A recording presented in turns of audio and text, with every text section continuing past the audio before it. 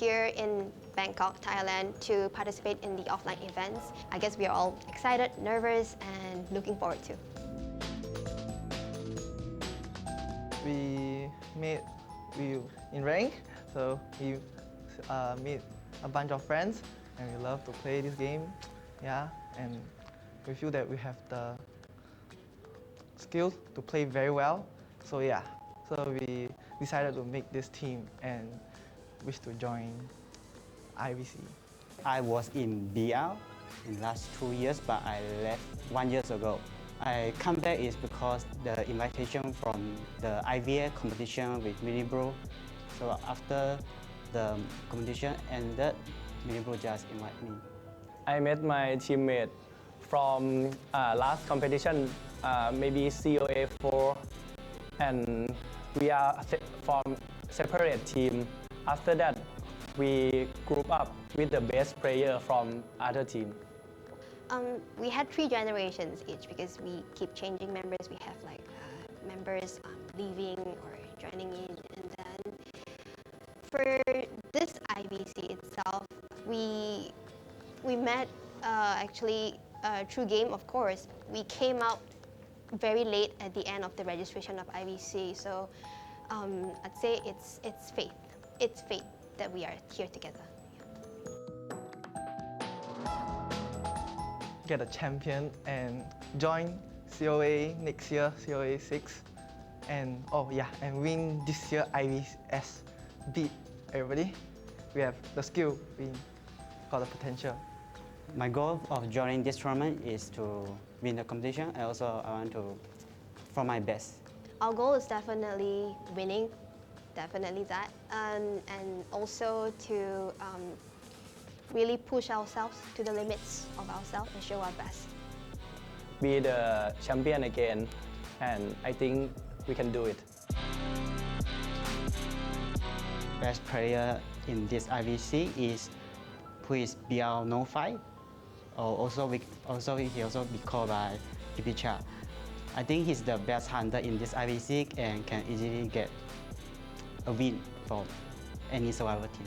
The ZT Yash, because I really know his strength, like where his limits can go to and how hardworking he is. I think if he says he's number 1, no one can top him. Siachu, from my team, he is the best hunter. It's our secret weapon. Keep an eye for it. It's obviously my team, Yosh. Yeah, our survivor player. He's the strongest, and he can play survivor and hunter both, but I chose to play survivor with us. ZT is here for this IVC. Watch out, Grace is here. We are here from the IVC champion. Prepare for us. We will be champion again. So, good luck fighting. Ganbatte, jayo. Thank you.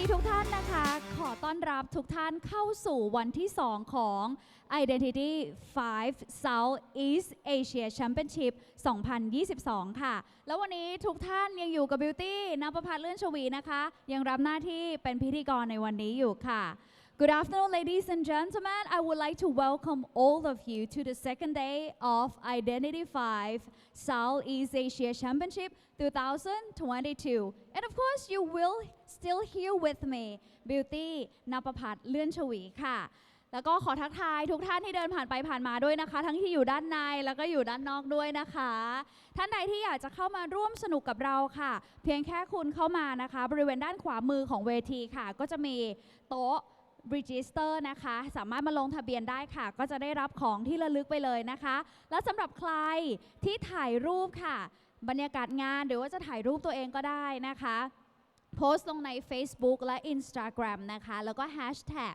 คำว่า find your victory ค่ะเพียงเท่านี้นะคะคุณก็จะได้รับเป็นของขวัญเล็กๆน้อยๆจากทางงานด้วยนะคะ And everyone who is passing by and you want to join our activity or our events today, you can come here inside and go to the registration zone over there and you will get free souvenir. Or if you would like to get special gift, just only you post your photo on your Facebook or Instagram. And please do not forget to hashtag find your victory and you will get the free gift. และสำหรับงานในครั้งนี้นะคะก็เป็นการแข่งขันของภูมิภาคเอเชียตะวันออกเฉียงใต้ค่ะซึ่งในครั้งนี้เราก็จัดเป็นครั้งที่ 3 แล้วนะคะในทัวร์นาเมนต์นี้ค่ะเราจัดการแข่งขันกันถึง 2 เดือนด้วยกันนะคะเพื่อที่จะค้นหาสุดยอดโปรเพลเยอร์จาก128ทีมด้วยกันเหลือเพียงแค่4ทีมสุดท้ายนะคะและในวันนี้เป็นวันสุดท้ายค่ะกับ3ทีมสุดท้ายและเดี๋ยวเราจะมาลุ้นกันนะคะว่าใครที่จะได้เป็นแชมเปี้ยนของทัวร์นาเมนต์นี้ค่ะ And this tournament is for Southeast Asia regions. This is the third year that the event has been occurred. We have spent 2 months to find the top of the ladder pro player.From 128 team to the last 4 team yesterday, but today just only 3 team left.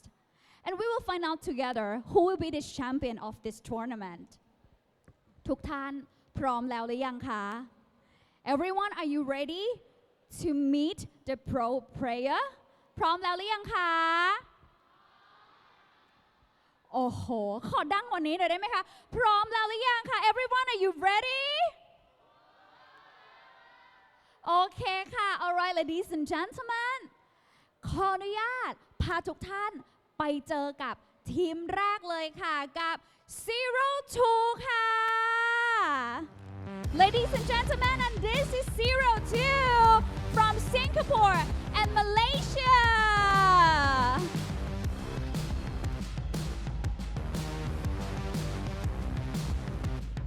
และนี่ค่ะ 02 ค่ะทีมต่อไปค่ะทีมที่ 2 ค่ะ Next is Brilliant They're from Singapore, Malaysia and Japan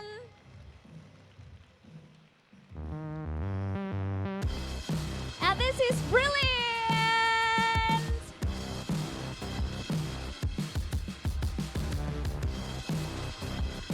และทีมที่ 3 ค่ะกับ Good Luck Have Fun ค่ะ And this is Good Luck Have Fun from Thailand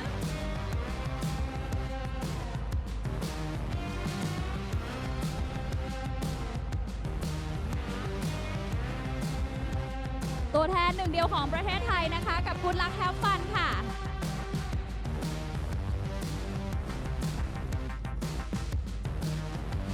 And this is Good Luck Have Fun from Thailand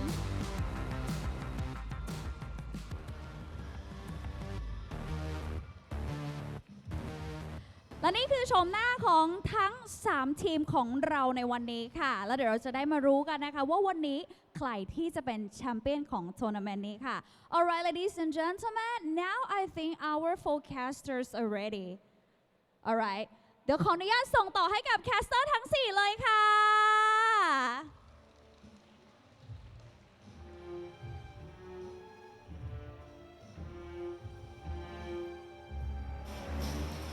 Ladies and gentlemen, welcome to the last day of Southeast Asia IVC 2022. My name's Eli O, joined here with Entity for our semifinals matchup, GH versus BL. This is going to be a very exciting matchup. Entity ahead of us. Of course, the winner will go on to face ZT in the grand finals right after this. But this first matchup ahead of us, BL and GH, very even on paper. I think we're going to have a very good one ahead of us. How are you feeling about this match? I'm feeling great.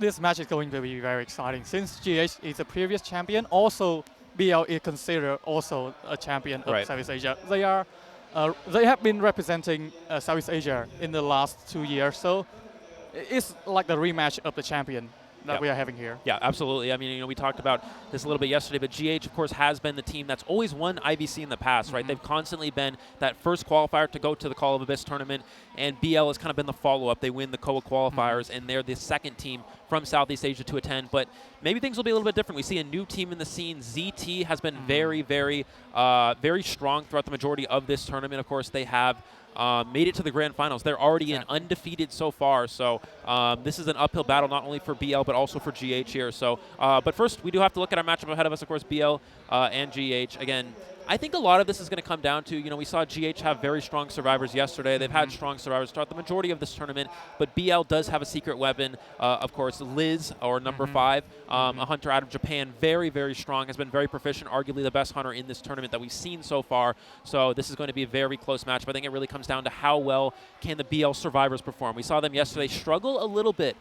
They did not have their best performance against ZT Kuga. We typically would see BL have a little bit of a stronger performance there, but I think the matchup is really defined how well can the BL survivors actually play against Godjay and Seichu. Exactly, and this number 5 that you are talking about, the hunter, is going to be a challenge for the survivor side of GH. Right. Since GH survivor are known to be the meta follower, the meta pioneer in Southeast Asia. Yep. But now it's a hunter from Japan, which I believe has a totally different meta from all the other regions. Absolutely. Yeah, so that's why it's going to be very tough for GH to get that slot to face against 0-2 in the grand final. Yeah, absolutely.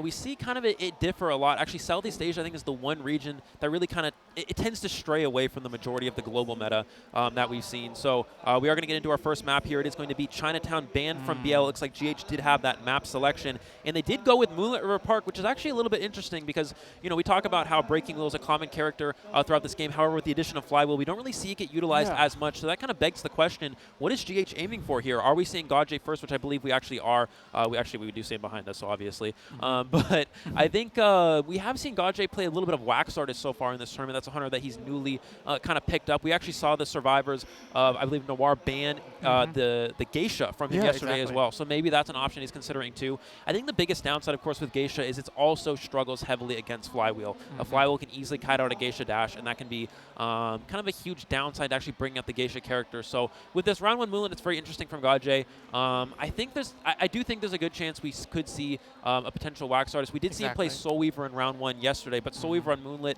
not very strong. Yeah, it's not very strong. It's very open. It's very hard to use those webs properly. So I think we're probably gearing up to see a Wax Artist here, if I'm not mistaken. Yeah, I think the map choice is more for the GS player because we know how Southeast Asian utilize that roller coaster like the Wolf Survivor. Yep.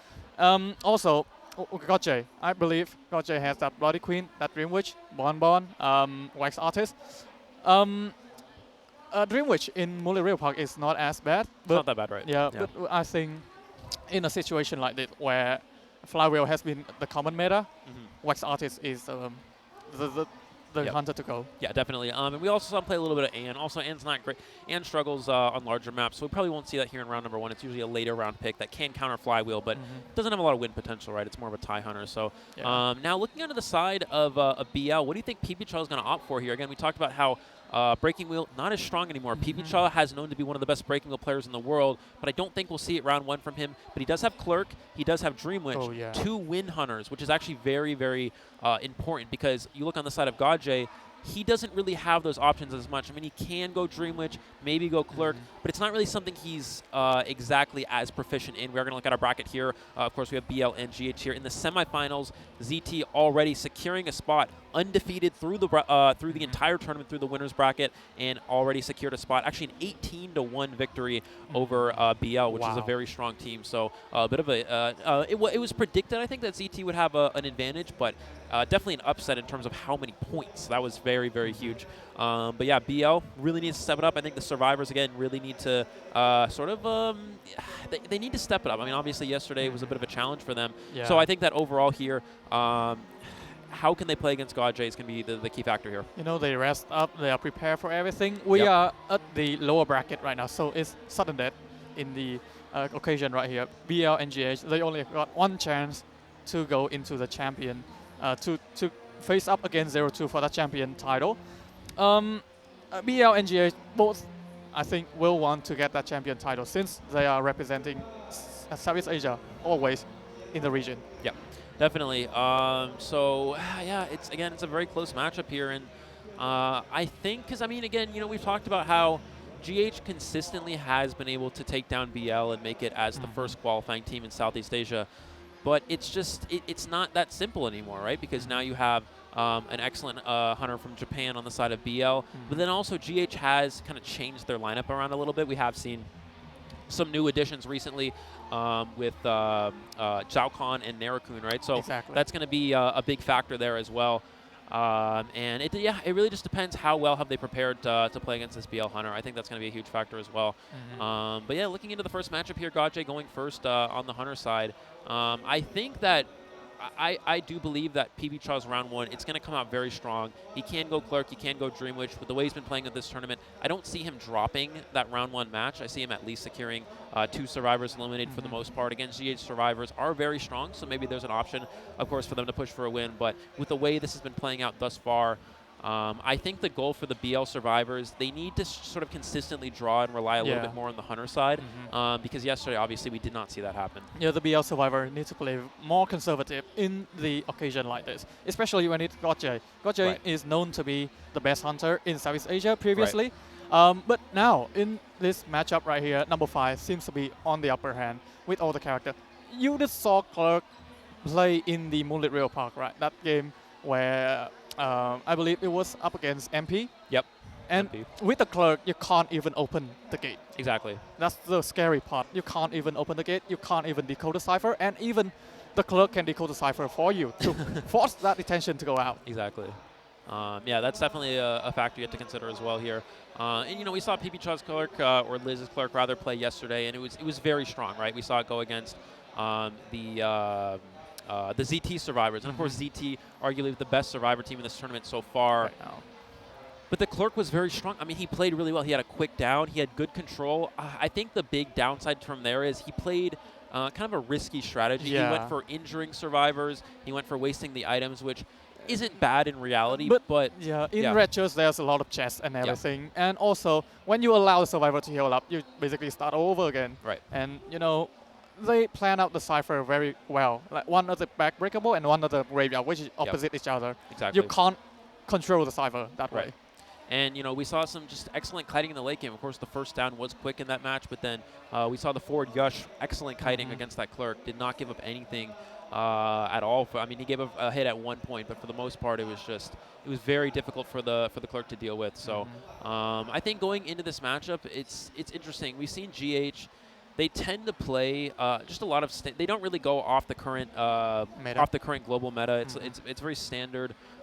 They tend to, again, I talked about this yesterday a lot. This is something that's very important for GH, is that they tend to occasionally over support, and they need to manage that better. They need to manage that support along with the decoding if they want to have an efficient matchup ahead of themselves. So we did see them bring a slightly less support lineup. They had Forward and Priestess, but they opted away from the Entomologist yesterday, which I think was actually very big for them, because one of the big factors that we've seen is they tend to, you know, obviously they have the Forward support, the Priestess support, and that's okay, but then they bring in the Entomologist, and they put themselves in a situation a lot of the time where everyone's supporting and no one's actually decoding, and I think that's going to be that's kind of a big issue for them that they need to kind of work around, and they changed it up a little bit. They played Acrobat yesterday, focused a little bit more on the kiting, just play for consistency. And I think that's going to be a key factor. If they're able to keep that consistency, at least get draws, 3 escapes here and there, they don't need to play extra aggressive. If Godjay can play consistent as well, just kind of even out the matchup for the most part and maybe win just by a few points here and there, because again, on paper, this is a very close matchup. Exactly. I agree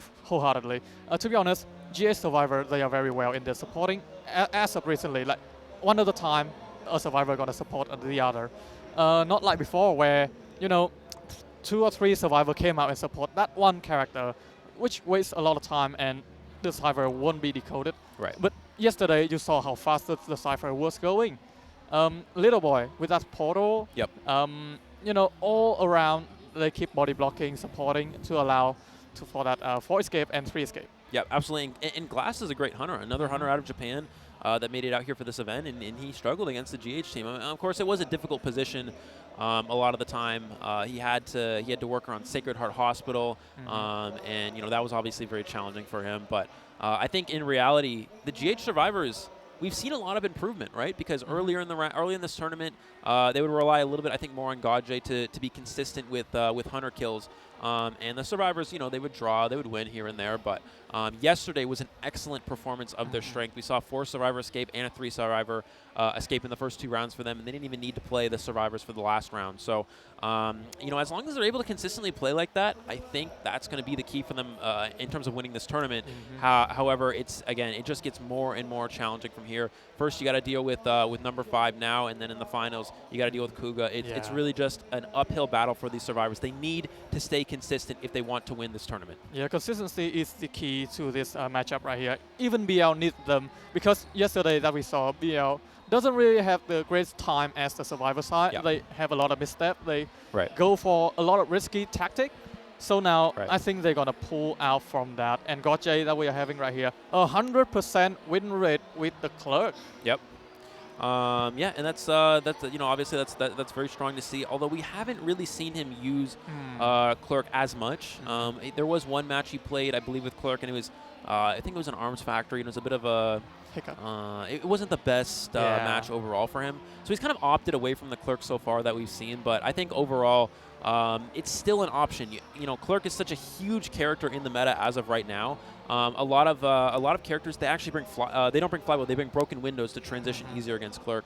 So I think that any hunter that has strengths against flywheel is big, because flywheel is so strong, right? So we've seen Anne, we've seen Wax Artist be 2 characters that really come out. But the thing is, I agree with you. With Wax Artist and Anne, they are considered to be tie hunter. Exactly. As for Clerk, Yep. 4K Clerk has hunter. win potential. Yeah, Yeah. that's And a win potential for her. Just incredible map control. Even the chase, arguably the biggest weakness with Clerk that you know, a lot of people would consider is that Clerk's chase wasn't that good. But it really, if used properly, it's hard. It's hard to kite Clerk effectively. You need to have good kiting. You need to have good support. Good support against Clerk is very, very crucial for that first kite. If you go down quickly against a Clerk, the game's over. I mean, Clerk just controls the ciphers from there. It's so reliant on having a strong early game for the survivors, and if you don't have that against a Clerk, you're going to lose the game. Exactly. But in Moonlit, do you think the Clerk is a better choice than the Wax Artist? Because, you know, the Clerk not necessarily have the best mobility around the map. Exactly. Apart from the ability to, you know, lock the cipher and stuff, but you have to get to the first present for that. Right. Yeah, it's interesting. I don't really know. I mean, that's why I'm kind of curious about the Moonlits, the selection, right? Could be Dream Witch, to be honest. Yeah, it could be. It could be. But that's, again, another hunter we haven't seen Godjay play a whole lot of. So honestly, I don't necessarily understand the Moonlit pick. I think maybe it's something that the GH survivors are favoring more in compared to the hunter. Because again, for Godjay, the only hunter that really would benefit him here on round 1 Moonlit is Wax Artist and then maybe Breaking Wheel, but it's not a character we see get utilized at all because of Flywheel. So I don't think that's what he's going to. I think what we're going to see is they pick Moonlit just so Godjay can maybe play with something like Wax Artist, and the GH survivors must have practiced this and just become very efficient in this matchup. I mean, we saw how Godjay used the Breaking Wheel with ZT Survivor previously at the Moonlit Rail Park, and he immediately got countered by the Flywheel effect immediately. Right. So I think we're going to head into the match right here. BL Survivor versus GH Hunter in round 1, first half. Moonlit Rail Park is the map. Absolutely. And we're going to get into the picks and bans in a moment here. And yeah, I mean, if you're the BL survivors, how are you going into this matchup? What are you expecting, right? Because again, we talked about, I talked with the BL survivors a little bit earlier today, and the key for them, of course, is consistency, right? We talked about this. The survivors, they need to get 2 out minimum each round. If they're dropping games to, against tie hunters, it's not going to go well for them. It puts too much pressure on number 5, and it puts them in the back foot position right away, which is not something that I want to have to deal with at all here. Yeah. We are going to see the 4 survivors for BL, Mini, Blue, Potato, Panda, and Chaplik here. First ban for Gotcha. Embalmer ban immediately for him here. What could this potentially be? What could he be going for here? I think it's respect ban on the survivor side of BL, because I know BL, they have a very good Embalmer player, but allowing the Priestess, the forward, and the Seer to come out, it's quite risky coming from Gotcha right here. Yeah. Oh, banning the Patient. So I have a feeling it's going to be Bonbon or Galatea, because he is not banning the Seer at all. Yeah, but why pick Moonlit for Sculptor? That doesn't really make any sense. Yeah. I mean, Sculptor struggles heavily on this map. It's very open. It's very easy to dodge those statues. We're going to see the, of course, the Acrobat for Moonlit is very strong, so an excellent pickup there for BL here. Seer finally going to be the last ban for Godja. Yeah, I don't really know what he's opting for. With the Embalmer ban, I mean, Embalmer is, of course, strong against good camping hunters on large maps, so this probably means, with the Patient ban, though, I don't know, it's got to be Bonbon, right? There's really no other thing. I mean, maybe Wax Artist potentially. Small chance of Anne, I suppose, but I don't. Banning Patient maybe not as good. I'm not seeing Anne at all. Yeah. I'm not seeing Anne in this map at all. Yeah. But the thing is, now the survivor side got a very strong lineup. A Decoder, a Kaida. Wax Oh my Artist. god. Yep. There we go. Your favorite character. Yeah. I mean, yeah. Yeah, I mean, it makes sense. I mean, of course, Wax Artist, once you reach that full presence, the camping is really crucial for this hunter. If you do have that Embalmer and you don't have a teleport option, Embalmer can easily teleport themselves or a survivor across the map. They can self-rescue. I think Godj's trying to play aggressive. Embalmer is an excellent tie character, especially on a large map like Moonlit, because they can go for that self-rescue strategy and allow the survivors to continue to Cypher Rush. It doesn't feed presence, and it doesn't injure any survivors. So that makes Embalmer an excellent draw survivor overall. And I think Godj is acknowledging in this matchup, the key to victory for GH is he needs to be very strong here. He needs to come out the gates, and he needs to take a win against the BL survivors. If he's not able to do that, then number 5 could potentially have a strong matchup against the GH survivors, and it works right into BL's favor. Exactly. And now, in the lineup like this, Postman is immediately the best character to go up against. Yeah. But now, we have the Priestess, we have the Acrobat, we have the forward to go for the support. So now, you kind of allow the survivor to go for the teamwork strategy.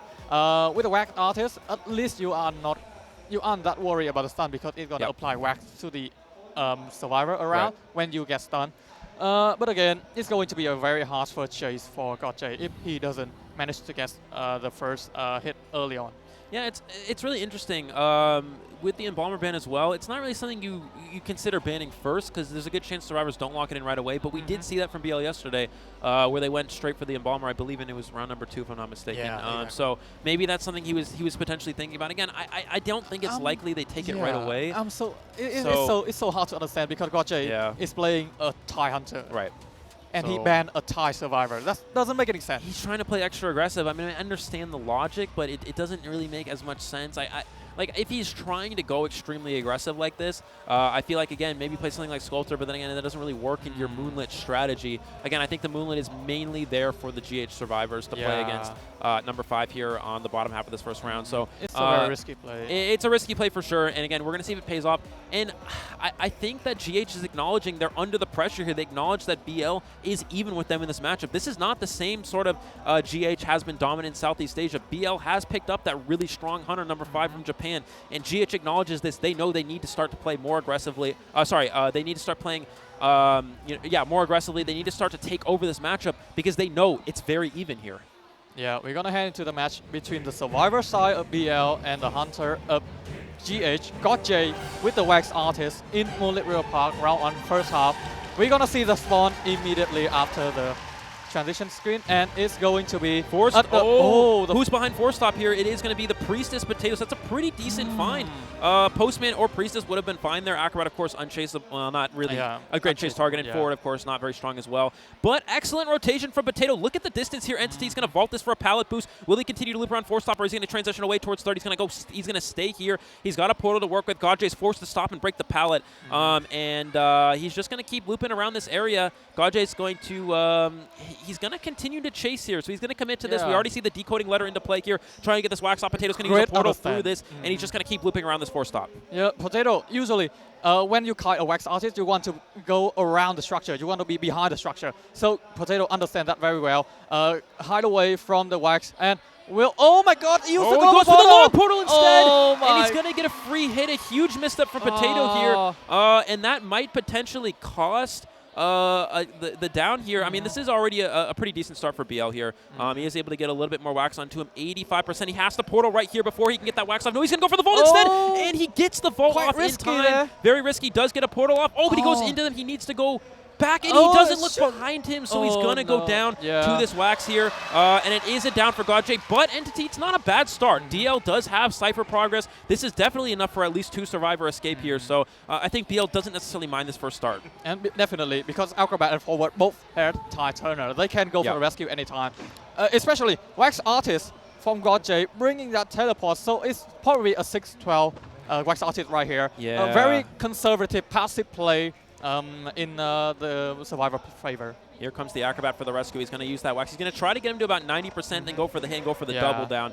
But the Acrobat should be able to transition away here. He's going to use that ball here just to play safe, and he's going to stay on to the Priestess here. Potato gets that pallet down in time. Is going to get about 40% of that wax there. Can he potentially kite this out? He does not have another portal, so he's going to go down with this Tide Turner hit here. But it's still not bad. He can die away from the Cypher machine. Forward's going to come in for the support here, and we're going to see Acrobat go into the last Cypher machine. He's going to go ahead and did he get the wax? Yeah, he did get that off there. But with the forward here, BL's positioned themselves pretty decently. Exactly. Panda will be here to support. He has to use the ball to avoid the wax right there. And Godjay now in a very dangerous situation, but Panda doesn't go for it. It's going to be the second chair for the Priestess, and he is definitely going to camp that Cypher. That mini blue is decoding right now. Yeah, here's the problem now, Entity, is that he shoots that wax onto the Cypher, so he's not going to be able to decode it for a short period of time. We actually see Acrobat come in here. Maybe he'll go for a bomb. You know, Godjay's not full presence yet either, so he doesn't have that flame wax. Acrobat's actually going to get the rescue, and he's going to try to go for the bomb here. Forward's going to, no, he has to go to the Cypher, though. I don't know. I think Forward's going to try. They're going to go for a double harass. Goes for the slow bomb. He does get the slow onto Godjay, and he loses sight of the Priestess here. He has a portal. He can get in towards that 2-story area, and this might be a winning position for BL. Yeah, Potato now has to waste another portal to get in the. And the forward goes for the stun. He's going to get some distance here. It's desperate fight. He's going to create. He's going to catch up to him quickly here. Another portal's online in a second here. Gets another stun, and this is going to get the Priestess to the upstairs 2-story area, and this might be enough time for BL to push for a win. Yeah, Potato now has a portal. She can just portal down or vault the window in order to use the portal in another place. The distance hasn't been caught yet by Godjay. The support coming from Panda is incredible. Is immensely great for Survivor. BL, but nice hot wax shoot right there. No football, left for the forward. Just a little bit short there. Now it's actually kind of interesting. I don't think they can pop the Cypher machine in time, and he's going to be able to teleport there before it is primed. So they're going to commit here. This is really risky because he can just bomb the Cypher. He can just wax the Cypher, and he's going to down the Acrobat. So now this is a really tough position. All of a sudden, it looks good for GH here. We have Chaffa in the area, maybe trying to pop the Cypher. 96% of the way done there. And it looks like we're actually going to see a new Cypher machine started for the forward. So maybe the Survivors trying to play a little too aggressively there might have hurt them here, but it looks like Forward is started on a new Cypher machine. He's going to wax this off, and Acrobat's going to come in for the he's actually going to stand over this. He has to chair, because if he leaves him on the ground, Forward, of course, will get the last Cypher prime, and we do have that decoding letter, of course, which will allow the Forward to pop it a lot quicker. Exactly. They were playing too aggressive. They should have run away when the teleport happened, and now Godjay had all the potential to calm the Cypher progress. At least Forward is now decoding the Cypher at half. Postman just have to wait for that Cypher to be in the position to be prime in order to go for the rescue. Yeah. He's just going to hide out here. He has time. He can always go for an after half rescue.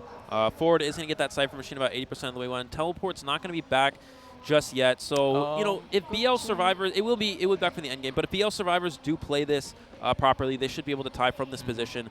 We are going to see the after half rescue, of course. Here comes Chaffa for the save here. The Cypher machine almost primed. Actually, the teleport is about to be coming back for Godjay. Godjay could just wait for it to come back. They go to pop immediately to risky play. The postman dog, I think, was he doesn't know about him. He needs to get around him, and he's going to go down right away here. Yeah, there's the down onto Mini Blue. The exit gate's not going to be open in time. The survivors, they need to be very careful here. Gauge is going to have that teleport available. They're going to leave the gate early. I believe Panda's actually going to camp that coaster. And now Gauge can push for the win, Entity. This is what we talked about. The BL survivors, they need to consistently draw here. They had a winning position, then it got moved to a drawn position, and because of just a very interesting Cypher Pop overall. I think, again, they were trying to kind of play around the hot wax, and it looks like he's going to hide at the coaster. Does Gauge see him here? And it looks like he does. Now he does. Okay, now Panda has to go on the roller coaster and transition to the other place. Yep. Gauge is trying to freeze Panda over here. No, he's going to stay If Panda go on the roller coaster, he will be pushed out of it. So it's a very risky mind game. But Gauge missed all the wax. Allow Panda to go on the roller coaster, and Chapa is opening the other gate. Is the stop sign? Oh, it's not hit. The stop sign's not hit here. Yeah, that's going to be it. And I think that the big thing here, the wax is going to actually run down here. He's going to use a wax bomb there. And he blocks the window! He blocks the window, and he's going to be able to get the down. Panda took too long. A miscalculation there. He is able to get the down onto the forward, and that is going to be a 3-survivor elimination from a losing position. I mean, we did talk about this. BL was playing too risky, and that is the...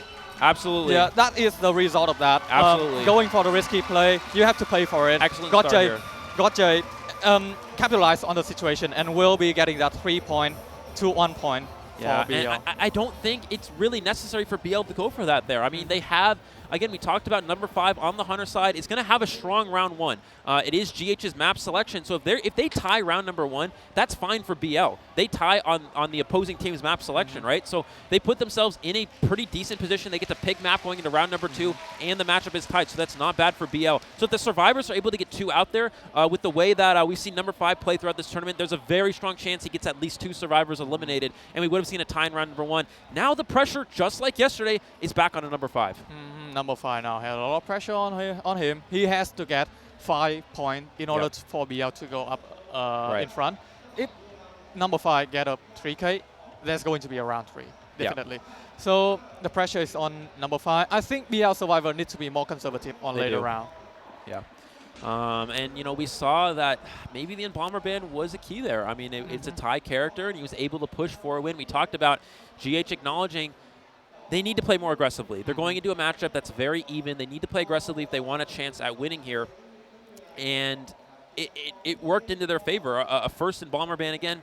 It almost doesn't make sense because there's a good chance it doesn't get locked right away, but it still worked out for them. Obviously, you know, if BL has Embalmer there, they could have been in a tie position a lot easier. It would have been less complicated. Yeah, I think the situation would have been different if they turn off the second stop. That would have been the changing factor. He gets dungeon. Yeah, the dungeon is on the 10, and could even going for the escape because teleport isn't up just yet. Right. Yeah, we just see 109 seconds of kiting from Potato, but that end game trying to pop the Cypher at the last stop kind of cost them the game. Because they you know, you completely disregarded the fact that the wax artists, they can just block up the Cypher machine, right? And that was a big factor there. I think another big downside in this situation was that the Priestess accidentally called the long portal. If Priestess portals through that building, he wastes the portal in the process and gives a free hit. If he's able to portal through that building using a normal portal, just a misclick from Potato was a huge game changer. If he portals that, doesn't give a free hit, and saves one, and doesn't have to waste a portal on that long portal there, that's a 3-Cypher kite, and that's a win for BL. Yeah, exactly. Because Gauge didn't bring Blink at all. He has teleport. So it's going to be very hard for the Wax artist to even get the second hit, let alone the first hit. Potato just giving Gauge that free hit kind of sealed the game for the survivor. To be a certain 2K. But yeah, capitalize on the situation. They make a lot of mistakes, and they have to pay the price. 3K for Gauge. Yeah, absolutely. So an excellent start here from GH. This is what they need. Gauge needs to come out with wins. He needs to come out with wins if he wants to match number 5's Hunter gameplay as well. Again, 2 very strong Hunters here. But it's again, we're talking about how this matchup is going to be pretty Hunter-sided, right? So GH still has pressure, right? They still need to get at least a survivor out. They need to try to tie here against number 5. And we've seen number 5 be very effective, has a lot of win hunters. He has the Dream Witch, has the Clerk, even has the Breaking Wheel, which we probably won't see here. That's more of like a kind of a last-ditch effort, late-round hunter, considering that it's not as strong in the meta currently. But I think we're going to see Dreamwitch or Clerk. The question is, how does GH play into this? Do they play an anti-Dreamwitch sort of strategy and then they just take the Clerk? Or do they just kind of play like the standard team comps we've seen them play so far in this tournament? You know, they could start out with going things like Barmaid, Psychologist, and actually Barmaid's effective against Clerk as well. You can take a hit. For the most part, you're usually able to get that 20-second drink heal before the Clerk's able to get that second hit on you. So maybe we'll see them go with the Barmaid. We haven't really seen GH utilize that throughout this tournament, but it is a current character with the addition of Flywheel that's very strong in the current meta. Barmaid has been considered a Kaider as of late with that Flywheel effect and then buff on the Dolphin drinking speed buff. But again, in a meta like this, if you bring out Barmaid and Psychologist, the Hunter is bound to bring out Galatea or Bonbon to counter you. Right. So you are in a little bit of a mind game situation because when you go for a full-on team to counter one Hunter, the other Hunter got to came out and countered you. Exactly, and we do see that Sculptor is a Hunter that number 5 does opt to go to in the later rounds, so maybe it's something he'll consider in the early rounds, but it's Moonlit River Park, right? This is playing into GH's strategy. You know, their Hunter was able to get a win on the map that we thought maybe wasn't as good for Gaje, and now, you know, it's on the Survivors. This is the map they picked for their Survivor side. This is something that they prepared to play, you know, against number 5, and we actually see Clerk earlier in the tournament not being as strong. You know, we saw you from, I forgot the name of the team, but we saw you earlier. SKG earlier in the tournament struggle against the MP Survivors on Moonlit.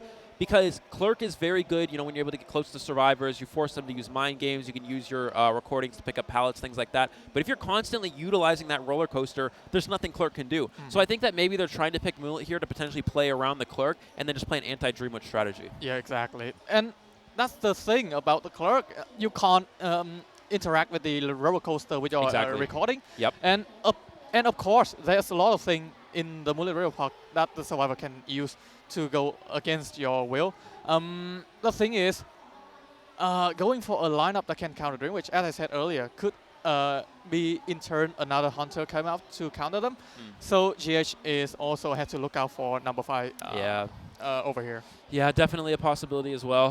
And yeah, I'm really interested to see how GH approaches this matchup. Again, we haven't really seen them go too far away from just kind of Acrobat Priestess forward, you know, in round number 1. So pretty meta. I don't know if they're gonna really stray from this. I think in this situation it would make sense to start. I mean, we talked about them trying to go more aggressive. This would be the spot to do that. But yeah, I don't know. It's interesting for sure. I think if they went for a more aggressive team, it would have been similar to what we see in the group stage or in the preliminary stage, where they go for the over support and thingy. So it's a hit or miss, to be honest. If you went for the support, the Cypher isn't going to go by themselves. Yeah, for sure. And you know, again, that's something that GH needs to manage better, right? Is managing the support and the decoding. So we did see them do that very well yesterday. So they have started to pick up on that. But let's see how they're able to do it against, again, more pressure here. It just gets more of an uphill battle for them, and this is really what's today's the deal breaker. You know, you got to win 2 rounds in a row against 2 very good teams. So let's see how it's able to go. Again, number 5, very strong here. And yeah, I mean, looking into the picks and bans and how this will go here, I think the first ban will 100% be Seer. Of course, hearing it for Dream, which also works for Clerk. I think realistically, obviously, we're going to see Forward get picked first. Now, the question is, there's a few things you can go. You can go things like Acrobat. You can go things like Priestess. We usually see Patient as well. We usually see those characters get as the second in addition to the Forward. We also saw BL go with Barmaid yesterday, and that's actually a strategy that's kind of popped up around some of the Japan and China regions as well. So I really think Barmaid would be very strong in this round 1 situation. I just don't know if it's something that GH is actually prepared to play. Because Barmaid is still very new to the meta. Yep. I don't think GH have practiced it to the max. But are they comfortable enough to bring out especially in this character? situation? Yeah, in a situation like that where you are up against number 5, a well-known Dreamwitch player, Clerk player, and Breaking Wheel player. Yeah. Since we just say that Flywheel counter Breaking Wheel, but sometimes you mistime the thing. The Flywheel effect is a mind game on its own. Like you can bait out the Flywheel. The Flywheel can be misused like a little bit late or a little bit sooner than expected. Yeah, definitely. So yeah, again, we're still just waiting on what we're gonna see here from the GH survivors, and yeah, I mean the goal here is they just got a tie, right? They really want to just secure round number 1 here.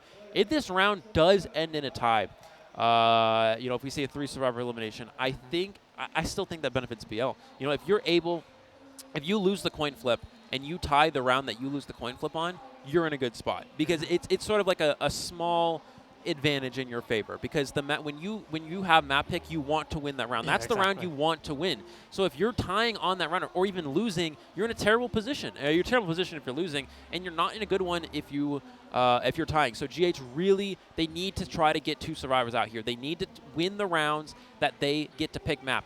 Them winning coin flip is crucial. It's very important for them because they're not going to be able to pick map number 3 as well.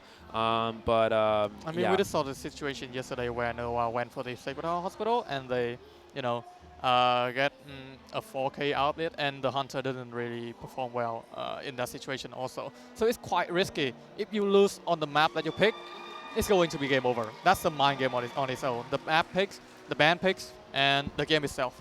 Yeah, definitely. That's like 3 phases of the mind game. Absolutely. We're going to look into the survivors of GH here. Little Boy, of course, listed as the acrobat, but mostly known for the priestess. We've seen Little Boy be the big priestess support character, our support player of GH here. Yeah, so we'll probably most likely see that from him here in round number 1 here. We're going to look on to 481 here. Of course, the forward player of GH here, mostly known for being that main harasser, that main supporter.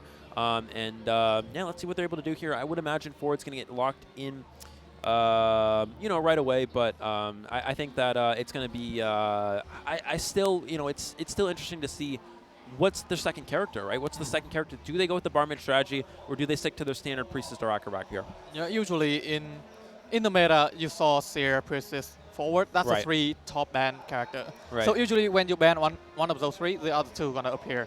Yeah. But in a situation where you have to counter a specific hunter, you don't usually go for that. And Capcom here with the acrobat, 61.6% win rate with average containment time of 71 seconds. So that's above average of 60 seconds. Definitely, yeah. Captain Kun, one of the main kiters here for GH here. I would expect him to see.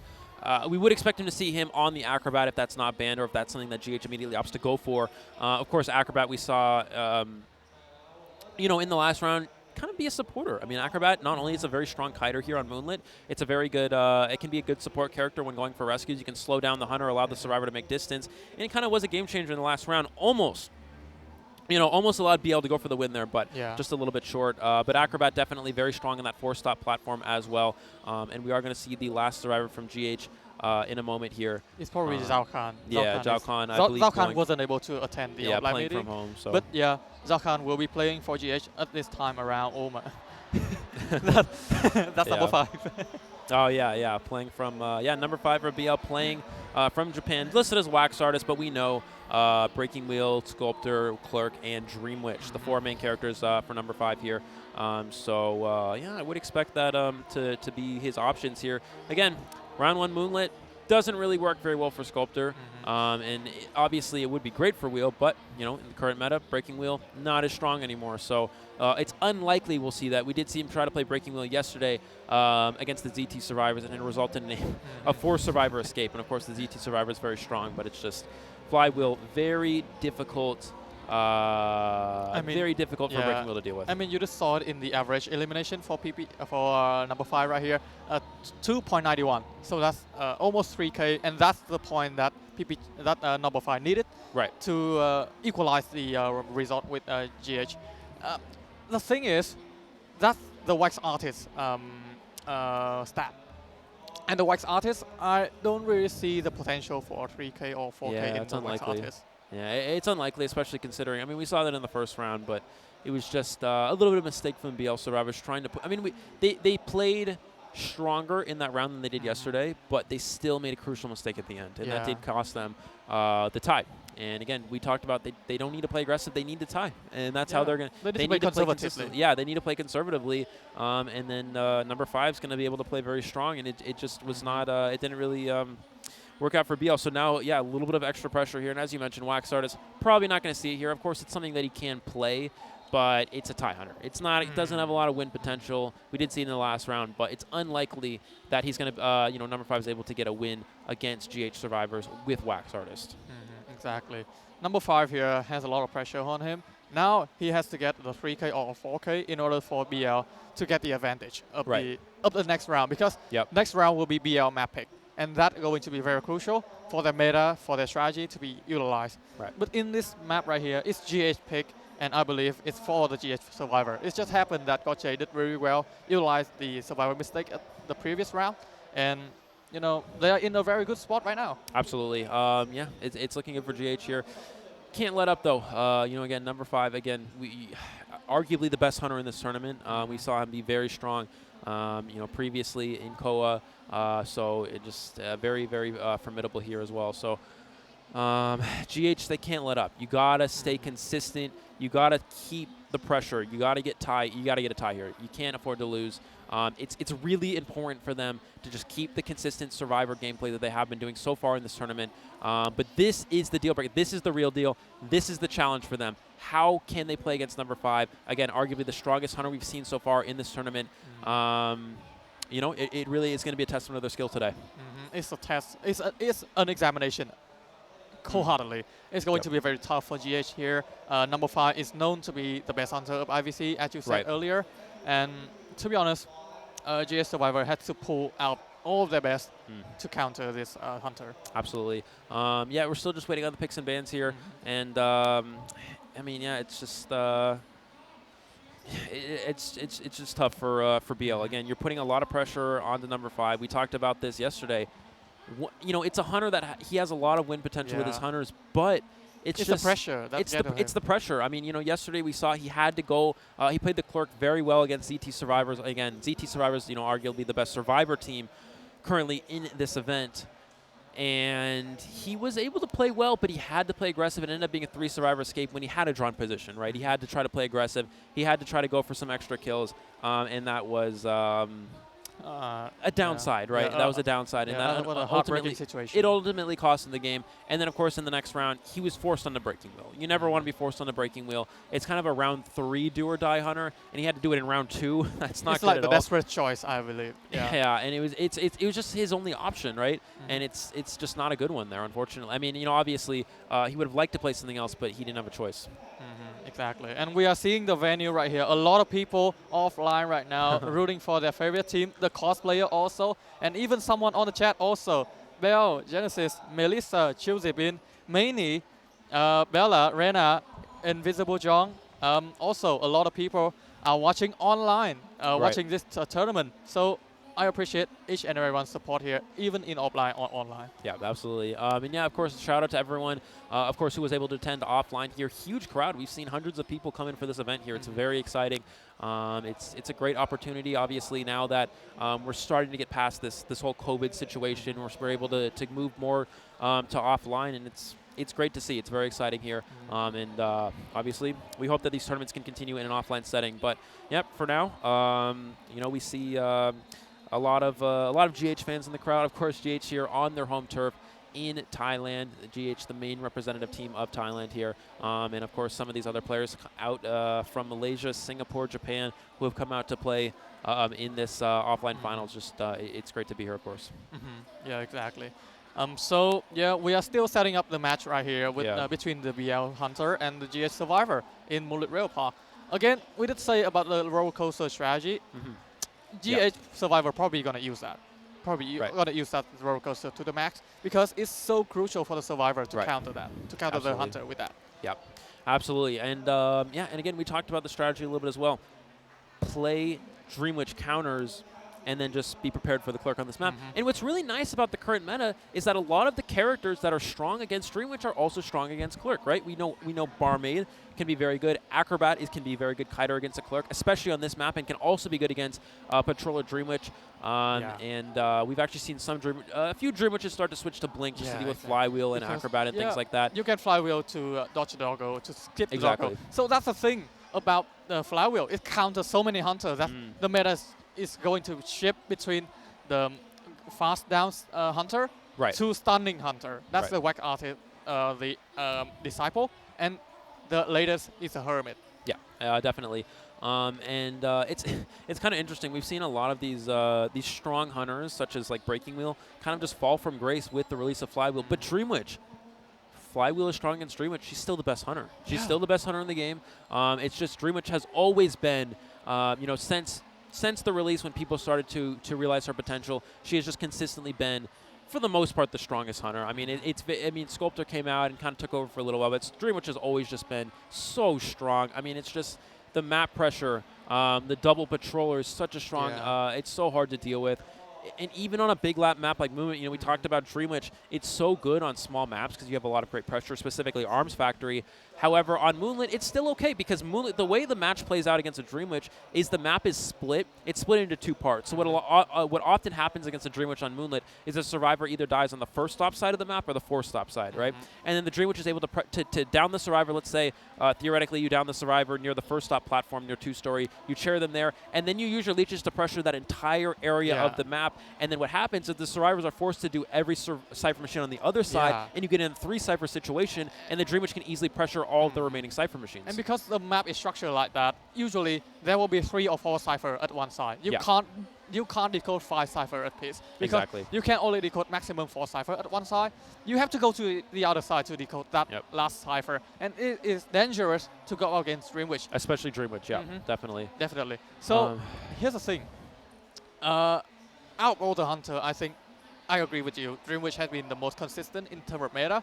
And also, she's, I think, the only one that hasn't been reworked. Yeah, definitely.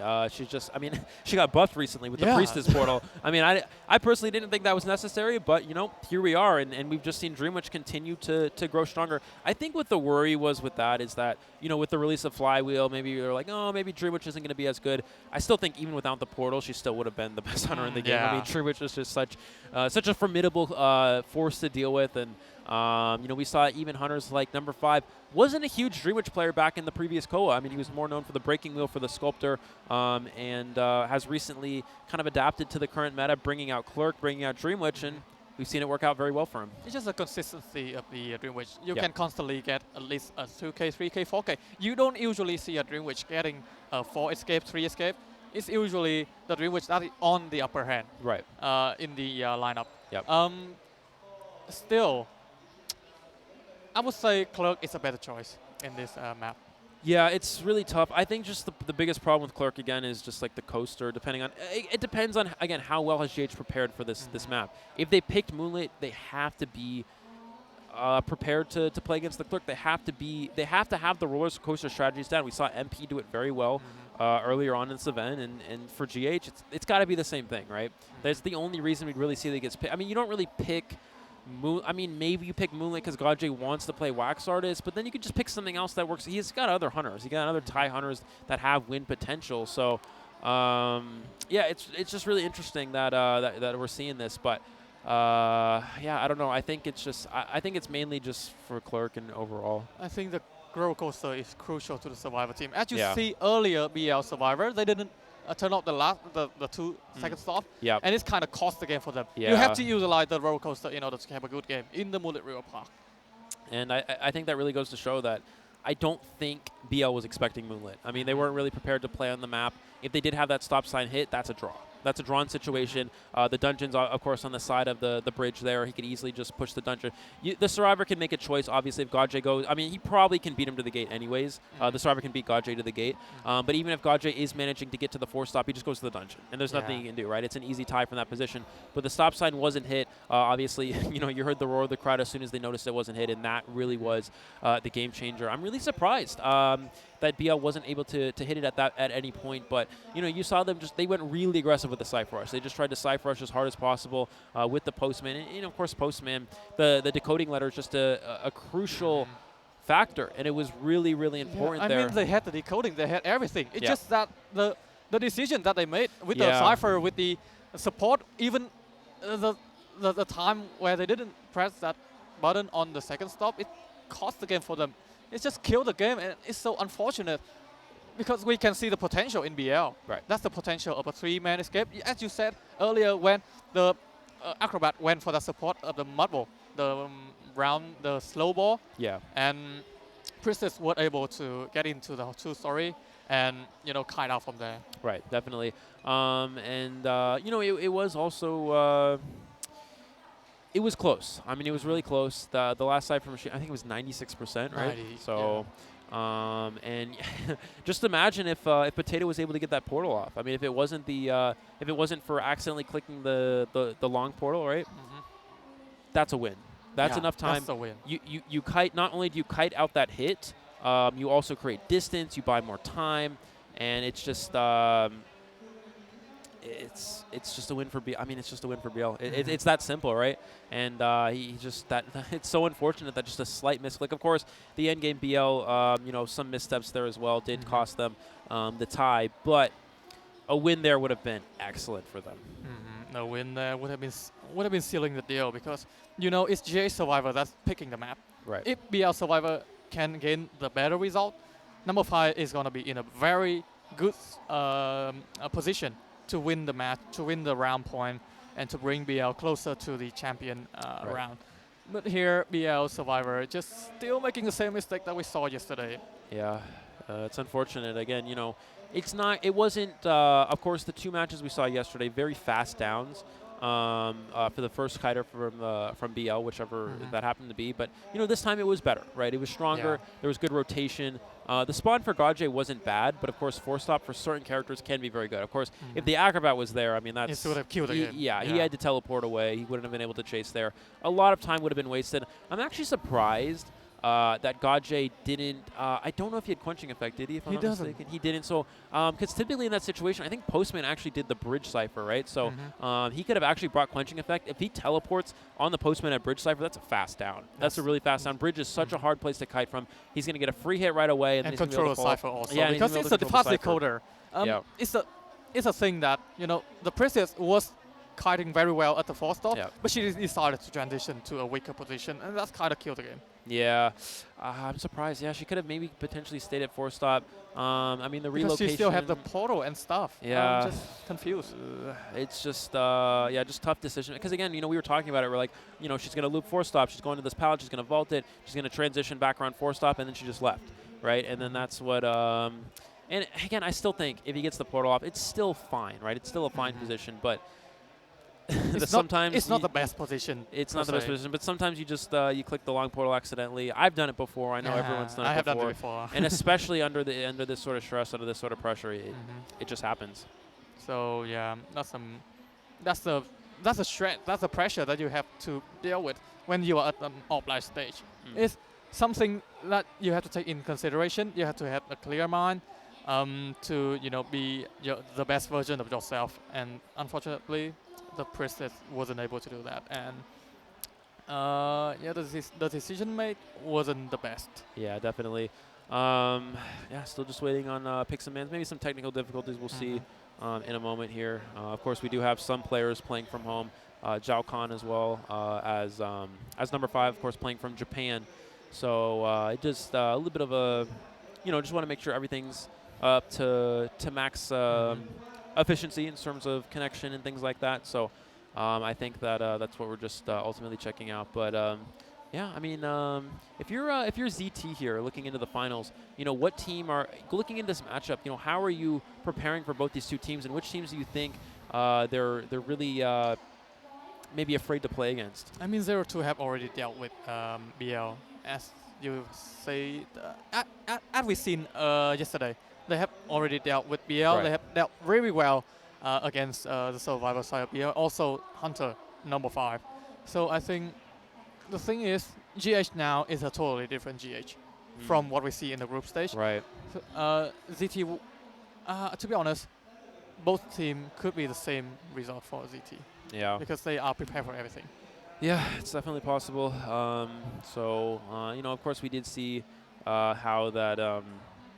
The GH team has changed up a lot. For instance, the previous GH, we saw, I believe, 9 Memos and Skyfall, of course, being previous players, Last Human as well.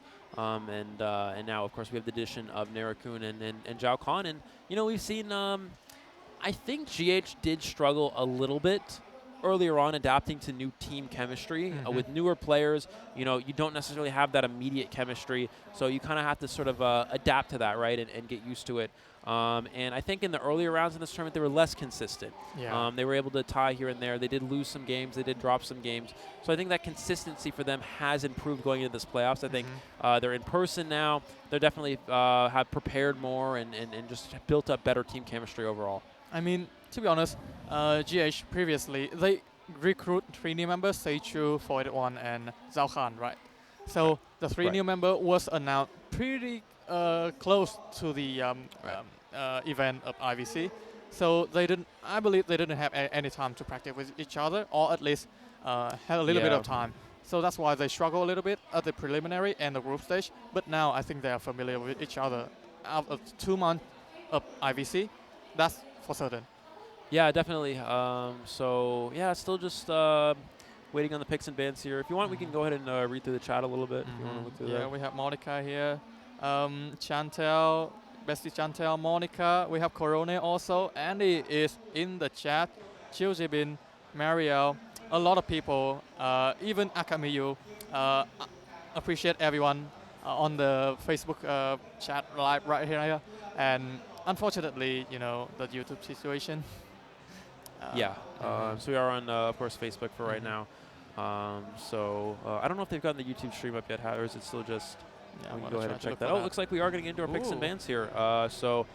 Here we go. Second half of the first round, GH versus BL. Number 5 on the Hunter side, of course, here against the GH survivors. I think we're going to see an immediate seer ban from number 5. I would be surprised if we saw anything different here. It is going to be that seer here. Now we're going to see forward most likely and one other character for GH. Do they go risky and play that barmaid strategy, or are they going to go with their standard acrobat or priestess? Yeah, it looks like we're going to see forward and priestess here. So they're really just trying to kind of stick to their roots and just try to keep their consistency up as much as possible. Mercenary, the second ban here for number 5 here, which is definitely indicating, I think, more towards a Dream Witch. Exactly. And now we will see the acrobat being chosen. Right. Patient will be banned, and now the last choice could be the same lineup as BL with that postman. Or if they are more risky, choose another decoder like the mechanic to ensure a tie. Right. Yeah, it's kind of interesting. Oh! Patient. Oh, and Balmer is going to get picked here. This is actually an excellent decision here from the GH survivors. I really like this. And Balmer, we talk about being a very strong tie survivor. GH going a little bit out of the ordinary from what we've seen them use so far. And I think that's going to be a big difference maker. And the Dream Witch here from number 5. This is exactly what we were possibly predicting here. And I think this is going to be... This is a really close matchup. This is going to be very, very interesting. And Balmer, of course, on this map, very strong. Not only is it good on this map, a very good tie survivor as well, so that can be very strong against the Dream Witch. In Balmer, we actually see some of the China regions using Balmer for going against Dream Witch because Balmer can self-rescue. What happens when you go use your coffin against a Dream Witch, of course, the leech will follow you, but it forces you to die to a leech because the leech is the only one following you once you use that rebirth ability. And no one has to go for rescue, so you can continue to promote Cypher Rush, and nobody gets injured in the process because you don't have to give a free hit going for that rescue. So Balmer actually is a pretty strong character against a Dream Witch if utilized properly. Let's see if that's something that GH has prepared for here. I mean, you pretty much call it the survivor didn't play the barmaid or the psychologist at all and allow number 5 to use that Dream Witch to the full extent. So now we're going to see the Dream Witch coming out to a very, I would say, meta survivor team to go for the tie. With that E-Bomber, the forward priestess, and also that acrobat. Yeah, absolutely. So we do have our final locks in here. We are going to see there is the IVC trophy, of course, that will go to the winner here. We will have that determined after these 2 matches. For today here, there is the fist bump between the 2 coaches here, and we will have our match starting in a second here. GH versus BL here, second half of the first round, 3-1, currently in favor of GH. Let's see how this is going to play out in favor of number 5. A lot of fans are gathering around for BL and GH right here. This is going to be a very crucial match because it's going to determine the outcome of the last slot in the champion round. Seems like every player are ready. We're going to head into the match in a little bit. But now, let's talk a little bit about the Dream Witch here. Number 5, going out for a very common... You know, we did say that Dream Witch is now the best hunter in the entire game. So... Yeah, he's going for the Dream Witch here. It is a hunter with a lot of win potential, of course, and he knows he has to go aggressive. And GH, they're not really going hard Dream Witch counters. They're playing pretty standard. The Embalmer, of course, is a very good tie survivor for the Dream Witch. And, you know, Embalmer also works very well against Clerk on a large map like this. So I think that's kind of the idea behind that. We're going to head into the match right here. The Survivor side of GH versus the Hunter side of BL in Moonlit River Park. Second half, round 1. We are going to see, we are going to see the third, the rocket chair bridge spawn, which means the Survivor does spawn over at the bridge, and it's going to be the Acrobat. No rotation at all, actually just staying bridge. This is very risky from him here, so a quick find for number 5, already going for the Leech Trap here, trying to get the Acrobat into a difficult position here, using that Leech to force him. Goes for the vault here, does not have the follower ready just yet, and that pallet boost is going to keep Zhao Khan alive and away from that spawn follower. Uses ball very immaturely, but Zhao Khan, I think, is heading toward the roller coaster right here to utilize the roller coaster strategy. But the patroller is now on the leg of Zhao Khan. Zhao Khan had to be very careful because both the followers are here. Oh, 481 with the support. Oh! Oh, but he doesn't time it right. But he gets the follow-up spawn. Can he switch? No. He drops him in. He body blocks him in the corner, and he's going to be able to get the hit. Basic K with the spawn follower, and forward loses over half the football for that. He's going to push the forward away with the Leech follower. They'll try to make it to the coaster in time. Can he get off and follow him? And he does get on the coaster with the Acrobat. I mean, this is what we have been saying. The over support coming from the side of Survivor is kind of allow Survivor to go on a situation like this. 481 gonna continue going with Zhao Khan right here. The follower is not on with him. Yeah, so he's gonna. We do see the forward actually take it with him. I'm actually curious for this decision. I think they're going for maybe a consistent forward strategy. Now here's the problem: is he gets the leech on the priestess. He can put the priestess leech on on that cipher machine and push him away here. And he does have the leech of Zhao Khan following as well. He's gonna go for the trap in here. One cipher machine already down, but still pretty decent cipher pressure with these 2 leeches in play. 4 cipher remaining. Embalmer is the first one finishing the cipher, and now the cipher has been camped out in the third stop. Zhao Khan will now be found out by the patroller. There's a coffin here. Will he be able to kite out the patroller? I don't think so. Yeah, the other leech is here as well here, so I don't think he's gonna have much of an option. I think he's gonna use the bomb here. It's not really gonna matter though. Unless he can time. Ooh, this is interesting. He times the vault here. The follower does have it back. He's just going to wait here, it looks like. Does go for the vault, and he is able to get the down with the leech there. So we are going to see that down here. And the priestess leech still in play as well. And he's going to go ahead and use this to just kind of push the priestess off here. No, he's just going to push the priestess off and just kind of prevent. He's going to keep doing this. Priestess cannot do the cipher because she doesn't want to get terror shock. So he can constantly use this to pressure ciphers. Now he's going to go ahead and re-leech the Acrobat as well. And not a bad position for the Dream Witch here. 4 ciphers still remaining. The global protocol. Can he break it? He breaks the portal with the leech there, and now we're going to see the patroller onto the forward only with about 30% football remaining here. Will he go for the stun? No, he's going to just take the hit here. Going to get the rescue. Acrobat does have another bomb to work with, and he's going to go ahead and probably use it. Blink is not available just yet, but he does have the trap here. There's another follower going to come for Zhao Khan. But Zhao Khan, doubling. No, he doesn't get the hit. He doesn't get the hit. That's a big hit. Goes to the sweep. He gets the hit through the pallet onto the Acrobat with the spawn follower, so he's not able to die to the leech here. And the coffin is not set up onto the Acrobat, so he's going to be on share for the second time here. 1 leech in play. They're going to go ahead and try to pop another cipher, but 2 injuries already on board here, and they still need to do another cipher machine forward here, and he's going to be able to stay alive a little bit longer. Now, it's an illusion of 3 cipher remaining. 2 cipher is almost done, and 1 cipher is remaining for the Survivor side to go decode. Embalmer going to be the one rescuing here without tie turner though, so it could be a fast down for Acrobat since Acrobat hasn't got that extra ball yet. Yeah, interesting decision for the Embalmer to go for this. No tie turner. I guess maybe they're trying to body block till the Cypher's prime. Acrobat bolts into him. Does switch the blink. Misses the blink onto the Acrobat. He is going to be able to down the Embalmer, but he does have a coffin available. Now, this is still a difficult position for the Survivors. They still need to do another Cypher machine. Embalmer can self-rescue, but it's going to count as a chair time as well. And everyone's injured. That's the problem here. Exactly. Number 5 shares the Embalmer to not allow forward to go for the support on Acrobat.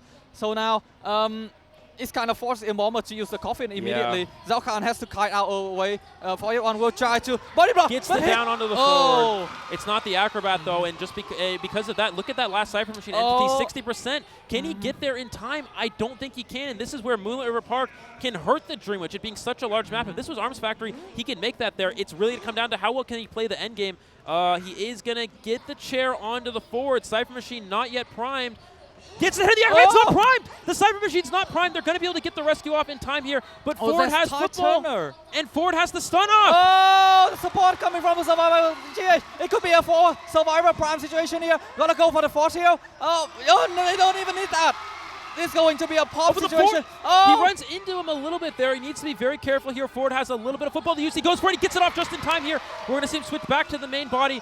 Does have 2 leeches in play, so he can still play for a strong end game here. But the Priestess is going to be able to use that long portal in a minute here to potentially push for this this end game situation. No blink on this follower. He needs to be very careful here. The dungeon is in the area for the Ford as well, and we're going to see him just try to trap in as much as possible. But the survivors all pushing for the exit gate here. It's the important going for the chair survivor. You saw that number 5 was going for another survivor when he gets the leech off. No! Yeah. Now for this one have to kite out in for the dungeon. There's still a possibility of a 4-man escape here for the side of GH since number 5 is scrambling around here. Oh, the portal. There's Here goes for the blink, and he gets the down onto the Ford. That's going to secure at waste 1 kill. But the 3 survivors out the gate for GH here. That's going to be a 3 survivor escape in favor of GH and a 6-2 victory for round number 1. A very big lead coming from a survivor of GH right here. A 4-point deficit, 6-2. GH is in a really good spot here. But in the next round, it's going to be BL choosing the map. Right, BL is going to be picking the map here, but we did see it worked out for them. They played to their strengths. They used that Moonlit River Park to their. It was one of their strengths that they opted to go for, and it worked out for Gaje and it worked out for the survivors. Now it's not. There was no 4-point games for them, so they don't have an incredibly large lead, but they do have a 4-point lead, which is not a bad start at all for GH. So now BL has to go for the round win, or they could replicate the result in order to be equal in terms of point to GH. There's still a chance for that. It's Moonlit that we're talking about. That is GH that's picking a map, and they play it beautifully, the survivor side. And that's why that round 1 map pick is so crucial here. If you're the side of BL and you're able to pick that round 1 map, they can put themselves in a stronger map position. They could go something like Arms Factory. Arms Factory is terrible for Gaje's Hunters. I mean, he's Soul Weaver, Wax Artist. Not great on none of them great on Arms Factory. Of course, we'd probably see that get banned most likely, and then we'd see some other map as well. But you can still pick a better map for Dream Witch, and maybe put Gaje in a bit of a weaker position. But it didn't matter. Moonlit River Park worked out really well there, and the survivors were well prepared there. Yeah, number 5 wasn't able to camp out of Cypher since, the survivor side was decoding Cypher at the first stop. And Zhao Khan immediately transitioning from the middle of the bridge to the first stop. So they keep transitioning from area to area and allow the Cypher to be decoded. Yep. Number 5 doesn't have any chance to camp the Cypher, and that's the result for the survivor side of GH. 3-man escape. Yeah, absolutely. And it looked like it was going to be a good start. I mean, down on the Acrobat. There was just the misblink on the Acrobat when because we were questioning why doesn't Embalmer go for the rescue there. I still think it doesn't really make a lot of sense for that Embalmer rescue. I think just that misblink was just kind of because again you get the rescue, he just gets blinked, he goes down, everybody's injured. If Acrobat dies to that blink, I think that's a 4 survivor elimination. Yes. Everybody's injured. There's leeches on he can easily pressure the rest of the board, and that's a great position for number 5. The moment he misses that blink, that's the game changer. Again, the Embalmer rescue, to me, doesn't make sense because you're injuring yourself as the Embalmer. You don't have Tide Turner, and you're giving a blink kill, but just, the missed blink, that's the game changer there.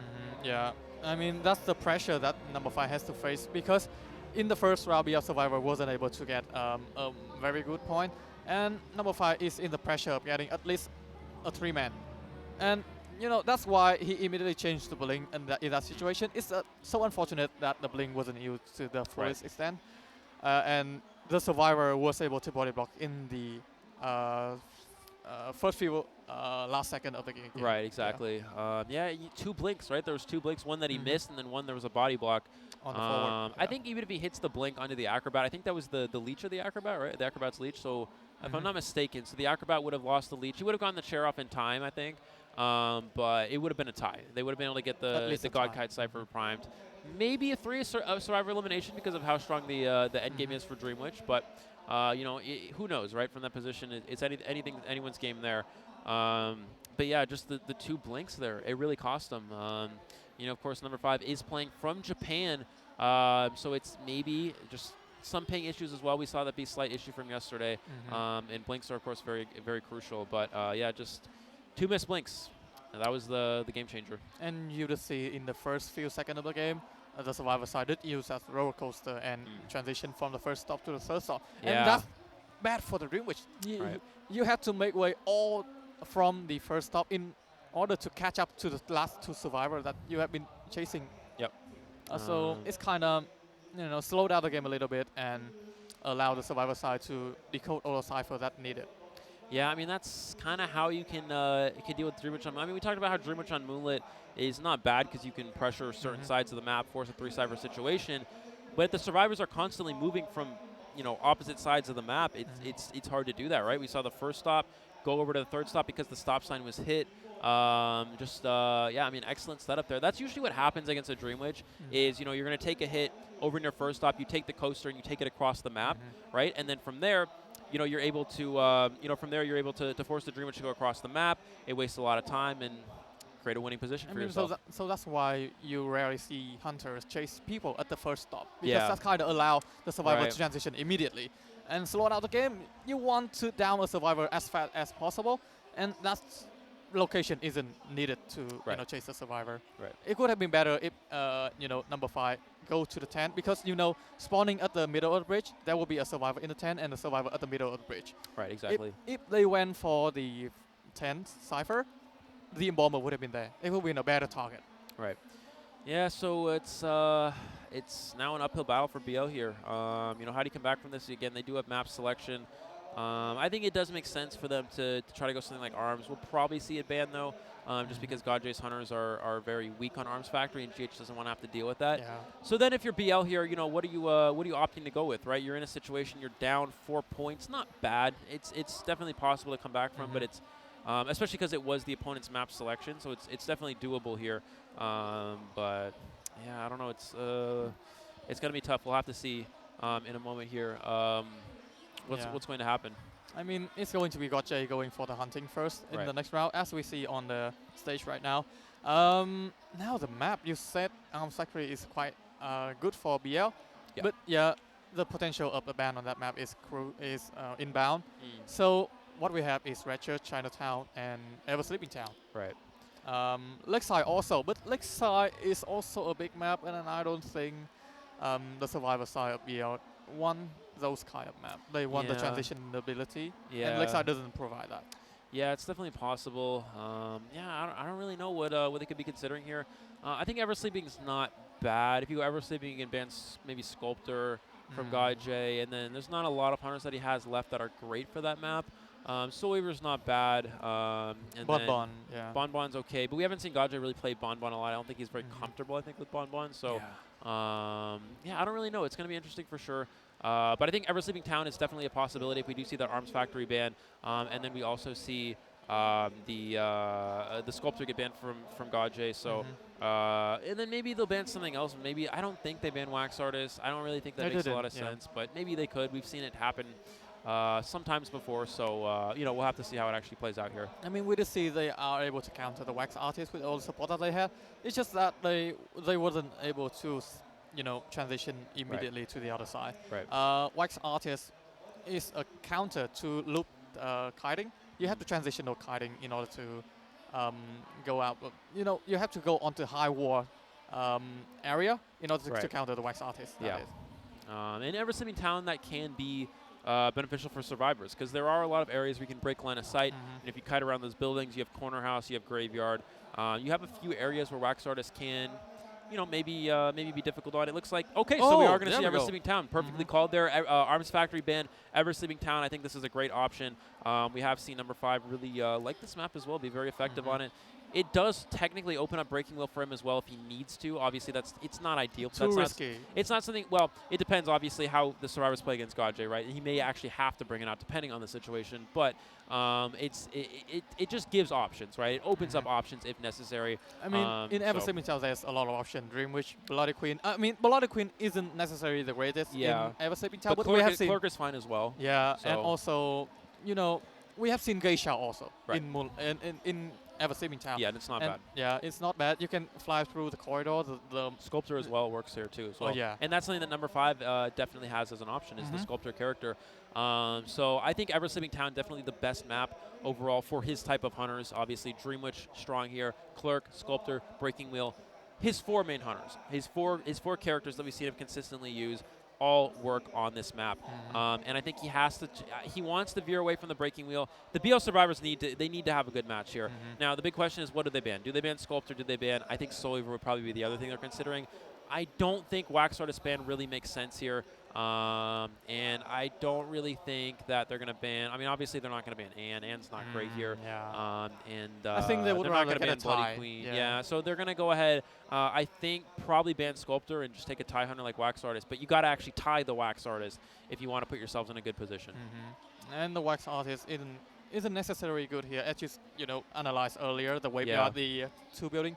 A lot of areas that you can kite out the Wax Artist. I doubt Roger would play the Wax Artist. I could see a Bonbon and a Galatea appearing. But still, you want to count the Flywheel. And the only counter to Flywheel are Anne and Wax Artist. Right, for the most part, yeah. So, yeah, it's kind of difficult. I think if we do I mean, he does have Soul Weaver. Soul Weaver is still strong here. If we see a Sculptor ban, he almost 100% goes to Soul Weaver or Wax Artist. I think he'll probably go back to Wax Artist again if there's a Sculptor ban. If there's a Soul Weaver ban, I think he's... I don't know. We haven't seen Gaje play a whole lot of Sculptor so far, but considering that GH has the lead and they're in a situation where they really just want to play conservatively, tie things out, tie hunters may not be bad for Gaje. But then again, we talked about it earlier. Gaje needs to play extra aggressive because number 5 such a strong hunter, and it's something that you really need to consider, that maybe number 5 is going to start winning against the GH survivors as these rounds progress. I mean, you just see the potential of a 4K in the previous round. Yes. It's just that the misblink. He had it. Yeah, It's he the had misblink. it in the back. It's just the misblink that kind of crumbled everything down, and the situation just fell right into GH favor. So number 5 here. We do see the Galatea from number 5. It could be a ban from GH also on that Galatea, since they dealt with the Dreamwitch very well. Right. Yeah, it's going to be interesting. Again, we're still just waiting for the next round to progress here. Yeah, so far 6-2 in favor of GH here. Again, we talked about this being a very even matchup. And, 6-2, it's not a huge deficit, right? It's pretty close, and it was a win for GH on the map that they picked, so now it's into BL's court here, right? They're able to potentially turn things around here. It's going to be very important for them. Here we go. Seer and forward ban from Gaje. Do the survivors. And Bloody Queen. Bloody Queen ban here. What? I don't understand this at all. Bloody Queen on this map, not very strong, and BL, if they're tying, they're putting themselves in a decent position. Yeah, I don't understand either. They have to bring out the Priestess and the Mercenary also. Those are the best 2 picks that I can pick up right now, even the Acrobat or the Patient. But they went for the Embalmer right away, so that's why Gaje banned the Acrobat first off. Right. I think maybe the idea here is that you go Embalmer and ban Bloody Queen, because Bloody Queen's pretty good against Embalmer, right? You can catch up to that coffin quite easily, and it's not bad for the BQ. So I think maybe just eliminate the Bloody Queen and force Gaje on a hunter that's not as good against the Embalmer. We're going to see Patient and Acrobat banned here. Priestess locked in for BL. You know what's weird? Because Gaje didn't ban the Priestess when they pick out the other 2 characters. Yeah, so Gaje, what's Gaje thinking? I don't Is know. going to be a Breaking Wheel? Oh No, no, he's another Wax Artist. Yeah. Oh wait, I think we still have Priestess here, just a slight miss. Yeah, we still have Priestess here. So he's Why going not? back to the Wax Artist, but yeah, I don't get it. Why do you give Priestess? Priestess on Ever Sleeping round 2 here. This is so difficult for GH for GH's Hunter Gaje to deal with. So if the support is good for BL, it's so challenging. And we see how challenging Gaje played with that Wax Artist earlier. Yeah. It could have been a 4-man prime situation, and they could replicate the situation right here. Gaje has to be more careful with his ban pick if he wants to get a better position in the matchup, because the ban pick here, it just doesn't make any sense to let out the Priestess. You're letting out the Priestess here, and we do see Entomologist, which we haven't seen a whole lot actually from the Southeast Asia region, but Entomologist, very good support character. If utilized properly, can extend kites for huge amounts of time. Entomologist is a game-changing character. Entomologist may not be like forward where you support with survivors being down necessarily, but Entomologist extends kites. It's a character that can extend kites. It can help rebound kite as well. If you use the bees when going for the rescue, you can push the hunter away and allow that survivor that was rescued to make some distance. And the priestess and the entomologist combo is quite well known in the other region. So it could be a potential support play coming from a survivor BL when they saw the first kiter in the game. Still, priestess, you still have to place the portal, particularly to transition from area to area, especially in the graveyard area, which is the best position to kite out a Wax Artist. Yeah. So we'll see if BL is prepared to play the priestess effectively here. Of course, the entomologist support is going to be very crucial as well. Here we go. Second round, first half, GH versus BL. And 6-2 lead for GH. There's the fist pump between the two coaches here. And here we go. Second round, GH, BL. Let's get started. Yeah, the crowd is going wild. We're going to head into the match right here. Round two, first half in ever slimming tails between the survivor side of BL and the hunter of GH. We're going to head into the game right now with the Wax Artist on Gotche's side. All right, here we go. Ever slimming town. Just waiting to get into our match here. We do see the, of course, the coveted IVC trophy that all these players are playing for, competing for. We're down to the last 3 out of 128 teams loading into our match here. Wax Artist, let's see where he gets the spawn here. It is going to be corner house, so pretty good spawn for BL. This is a very survivor-sided spawn if used properly. It looks like we're going to see Chapla and Mini Blue rotating away from that middle area. Panda is going to go ahead and leave early, and Panda is the mercenary. So Entity, this is a really good position for BL. I agree, Eli. This is a not good find for GH right here. You have to chase out the mercenary, which can use the elbow pad to transition away from area to area. Yep. And, you know, and he's Panda breaking line of sight. This is exactly how you play against Wax Artist. Just constantly breaking that line of sight. We may see him use one elbow pad just to continue to break the line of sight. And Gajay now has to leave here. He does have teleport. He's going to try to mind game, but it's not going to matter. Panda, using the paddle boost, I believe, as well. He's going to get probably one more elbow pad out of him here. He has to be careful. 96 wax. He gets the wax onto the mercenary, and he's going to be able to get a hit here and now teleport away. But Entity, the portal is set up. He's going to teleport onto Mini Blue, which is the entomologist, but he does not have bees set up on the Cypher machine. Wow, Mini Blue has to use a bee to transition. I'm just not understanding the situation right now. Mini Blue is trying to use the bee to the fullest extent, but you kind of allow Gotche to free you and hit you through the bee. Yeah, I don't get this at all. And he also didn't drop the bees in the alleyway. He could have dropped it potentially earlier. He's going to just kind of keep transitioning around here. If you leave the bees on the Cypher machine, you get the hunter stuck in them when you go for that teleport. So that would have put Mini Blue in a great position, but now he doesn't have that as an option. And Mini Blue drops down. He drops down a little bit too early. Beautiful prediction from Gotche. He's going to loop back around this two-story area, constantly trying to break line of sight. But I think Mini Blue can transition back over to the two-story area and keep extending this kite a little bit longer. Great cutting from Mini Blue right here to use the bee. He drops down again. Why? Why would you I don't understand. He needs to go to the upstairs two-story area. He has broken windows. He could have just potentially pushed that window, vaulted that. He's going to use it now, but this might be a little bit late for him here. Yeah, he has to transition to the graveyard area. It's just a very weak area to kite out a Wax Artist. And he needs to get off the beast now. In this narrow corridor, you can be freeze and you will be down in here. Yeah, he doesn't get off the bees in time. He needs to drop them back at the beginning, which forces Gajay to get stuck there. He's going to go for the pickup here. He's going to go ahead and knock down the bees as well, which prevents Mini Blue's rebound kite to be as strong. Again, same position. Not bad for BL, but it's not exactly winning. It is drawn just because of the mercenary being injured here, and he's going to get double hit if he does go for a rescue here. The only tide turner is with the mercenary. So are we going to even see a rescue at all here? I think, Chapa is here for the tonight. It's the important thing is that the Cypher at 43% is the one right next to the chair. So you kind of either have to wait for Mini Blue to go to return to the mana, or you have to go for the rescue, and she has to transition to another area. Priestess here still haven't placed any portal to help with the rescue, so I think it could be a sacrifice. It looks like Chapa here. Pressuring. I think one rescue is okay. I mean, Gajay doesn't have full presence, so it's not really going to... Someone is also coming here. Is this the mercenary? Yeah, it's a mercenary. Okay, mercenary's coming in as well. He's going to block up the Cypher. Priest is setting up a portal. No one's decoding! Why double rescue with no decoding? Only one rescue is necessary here. Priestess goes for the portal, though. He's going to be able to take it here. Probably going to try to push for the long portal. Double portal setup! This is going to give the entomologist a lot of distance, but 3 survivors were not decoding at the time here. He puts a portal. Oh, why did he not put it back in the same spot? He put it over there. This forces Mini Blue to go all the way around before he can actually reach it.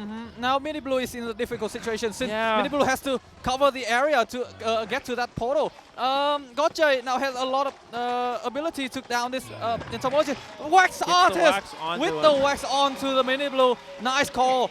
Gotcha will be able to eliminate the first survivor. And again, I don't understand that second portal from, or the third portal from Potato. The first 2 were beautiful, but as a Priestess there, you need to put the portal back in the same spot so we can loop around the building and come back to it. That one was too far away. There's no chance to reach that. The rescue was after half here. He's going to now change targets to the Priestess. She will have a portal online in a second here and does have Corner House to work with. You have to, of course, be careful that you don't get mind gamed by this 2-star. She needs to camp the pallet. You have to camp the pallet. She does camp the pallet, does get the vault off, so beautiful job from Potato there. He forces him to break this pallet, and they have enough Cypher progress to get a tie. He's going to teleport, but it's onto the mercenary, who does have that pallet boost and 2 elbow pads to work with.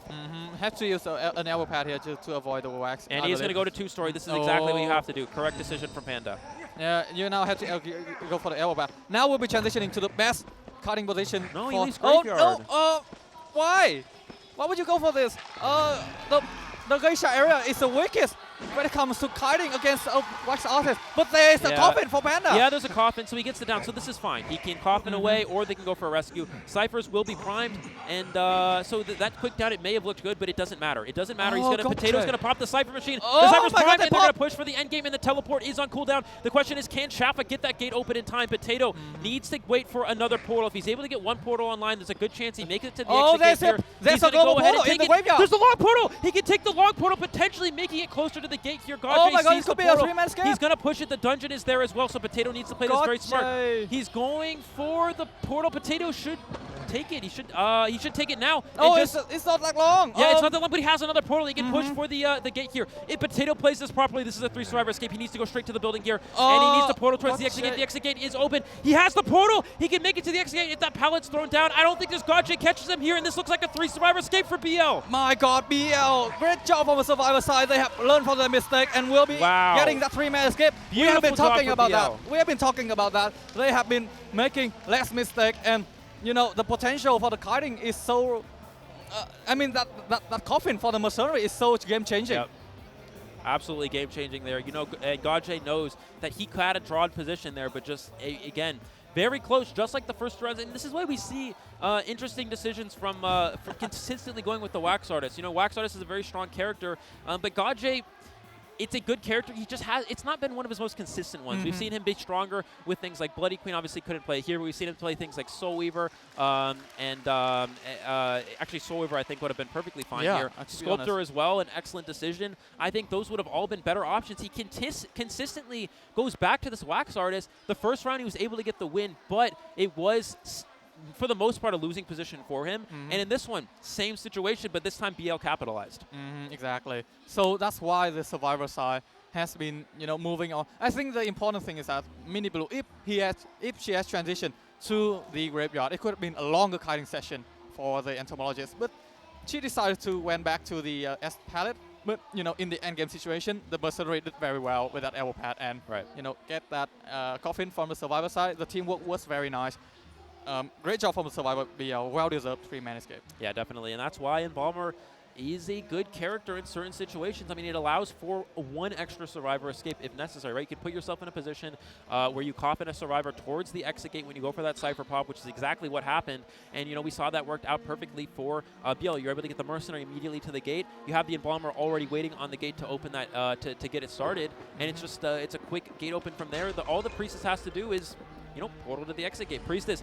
This is why you ban Priestess here. I don't understand Gajay not banning the Priestess, and this is really coming back to hurt him. If there's a Priestess ban here from Gajay, this is a drawn game. But because Gajay does not ban Priestess, this cost him a 3-survivor escape. I don't think, you know, it's not necessary for Gajay to ban out the forward because Wax Artist capitalized on stun. Why the ban on the forward? Why the ban on the forward? The Seer was perfectly fine. The forward ban was questionable. You allow the Priestess to come out.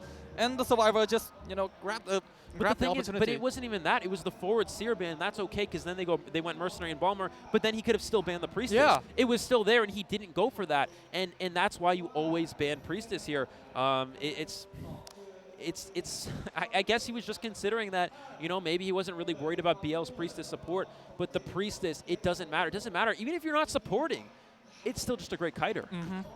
Priestess is an all-rounded character. You can kite, you can decode. Rescue, no, you can rescue, you can support. Not a decoding per se, because you have a debuff on that.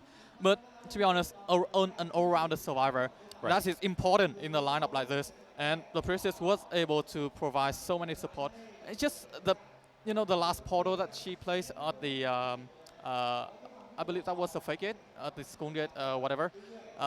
If that was a portal back to the middle of the map, it could have been great for Minibu. She would have been able to kite out longer than expected. Right. Yeah, I think that was the big game changer there. Maybe there's a chance. I mean, the Cypher progress was very good, right? Once the entomologist got rescued, of course, 3 survivors were not decoding in that process. I'm very curious the idea of mercenary going for the rescue at the same time, because what that did is because you don't need, if you're going to go for a rebound support sort of situation. I guess they were worried. I guess the idea is they were worried that Gaje would try to farm the survivor on chair, right? And then you're not able to go for that priestess support situation. But then you have 3 survivors not decoding, and then it's just it's a difficult situation. Of course, the mercenary taking the hit was a big downside for BL, because if the embalmer takes the hit, then he can just go back to decoding. Mercenary can continue to decode, and then the one portal that the priestess put. The third one was not a great portal. I mean, it didn't really do much. Maybe a slight miscommunication. I'm not really sure. But I think, of course, it would have been very crucial for them to go with putting it back in the same situation. And just a single embalmer rescue, if embalmer can take the hit, mercenary can continue to decode. He doesn't get double hit, and the Cypher Rush stays intact. Yeah, I think the setup at the end game is very nice also, because you have a global portal in the graveyard. Gotje, when he brought out that mercenary on the chair, he doesn't go to break the portal in the graveyard, and that is a mistake, because you allow the priestess to come in there and transition from area to area. I think that so I don't think he would have had time to break it in, because if you go to graveyard, they pop the Cypher anyway. But I think what he should have done is he should have chaired at the Geisha area. Yeah. If he chairs at Geisha, then he can break the portal. I guess he was kind of thinking that the portal's so short, it's not going to make a difference. It is make a lot of difference. It won the game, right? It was the game changer there, and that's why, again, you got to ban priestess here. Yeah, it's just really tough. I mean, we saw BL usually be the ones to just kind of make some missteps here and there, and that's costing them rounds. Round 1, round 2 in the previous match yesterday. However, today, the first round, BL, of course, some a little bit of mistakes here and there did cost him that first round. But here, we're seeing Gaje start to he's slipping up a little bit here and there. The Wax Artist pick, it hasn't been the most consistent for him, so it's very curious to see him can constantly go back to that Wax Artist, especially considering it looks like BL is very prepared to play against it. And then on top of that, just not breaking that portal and not banning Priestess. Yeah, that's the biggest mistake, because you have 2 chances to ban the Priestess and you ignore both of them. I'm just quite baffled that you, with a in a professional scene like this, you don't ban the priestess. Even in rank, I would ban the priestess. Right, exactly. So it's just it's tough. I mean, again, the forward seer, I think that's reasonable. Forward, it's just a strong character overall. Seer is great as well in terms of the owl support, allowing the first kiter to be able to take an extra hit. But they gave you a gift. BL literally handed Gaje an extra ban, essentially, right? A priestess ban, and he didn't take it. What did he even ban? I think it was patient. Patient. Yeah, I don't know. I mean, patient on this map, of course, is very good. But it's not as good as the priestess. Not only can priestess kite, priestess's kiting is arguably, both. I think in reality, priestess's kiting on this map and then patient's kiting are both very similar. But then priestess has the addition of not only easy rescues from portaling through buildings, but then also excellent support potential as well. Yeah, I mean, that's some huge mistake from the survivor, from the hunter side, and kudos to survivor side for capitalizing on that situation. Yep. And also that end game situation that we saw right there is peak teamwork. Like, they orchestrate the entire situation very beautifully, allow the 3 escape to happen, and Gaje can't do anything but watch them get out of the gate. Yeah, there's nothing you can do. It's From that. heartbreaking. Yeah, nothing you can do from that position, unfortunately. So now, you know, if you're number 5 here, you know, how are you approaching this? I think we're probably going to see a Dreamwitch ban most likely. He's got plenty of options to work with. You know, probably we're not going to see a breaking wheel. He doesn't need to go that risky. He just needs to play for a tie or, you know, maybe obviously try to push for more points as well. But if BL's able to take this round, that puts them right back into this match. He needs to at least get 2 survivors eliminated. So, you know, if he's going for that strategy, what hunters do you think we could potentially expect from him here? If he want to go for a tie, then, Bloody Queen, Galatea, Clerk would be. I mean, I think Clerk's okay yeah, as well. if number 5 want to extend the point because they are having the lead here, they could have went for the 5-0 or a 3-1 in order to, you know, at least closing the gap a little bit. So the Clerk could be a great choice, at least to get a 4K or 3K. Yeah, I think in this situation, I think he might just take advantage, you know, of the fact that he can still go Clerk and just try to push for extra kills. I mean, Clerk and Sculptor probably have the most win potential here. Actually, Clerk is pretty good for. Sculptor also is, I guess, more of a tie hunter now. But you know, playing a tie hunter here is also not bad. He could play Bloody Queen, but Bloody Queen on Ever Sleeping is not great. Obviously, we know that. I think GH is probably worried about the Dreamwitch, so I expect them to probably ban that. And I think he'll play Clerk. I really do think he'll play Clerk here. I mean, we just saw the Clerk being utilized a lot more in this current meta where Flywheel is making an appearance. And I'm just so confused. Why would Survivor not usually bring Flywheel to counter the Clerk? Like you usually see a 3-9 or the 3-6 Survivor side. For which hunter? For the Clerk. Yeah, well, it depends on the situation. Some Clerks, some of the time you go for broken windows because you want to constantly create the distance between yourself and the Clerk. Once you get to kind of closer areas, it becomes a little bit easier for Clerks to get hits on you, considering that Clerk can kind of cut off all sorts of kiting, depending on the situation. But so you want to create that distance for the Clerk? Yeah, I mean, it really depends. I mean, some Clerks, they do go, or some survivors do go Flywheel against Clerk, but actually over in the China region, we see a lot of broken windows for that. So I don't really know what GH is going to go for if we do see Clerk. I think we'll see Clerk. I'm really looking forward to see the Clerk also. Yeah, definitely. In a situation like this, where I doubt number 5 would go for the safe first choice. He wants to create the point deficit. Yeah, and even Clerk's, it's not even that. I mean, Clerk's still a pretty safe choice in reality. I mean, you know, it's hard to consistently win against Clerk. You know, especially considering that her Cypher control is just so strong. There is a slight risk, of course, as a Clerk. If you do get kited in the early game, you can lose. But if you're able to get a quick down, you just take over the game for free. Yeah. You just have to get the first present in order to lock the Cypher. And that's basically the thing that most Clerk users use to control the Cypher. You just, you know, use the recording on the Survivor. Either they would tap on the Cypher and they lock the Cypher by themselves, or they didn't decode at all. So it's the same thing. They are doing the same thing. And when you get to max present, the recording will be more and regenerate faster for you. Exactly. Yeah, and that's you know, definitely a big factor as well. So yeah, we'll see exactly what number 5 opts to go for. This is the opening that he needs, because throughout the majority of this playoffs that we've seen in offline, actually, not only yesterday but also the first round of today, he's been under a lot of pressure to try to go for wins on the Hunter side, and this is the first opening that he has where he can play it a lot safer. BL Survivors had a strong round there. Of course, Gajay a little bit of struggling a little bit with the Wax Artist, and which actually begs the question, will the Survivors even ban the Wax Artist in the last round? I actually don't even think that that's going to be something they're going to consider because of how well they're able to play against it so far. So I think that in reality here, it makes the most sense, you know, going into this round for him to just play Clerk, and you know, I think he can easily get a tie here with the way he's been playing Clerk so far in this tournament. And if he wants to try to push for more, you know, he can definitely do that. I mean, you just saw the game previously. They banned the Bloody Queen, not the Wax Artist, so they are confident with dealing with the Wax Artist. With the Wax Artist, and you saw that. You saw that wholeheartedly. They transition well. They kite very well. Even they support against the Wax Artist. It's just that, you know, the Bloody Queen ban, I would argue, is not a good ban.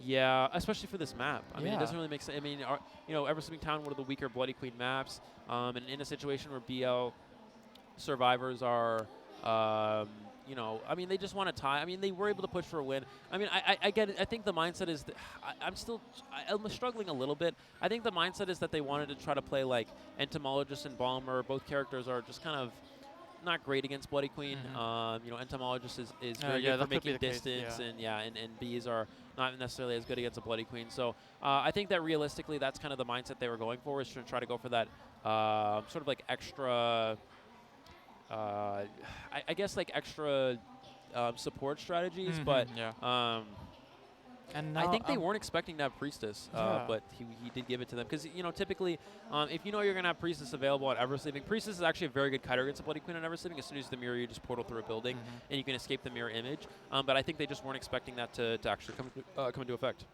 Exactly. And now back to the question: will GOJ be sub out for Seichu, because GH did say that Seichu is their secret weapon. Right. Seems like GOJ is now feeling the heat in the competition. Yeah. Because the survivor side are dealing very well against his WAC artist. Yeah, definitely. So yeah, I don't know. Is that something that GH wants to go for? Of course, in the interview with Captain Kun, he did mention that Seichu is kind of the secret weapon. Obviously, not so secret if he's mentioning it to everyone, but it definitely is something that we have to consider as well. And I think Seichu has a little bit more variety to bring to the table as well. You know, GOJ, of course, Soul Weaver, Wax Artist, Sculptor, and maybe a potential Anne as well, maybe a potential Bloody Queen. But Seichu, he can go with a few other things as well. He has the Bonbon, which, you know, something that GOJ does potentially have, but it's not something he's as comfortable with. Seichu definitely more comfortable, you know, with the Bonbon character. And of course, he has Sculptor as well that he can go to. He has he does have a Breaking Will if necessary, although it's not obviously, you know, as we mentioned, as strong. And he also has things such as Geisha, which GOJ hasn't played as much either. So maybe Seichu has some sort of more diversity in comparison to maybe what GOJ is going to bring to the table. Yeah, it seems like Seichu is like the older meta type of hunter, because you just say that Bonbon, Galatea, you know, Breaking Wheel also, those are the old meta character, while GOJ is off to the new meta with the Wax Artist and the Ant to counter a Flower Effect. Still, now it's the turn of number 5. I'm still struggling to, you know, it could be the Clerk. It could potentially be the Clerk. Yeah, I think it's going to be the Clerk. I don't know. I mean, maybe he just plays like Bloody Queen or something. We actually do know he also could play Naiad. I think we saw him play it at least once in Koa. Naiad. He did play that once in Koa. Naiad kind of relies on the rotation of a survivor. Right. I mean, I don't think we're going to see it. I'm just saying, you know, it's still an option. But I think it has to be Clerk or Sculptor. Bloody Queen seems unlikely just because Eversleeping Town. I mean, maybe if he wants to try to just go for a tie and just, you know, guarantee the win for this round. But I still think that BL needs to try to play aggressive as well. It's the same situation for GH and BL, right? We talked about how GH, they're not comfortable in this matchup because of how even it is, so they need to play extra aggressive if possible. But it goes the same for BL as well. It's a very even matchup. They need to play extra aggressive if they want to stand out over this opposing team. That's why the map advantage is so crucial for the team. You have the comfortable pick for you to you know, plan out everything that you want to use in this lineup. And you just see that BL used the Priestess beautifully in this match right here. For GH though, I know in GH they're a very great Priestess player, Little Boy. Right. So now it's back to question, will number 5 use a character that can counter the Priestess? Yeah, I think what he's probably going to do is he'll probably ban Priestess and Forward. I think that definitely makes the most sense here. And then you kind of just play from there. I mean, obviously giving up Seer is never ideal, but Seer is not incredibly strong against Sculptor if he opts to go with that. And then against Clerk, it's nice. It's a good character against Clerk, but I think getting rid of the Forward, getting rid of the Priestess is going to benefit him the most here. They're going to probably lock in Seer and Mercenary, and you still get to ban like an Acrobat or an Entomologist, and you force someone like Captain Kun to play something, a character he typically wouldn't necessarily have to normally be playing in this sort of situation. Exactly. Again, you see how in Eversleeping Town the Priestess would utilize so well. You have to ban the Priestess. You just have to. As for the second ban, Forward or Seer, those are fine. Like if number 5 wants to play the Clerk, I think banning the Seer would have been better than banning the Forward. Right. Yeah, I mean, maybe. I just feel like it's just like forward support is so crucial. I mean, the biggest part about kiting a Clerk is first kite, right? You have to have a strong first kite. and forward can be very good at supporting that first kite, when going against a clerk, right? So I think that realistically, yeah, I don't really know. It's just like the tea party strategy. Like you ban 2, the other one gonna came out. Right. So it's just depend on number 5, which character is he more comfortable with dealing with. As for the other one though, mercenary most likely. For the other ban, or Yeah, for the other pick. Oh, for the other pick, right? Yeah, absolutely. Definitely mercenary. I think, I still think it makes the most sense to go Priestess and forward. It works for both Sculptor and Clerk effectively. Seer is still not. Seer is still good against Clerk, but Priestess and forward are just. I think those are the best characters for this map for this situation. And then the Seer, not banning Seer also works well for Sculptor. I mean, overall, I think it really is. I think it's okay just to go for those bans. Giving Seer, it's never ideal, but I just that's personally what I would go for in this situation for sure. Yeah, I understand your point right here. In this second round, you only have 2 bans first off, so you have to counter the survivor in the way that you can use your character. Right. So if you try to use the Dream Witch, you don't have to even ban the Priestess because you can just go through the portal. Yeah. And absolutely. Unless I doubt it would happen. Number 5 would pick the breaking wheel. Would have been too risky for him to use in the second round. I don't think so. Because again, you don't have to play aggressive. If you play, obviously you want to be aggressive, but you don't want to be too aggressive, right? There's a fine line between that. If you play too aggressively here, it could work into the Survivor's favor. And it looks like, yeah, here we go. BL on the Hunter side versus the GH Survivors. Second half of the second round. We currently are 3-1 in favor of BL for the first half of this round. And of course, GH winning the first round 6-2. So in terms of points, a 7-5 lead in favor of GH. But now, here we go, number 5. This is where it really becomes important. We talked about how strong of a hunter he is here. If the BL Survivors are able to play well, which they did make up in the second round, how they played in the first round, this is where number 5 is going to start to shine, absolutely. Yeah, BL could totally go for the round win right here. Yep. BL could totally get a tie and then get the round win, and for the last round, could just went for another 5-3 and or 6-3 above 5-3 is enough for BL to move on. GH has to at least get a 3-man escape, replicate the situation in this map, in this matchup, because Gotjay didn't do a very good job at dealing with the survivor side of BL. Yeah, it was a struggle with the wax. And again, it still begs the question is, I'm struggling to understand why he continues to go back to that wax artist. It's a great character, and I understand wanting to utilize that meta to its full potential. But Gotjay has just been so proficient with other characters. So, I don't know why he keeps veering away. He's playing away from characters he's been strong with. I think Soul Weaver would have been the best pick for him there. Soul Weaver is not bad. It's a strong hunter for Ever Sleeping Town, and he's been very, very effective with it in this tournament so far. Seems like we're going to go back to the stage right here. There's a little bit of technical difficulty, but the match is almost set right here. We are having a look at the stage with the coveted trophy of IVC champion C 2022. So the survivor are getting prepared, and now we're going to head into the ban pick screen. The first 2 ban could be what you said, the forward and the priestess. Yeah, I really think forward priestess makes the most sense. He could go Seer instead of priestess or Seer instead of forward. But I really think he has to go forward priestess just because of how strong the priestess support has been, of course, for the Dream. Which he does go forward Seer, and we're going to see mercenary priestess almost 100% here for GH. Oh, so opening up the priestess for the survivor side. Banning the Dream Witch. Number 5, if he wants to go for a counter that can counter the priestess, Breaking Wheel is the only one. Well, even so, Breaking Wheel can still struggle. As soon as you get out of wheel form, if the portal's set up, you make that distance. So Breaking Wheel actually can be, especially on Ever Sleeping Town. In Balmer Band here as well, he doesn't want to play back that. Prospector here from 481. This is a very interesting choice here. My. And we are going to see Acrobat as the last character. And he's going with the Sculptor. Wow. So the first appearance of Prospector on the survivor side of GH, I believe. Yeah. So, a little bit of a surprise there. I wouldn't expect the Prospector to appear this early. Right. Yeah, definitely not. Usually a round 3 character. It's kind of a special option. I think Prospector is usually a pretty good kiter for going against a clerk. So I think maybe that's why he's trying to go Sculptor. Here we go. Same spawn as the last game. Wow. 481 is Prospector. He finds Prospector first. Actually, this is really big entity. This is not the Mercenary that we saw in the last round. And Prospector is not a very good kiter against a Sculptor. Number 5 is now fighting 481 first. Now 481 has to traverse around the area, breaking line of sight here.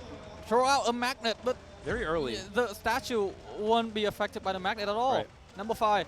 Mistime it and will be able to. Beautiful stun there, and he's going to be able to, I believe, pick up a speed boost here from. Oh no, he's already used it. Looks like, and he is going to be able to get a quick hit here. The portal set up already though, and this is why again I would have liked to see a Priestess ban over a Seer here. He's actually not going to go to Graveyard. Oh, the double portal set up, and he takes the double portal. He takes the double portal. Unfortunately, this is going to give a bunch of distance. Beautiful setup from GH here. This is really only something we see come out of the Japan region, but Southeast Asia has adapted to it, and GH has played that perfectly. So, I still don't understand, why wouldn't you ban the Priestess? You allow so many strategies to come out for the survivor side. I just don't understand. Number 5 will now be capturing Capcom, trying to get a first hit on him, but it's an Acrobat, which is very powerful, especially in the Graveyard area. Yeah, we're gonna see, and I still would have liked Clerk. I really would have liked Clerk here, but it looks like, he's going to continue back towards middle here. Statue does get that first chip onto the Priest. Second chip on the Acrobat, and he can get the down quickly. Does he have Flywheel to work with? No, and he gets the down onto the Acrobat. What a turnaround. My God, and the Cypher here is also Cam. Now, number 5 is on a very great track to get at least a 2-man kill right here. Will have the chisel to cam out the other Cypher. 481 will have to be careful. It's the first target of number 5 and has been healed up by the Priestess. Yeah, and because the Prospector was injured, they actually had to stop the decoding progress to heal up the Prospector. And we're going to see Mercenary come in for the rescue here. Let's see how he's able to camp this out here. Mercenary, he gets hit by the tram! He gets hit by the tram. He's going to be able to get first chip onto the Mercenary, but he's lagging. Oh no, unfortunately, he lags a little bit here, and he's going to miss that. Now the rescue, can he get it before the halfway mark using the statues to push it back? And he gets the save off in time onto the Acrobat before the halfway mark.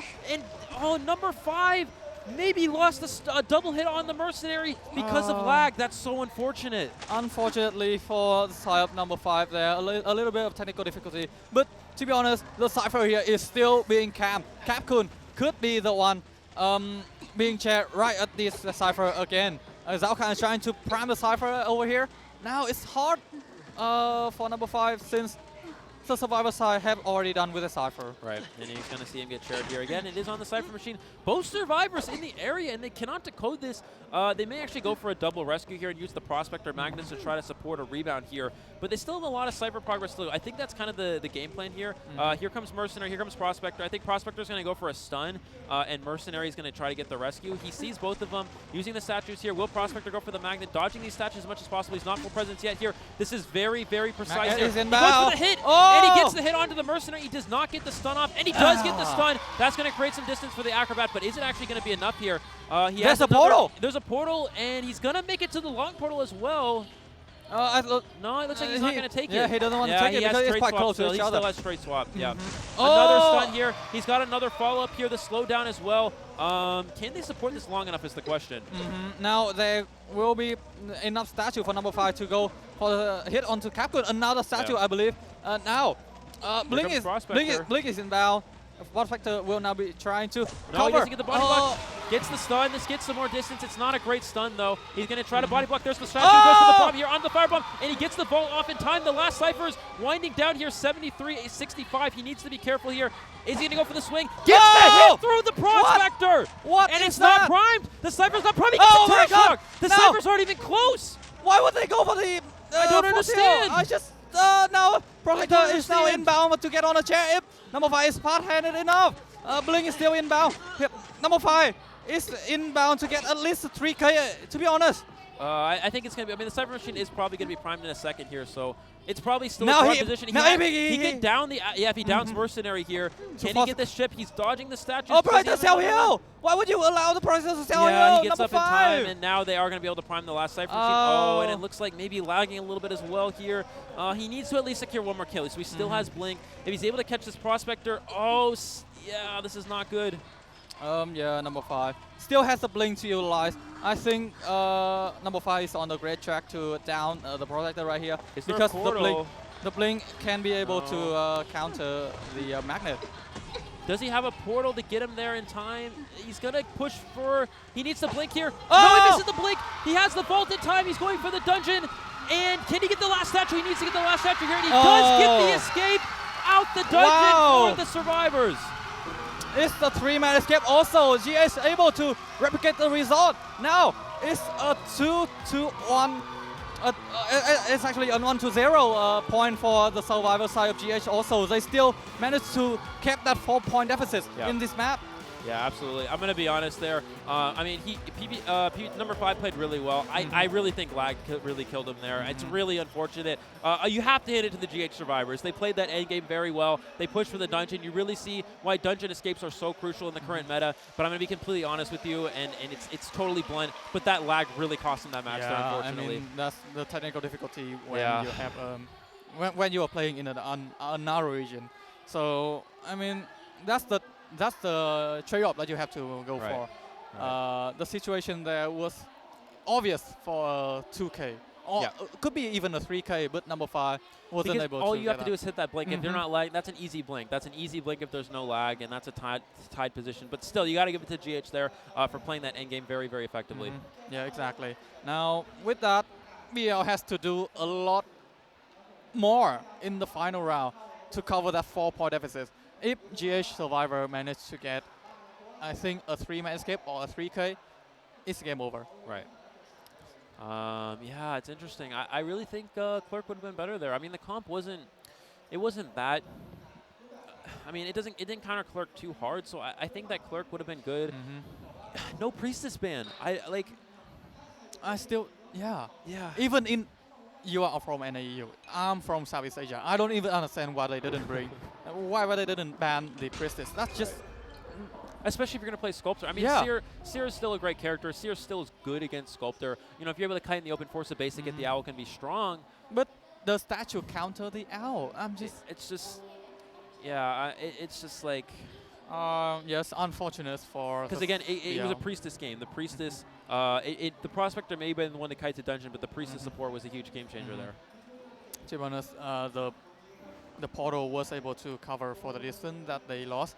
And, you know, in that tram hit situation, it could have been great for number 5 to get at least a hit there, but he didn't manage to do so, and could be the game-changing moment in that situation. Yeah, for sure. The double portal as well that forced him to change targets to the Acrobat. I actually don't know if that made much of a difference because he still got the Acrobat down very fast.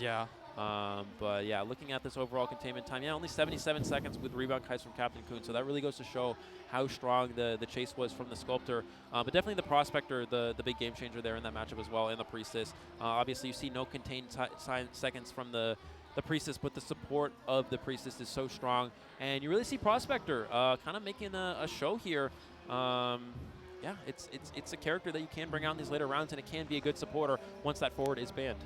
And now, if the next match, so usually when you ban the Priestess, it would be this map: Hospital, Ever Sipping Town, Chinatown, Moonlit, and you know, it's just the potential of a Priestess so big that you have to ban it.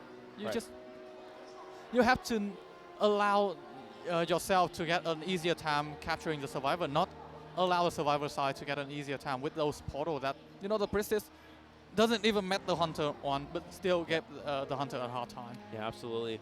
And, you know, it allowed for the rebound kites as well. That was very important here. So 10-6. Again, still a close match here. BL still has an option to go and win this last round by 4 points or more, but it's back into GH's map selection. If BL really wanted to turn things around, they had to try to get a win for this round. I mean, they really had to try to get a win for this round. I mean, we talked about this before. I didn't really expect, especially in the first 2 rounds, number 5 to drop any games to GH, but GH Survivors, you know, they won 2 in a row here. Yeah, exactly. Now we are seeing the point right here, 10-6 for GH. Covering 4 points for BL here. BL has to play very well. I think the Survivor side are having the streak that they need.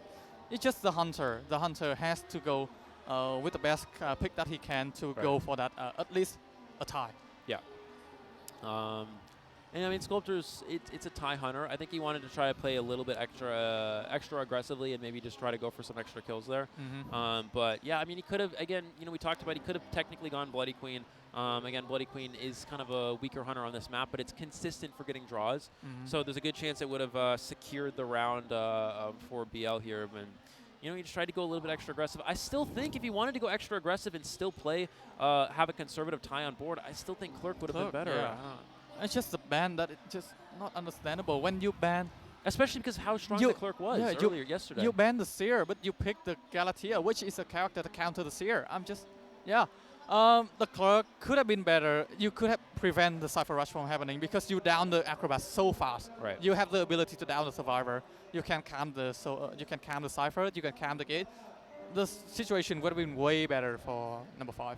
And what's interesting is he had a draw and almost winning position against the ZT Survivors yesterday. And ZT, of course, arguably the best Survivor team going into this. And now GH, it looks like they're really starting to match that. But I really think with both these teams having very strong Survivors, but with the way he played Clerk against ZT yesterday, he could have had replicated a similar result and at least get a draw, gotten a draw from that and still pushed for a winning position.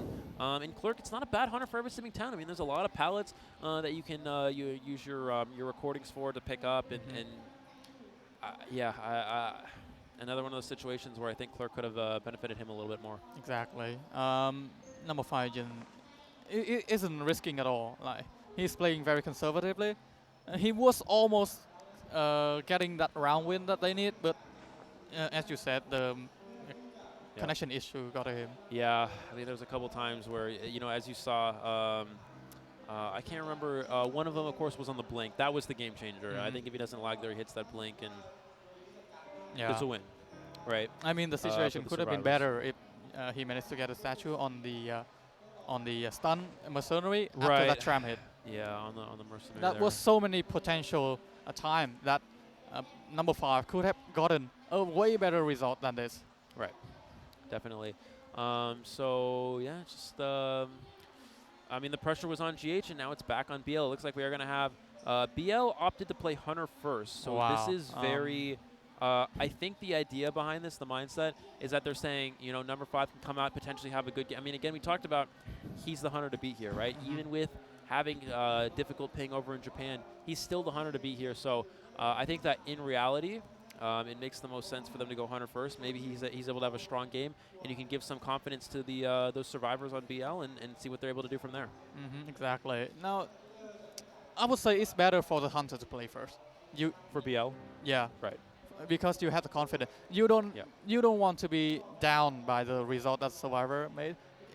If the Survivor get a bad result, your performance got to be worse. It's almost certain that that's not going to happen. The stress going to get onto you because you are forced to get a better result than the Survivor side. Right, yeah, definitely. So, yeah, I mean, it's just, going into this last round, what do you think GH is going to opt for? I mean, we saw, I don't think they're going to ban Gajay's Wax Artist. It looks like the BL Survivors are very proficient in that matchup, and, Gajay has struggled a little bit with the Wax Artist. So I think we'll probably see, it's tough because I think you mostly have to go for a map that's going to be very good for number 5, and then just kind of allow the Survivors to play from there. I mean, he has 4 hunters with win potential, right? He has Dream, which that's going to get banned. I think Clerk will be banned. It looks like the Survivors were well prepared for the Sculptor, so I think the Clerk ban makes the most sense here because of how strong his Clerk is overall. So if you're able to ban the Clerk, you're able to ban the Dream Witch. You force either Sculptor or Breaking Wheel. So ideally, you're able to pick a map that's going to be good for both of those hunters. And it looks like it is going to be Red Church. So that's the idea behind Red Church here is that you're going to force him, number 5 away from Breaking Wheel, just so he doesn't have it as an option at all. And then he's going to probably be forced to go Sculptor here because we'll probably see a Clerk and Dream Witch ban. Usually, you want to ban the, shadow ban the Breaking Wheel, Arms Factory, Red Church, or even the Hospital. But Hospital is just too much of a risk, and Arms Factory countering every of Gotchay's available hunter. So they want a map that Gotchay can play. Red Church is a pick here. I would argue that Red Church is the most balanced map for both the Survivor and the Hunter in this current meta. Yeah, definitely. I think that's the case. So, it's just another consistency thing from GH. If you pick, a well-balanced map here, and if you're able to tie out this last round, GH will be advancing to the finals, right? So I think that's definitely a smart decision from them. Just try to stick to consistency, try to keep that balance that they've had so far. Now, let's consider how this match is going to play out. I think we're definitely going to see Dreamwitch and Clerk Band, and you're going to give the Sculptor, and it's going to come down to can number 5 play Sculptor effectively here. Red Church, also not a bad map for Sculptor, so we'll see how this actually works out. He does have an extra band to work with, and I think the biggest thing as well is, can he keep a strong connection? Obviously, we don't want to see any lag, ideally. Wow. And then, additionally, it goes on to Gaje as well. I think it makes the most sense probably for a Soul Weaver band and a Bloody Queen band, maybe, depending on the situation. If number 5 is able to get a 4 survivor elimination, then BL survivors can actually tie. Because then they'll still be winning by 1 point, right? They'll still have they'll go 5 points for the round, and they'll still be winning by 1 point. So if there is a 4 survivor elimination here, then they can actually give the Bloody Queen, and then we'll probably see, any hunter with win potential get eliminated. So probably like maybe Sculptor or Soul Weaver. And if we're going to see a 3 survivor elimination here from number 5, then BL survivors would have to get 3 out the exit gate, and then you have to ban something like Bloody Queen. Exactly. Now it begs the question: will Seichu replace Gaje in this final match? Exactly. That's the thing. They save that Seichu through the entire IVC until this very moment, and number 5, a lot of hunter that he could go for to get for that 4K. So I would wonder if GH want to bring out Seichu to match that result. Yeah, it's definitely a possibility. I think Seichu has a lot of great hunters for this map as well. So that definitely could be an option. Considering if Seichu does come out here, we'll probably see, depending on the situation, we'll probably see maybe Bonbon Sculptor band. I think those are his main 2. However, the survivors need to go. Well, see, the thing is, then you give Geisha. That's a little bit of a risk as well, because Geisha actually does have some win potential as well. So it's difficult. I think if the survivors BL need a tie, then I think they're going to give Bonbon and probably ban Geisha Sculptor. And then if they need to go for a win, they're going to ban Bonbon, and I would imagine either Sculptor or Geisha and just take the other one. Yeah, exactly. I mean, in this situation where you get 2 ban, you have to make the most out of it. The survivor side would want to do that. But is GH not going to go for the survivor time first? Number 5 going to be the hunter once again. Yeah, Clerk is still a great choice. If it's not banned. If it's not banned, I think they have to ban it, right? Like, there's no way you give Clerk here. You can't. You want to eliminate any hunters with the most win potential. Clerk and Dreamwitch right now have the most win potential. Of course, Breaking Wheel has a lot of win potential as well. But, Breaking Wheel not great against Flywheel and really bad on Church. So I don't think we're going to see that. I think we'll probably see Sculptor and him try to go for a win with Sculptor. But GH survivors, with the way they looked in the last round, it looks like they're very proficient in the Sculptor matchup. Sculptor, I think, probably has a little bit less win. I think Clerk has more win potential here on Red Church. So I think I think you have to ban Clerk. You have to ban the Dreamwitch, and you're just fine with as GH taking the Sculptor here. I mean, you just see the potential of 4K, 3K coming from number 5 right there. It's just that the connection got to him. Yeah. So GH could have felt the pressure of that Galatea and could have banned the Sculptor. Sculptor ban, Dreamwitch ban. Dreamwitch in Red Church is also very well. It also can be played very well, can control Cypher because it's a very small map. Yep. Yeah, so we'll have to see here. And then, going into this last one as well, something else I have to consider is, GH has tend to go for those, strong kiters, 1 or 2 supporters. I don't think we're going to see Priestess available. Should see forward Priestess, Seer ban. But the question is, do they still opt to go in Balmer if they're trying to tie? And Balmer's not as good in Red Church, but it still is a good tie survivor. They can also go things like Mechanic and Postman, which are also very good in terms of decoding. So those are definitely possibilities that number 5 has to consider. He wants to 4-kill here, right? If he can 4-kill in this situation, he actually puts BL in a very good spot. Because if you 4-kill here, BL survivors, they just got to tie, and BL takes the win. But if he only gets a 3-kill, then BL survivors have to go for a win, and if he gets anything less, BL survivors have to 4-escape. Yeah. So, in this matchup right here, it's tough. It's very tough for BL because of the 4-point deficit that they created earlier. If that was a tie, BL would have been having a much easier time in this time in this round. Number 5, Red Church. He couldn't let the Priestess slip. No, I think get rid of the Priestess. I think he's going to go forward Seer Priestess here. We are going to see here in a moment. Yeah, he does opt to he usually opts to ban the Seer. I think the Seer ban is fine as well. And Seer can be good against Sculptor again if utilized properly. You can force a basic hit, which can be very good. So I think realistically, we're going to see forward Seer and Priestess. The Survivors will probably lock in Mercenary. They may actually take Embalmer as well, or they may just go something safer like Acrobat or Entomologist. I mean, we just see in the Japanese region when they want to go for the tie, they opt to the 3 decoder 1 rescuer meta. Right. That's just too risky. I doubt the Survivor side of BL would have went for that. But now it's going to be GH Survivor side going up against number 5, the Hunter of BL in Red Church. The ban picks will be commenced right after this. Yep. But yeah. Ban the forward, ban the Priestess, ban the Seer. Yeah. Yeah, here we go. We're going to find out in a second here. Forward, yeah, will Priestess be the last one? Forward and Seer already banned here for number 5. Is that oh, it looks like... No? Wait, what? I'm so confused. Number 5 didn't ban the last one? Did he not ban the last Survivor? Okay. Oh, Dancer? Dancer? What? What? Huh. Interesting. Didn't see that one coming. And you know, the Survivor ban also very well. Yeah, the Greenwich and the Clerk. But why do you give Priest a Dancer ban? Why would you... If you're gonna... I think the mindset is that this map had a lot of palette. So you use... Weeping Cloud. Oh my god! And oh my god! Bon. We got that one completely wrong, I'm going to be honest with you. And... I mean, he's got to try to play for a win. He's playing Bon. Bon is a TIE Hunter. It's just if they didn't went for the rescue, it's just a TIE Hunter. And this comp's hard. I mean, Mercenary, you can't chase Mercenary. Priestess is a great try to Church against a Bon. Prospector is actually good against a Bon because of his small hitbox. You can stun to and avoid bombs that way. And Weeping Clown, great transition kiter against a Bon. Why Bon? I'm just, yeah. Even the ban doesn't really line up to our prediction. Yeah.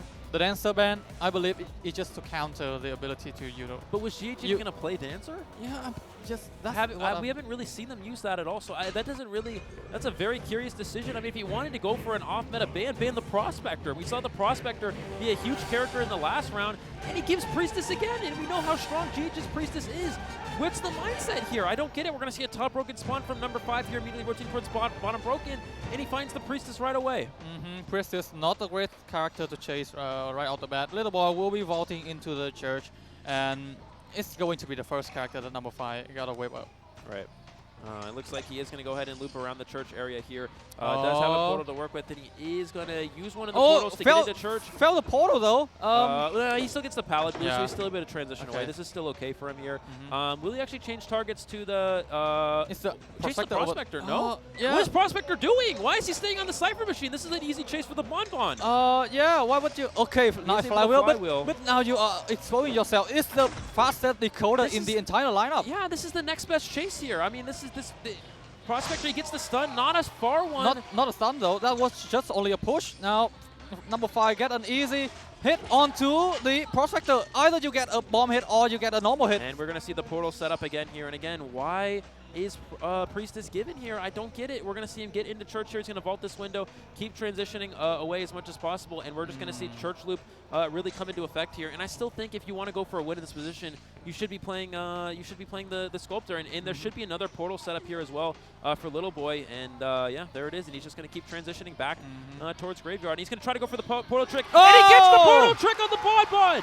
Oh no! Now number 5 is in a difficult situation. Allowing the Prospector to transition into the church. Little Boy might be the next target. Why would you blink? Why would you blink in that think situation? It's okay. No. He doesn't have a portal, so he's still going to be able to get a free hit here. The thing is, now you are allowing the Survivor to transition without worrying about a blink. They can just drop the pallet all the time. You know, also it's interesting that he played Bon. I mean, Bon is a hunter that can struggle with not very strong. Oh, Capcom could go for the support here. He's going to pick up, goes for the Tyrant, does he get the misses the control bomb onto the Priestess, and that might be the game changer. Oh no, now it's the situation of Little Boy being able to transition to the kiting area that is going to be up next. No blink to be worried about. Just drop the pallet and you'll be fine. Now sidestepping from the bomb. Oh, missed the bomb. Oh, Misses wasn't that able one as to. well. Yeah, double misses back. that one as well. He's going to go back over to this pallet here. He's able to get the vault off. Does get that one more chain here, and he does have 2 bombs to work. He should be able to get the down right here. Here comes the Weeping Clown for the pickup. Gets another pickup. Can he hit the bomb? And the Prospector stun! It's just. I think that's it. Yeah, that's it. That's it. Number 5 is now in a difficult situation. The Cypher that great, but they have decoded 2 Cyphers, so He he's has still to eliminate 2 survivors at least here. Oh, does get that chip here, a missed flywheel. If they get 2 survivors, if he get 3 survivors at the exit gate here, GH just wins straight up here. He's gonna go for another bomb here. Goes for the miss. Does not get the control bomb hit as well. Does get the stun there, and he's gonna make it back into that church window. Now Little Boy is now transitioning to the back back breakable area, while 481 will try to transition. Capcom could be here for the support. No, take the hit in from the Prosector. Will be throwing the magnet in front of the door. Force number 5 to go for the magnet. Yeah, the transition to change. another. Now he just gets on the yeah, rocket. nah. Does he hit the? No, the rocket bomb doesn't even connect there. And I mean, you know, Bonbon's not a hunter we really see number 5 even play. So I'm curious why he's opting to go for it here. There's no counter. There's no there's no survivor that you can counter with the Bonbon. Yeah, he's gonna get the hit onto the Weeping Clown here. Finally, but look at that, the Cypher progress. I mean, it's actually, the Cypher progress is actually very slow. So he's still actually not out of it yet. This looks like a losing position. But look at the Cypher progress here. And I mean, they still need another Cypher. I mean, it's pretty far behind. I think they're stopping to heal a lot here.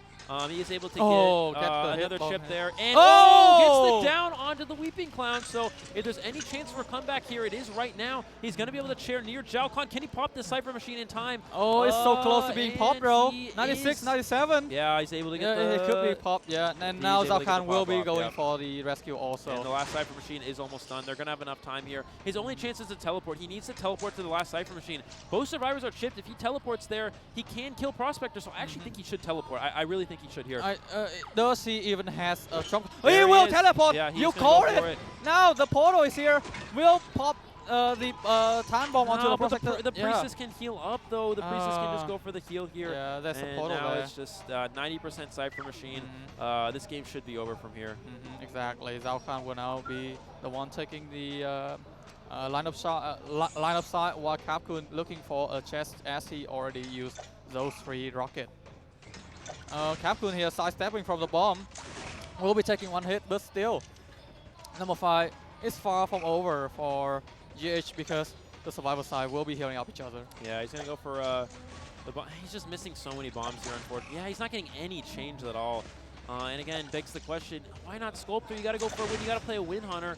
He is able to get that onto the Mercenary. Goes for that. And again, just another miss there. The survivors can easily just go back to that Cypher machine. It is going to be a prime, and this looks like this should be winning things here for GH. Zhao Khan now will be the one taking the last guy. They will pop the Cypher immediately though. Teleport is still unavailable for number 5, and they could just open the gate this and get out. This will secure it here. We're going to see Zhao Khan. He's going to vault the pallet and transition away. Still has an elbow pad. I mean, he could potentially go for a 4 survivor escape here. Looks like he's actually playing this smart. He's going to leave for the Priestess. This is the correct decision. I mean, you got to at least, you know, try to go for at least 1 kill in this, at least here. If you chase Mercenary, he's able to get out with that elbow pad. Now, the question is the dungeon here. It's not. The dungeon is at the graveyard. Priestess is going to do kind of a short portal here, making a little bit of distance. Beautiful bomb chain onto the Priestess, and the timer bomb misses. Another sidestep coming from They're going to try to push. He does not. I don't know if he has a pallet boost here. Does he have it to work with here? Does have the pallet boost. He's going to push for the dungeon. Got to be careful with the 5-second bomb. He's pushing for the dungeon. Will the bomb blow up in time onto the Priestess? Oh, he downs the Priestess before he gets out the dungeon, and he is able to get the 1 kill. But GH still enough points to advance to the finals here, and they will be moving on to play against ZT. Great job from GH. They will be able to win against BL, and they will be the one advancing to the final round against 0-2. Yep, absolutely here. Another 3 survivor escape, 3 in a row here for the GH survivors, really coming out to play against one of the best hunters in the world. Number 5, GH will be advancing to the finals against ZT, and we're going to have a very exciting finals matchup ahead of us. 0-2 versus GH, the previous champion versus the new generation will be the final for us in this IVC Southeast Asia 2022. Incredible match. Still, Bonbon, I don't think that's a great pick coming from a survivor. Coming from the hunter. I don't get the Bon pick at all. I don't get it. I don't get the Dancer ban. I don't get the Bon pick. I mean, it's just it's not a hunter that number 5's been very proficient with. If you want, I mean, because you have to play aggressively here. You cannot afford to play conservative. You play a tie hunter like Bon and you actually get a tie. Your survivors have to 4 escape. I mean, that's incredibly hard to do, right? So the Bon, it doesn't. I mean, at least play Sculptor, right? At least try to go for a win hunter there. Like he missed so many opportunities there, and you know, it's just unfortunate as the round was looking very well for him previously, but now in this matchup, the survivor just completely outplay him. Right. And GH, they're going to be advancing, and we're going to see back to the GH back to the IVC finals here. They've been able to win it consistently for the past few years. Now they got to go through ZT. So they've gone through one of the hard matchups here, and now they have to go through arguably the hardest one for them so far in this tournament. Yeah, it's going to be interesting for sure. But yeah, I mean, just looking back into that matchup, the GH survivors again playing so well, and no Priestess ban. Yeah, I think it's the same script that we see in the previous IVC. Yep. GH coming up from the lower bracket, and they will be advancing into the finals. Yeah, not banning the Priestess, that was basically the worst choice. I still don't get it. I will never understand to this day why the Priestess is consistently given here. And maybe there's some teams that are more effective with Priestess and some that are not as effective. But this GH team has proven it's their strongest weapon. Exactly. And you see Zhao Khan 174. The Cypher was actually going quite slow because the Survivor keep constantly trying to support each other. But number 5 also, he just never got kills. Never got a kill, never commit to a kill. Like, just completely transition from one to another. But the thing is, you have to consider he was forced to switch a lot of those times. Yeah. And why was that? Because of the Priestess. I mean, we literally saw that, right? So that's why, again, it continues to beg the question why we don't see that. The Dancer ban, it doesn't make it. Like, I understand Dancer, it can have some support. You can put your boxes in church. You can put it in certain kiting areas to help support. If you put them at the church windows, the survivors can vault, make distance. It slows the Bon down with the slow boxes, whatever it may be, right? Exactly. But I don't even think GH was going to play Dancer. Yeah, it's just unreal, like an unimaginable situation that we could be seeing. Right. Just ban the Priestess. That is a way better ban than the Dancer. The Dancer can only affect a certain region. The Priestess can portal from an area to another. Right. That's just transitional kiting is so crucial to the team. And they're going to take Mercenary first, right? So even if they, for some reason, did pick Dancer, you still have another bit. You can ban the Prospector. And the Prospector is a character we saw be very effective in the last round. And it's also one that worked out very well for GH here. So if you were really worried about some sort of, slightly non-meta support character, ban the Priestess first, then you take out Dancer or Prospector later. I actually think they would have locked Mercenary and Prospector because I think they knew that that number 5 would have actually been worried about the Prospector based off of how that last round went. And especially if he wants to play, why do you play Bon into that team comp? I mean, you gotta go for a win, and you're playing a Bon into a Prospector. It's a great kiter for Bon. Priestess in church, it's a free church loop. You can't chase the Mercenary. Like it's impossible. Yeah, I just say that the Bon isn't going to counter any one of the Survivor side. It's just not understandable. I think the Sculptor, as you said, would have been way better. Yeah, it's way stronger. You can camp the Cypher, you can block the route. Yep. It's just, I mean, number 5 really did his best, but the Survivor side really capitalized on his mistake and get the win from that. Right, and not only is Sculptor stronger against the team comp, it's just stronger in that situation. I mean, you have to try to win. You have to try to win. You got to give your survivors some chance. Maybe he wasn't feeling confident in Sculptor after the last run. I don't know, but Bon. Yeah. I mean, at least I even feel like Bloody Queen would have been better. I mean, Bloody Queen can counter Prospector. And Bloody Queen can technically 3K. Bon against that comp, you're not. It's not happening. I mean, good call from GH. They did out-mind game the Bon some of the situation there. But as you said, Bloody Queen would have been way better. Yeah. Way better. You can anything in the situation when they trick when they double back the portal, you can just mirror and close the distance.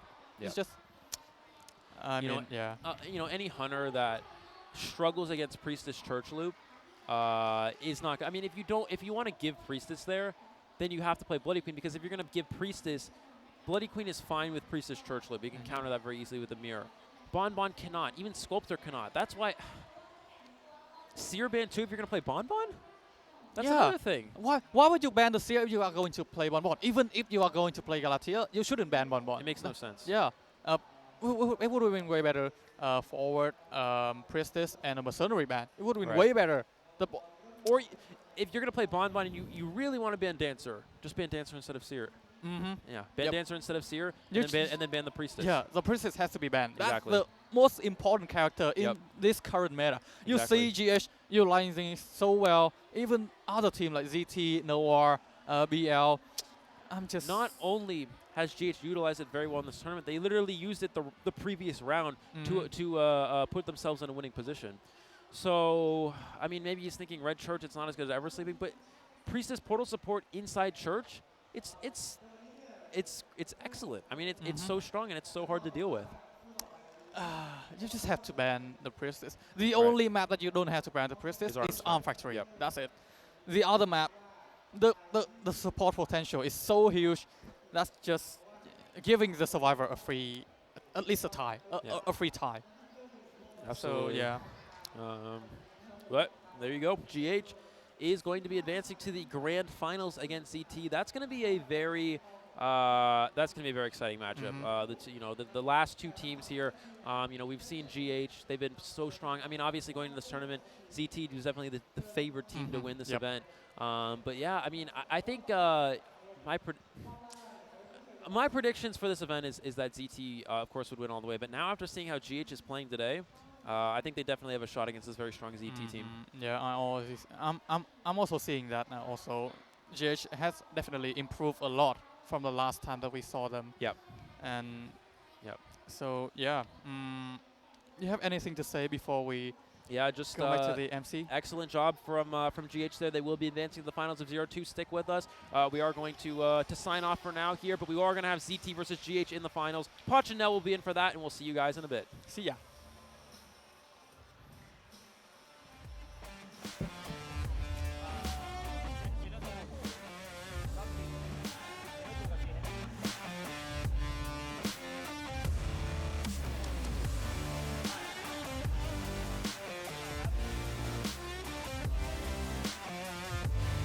ขอแสดงความยินดีกับ GH ด้วยค่ะ Congratulations to GH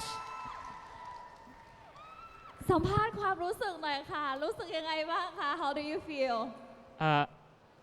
ก็รู้สึกดีครับที่ผ่านมาจุดนี้ได้เพราะ He said that he feel good to pass all the way here มีอะไรอยากจะบอกแฟนๆบ้างคะ Do you have anything to say with your fans ขอบคุณแฟนๆทั้งหลายคนที่มาคอยเชียร์มาคอยนั่งเชียร์ตรงนี้ขอบคุณครับ Thank you very much for your support มีอะไรอีกไหมคะหรือว่าเท่านี้เลยฝากเชียร์ GH ในรอบต่อไปด้วยครับ GH จะเอาแชมป์มาให้ได้ครับขอบคุณครับ He said that he's gonna bring the champion in next match โอเคขอบคุณมากนะคะขอบคุณค่ะ Congratulations ค่ะขอบคุณค่ะ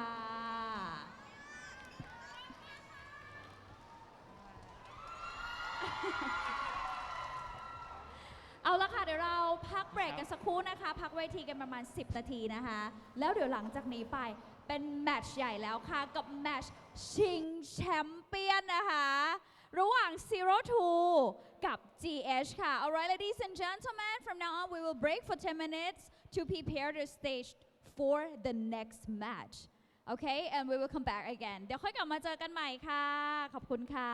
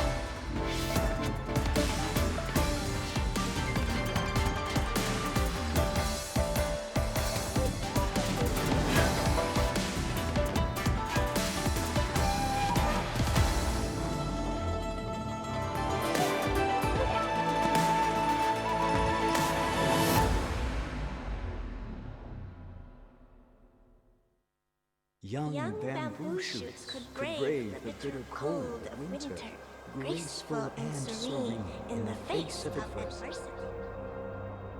Father, you taught us that the Shao family must act like bamboo in the winter, unruffled and composed. But what if the powerful seek our downfall? What good is our composure if evil goes unpunished? Forgive me, I must defy our mantra. What?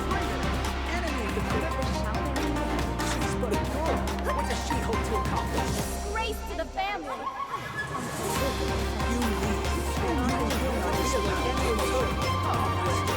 Was I the one who brought this misfortune? Chi. No, I mustn't hide. For the Shao family, for vindication, and for her safe return. I knew this was a life of hardship, a life of uncertainty and diligence. My only option is to press onward and tread the unknown.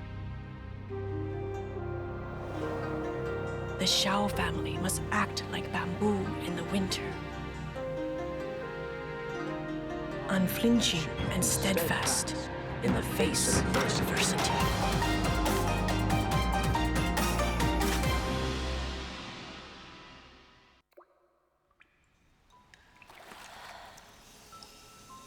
With steam dense as a veil,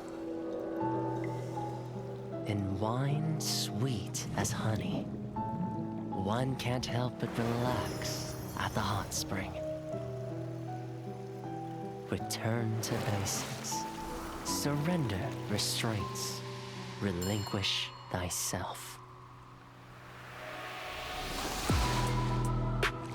Like the eagle plummeting straight down, lusting for lambs, hating all lamb souls. Bathed in the spring, we drink. We worship. We indulge.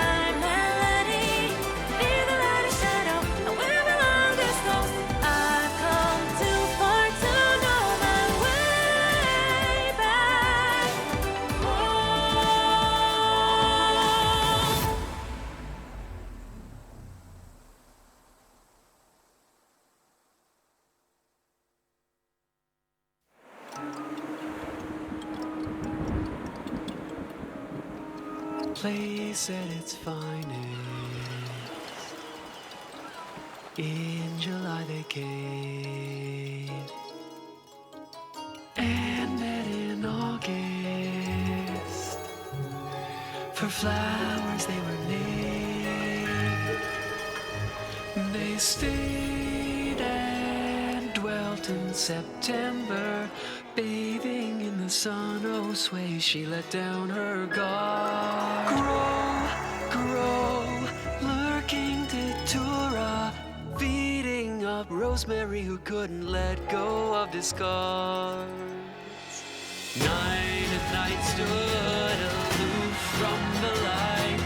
Down and down fell into addictions and took to light. Time and time behind the curtain he hid till that came into sight.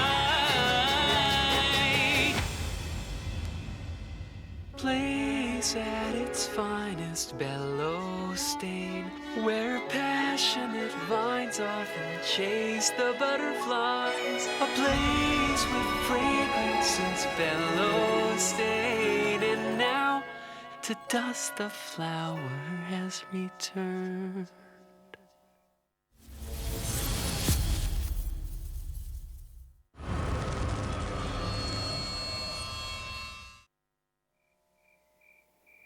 What happened on the island? Let's go and see.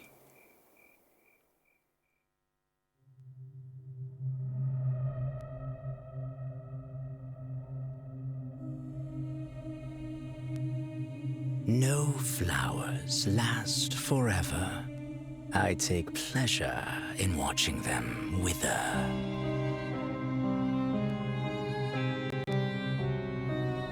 Calamus, turning hope to despair. Datura, severing love with grasping snare. Rosemary, indulging in past memories. Tuberose, falling off the edge of jeopardy.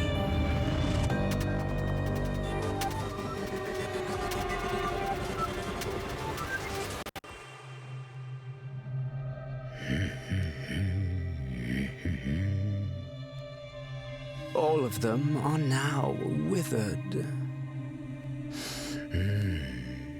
And more gorgeous than ever.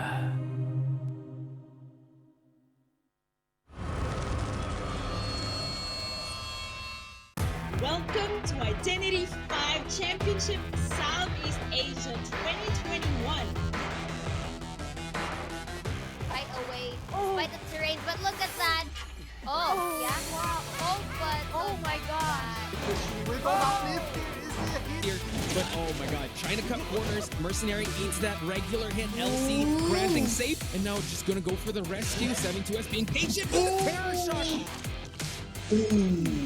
Just in time, he was able to open up. He did. Wow.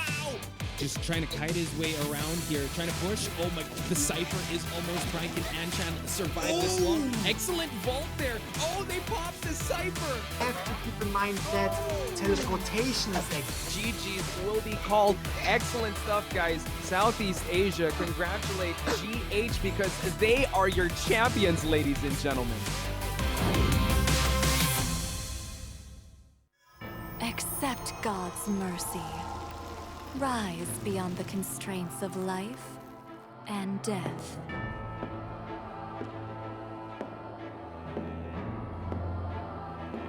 This is an endless game of chance. Greed has tainted the sanctity of faith. Pawn your lips and tongue, never to speak of the past. Pledge your beating heart, break free from the Reaper's hold. Surrender your soul, submit to eternal desire.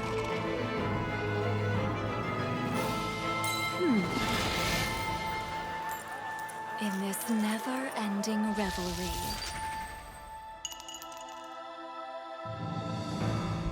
you must wager your immortality.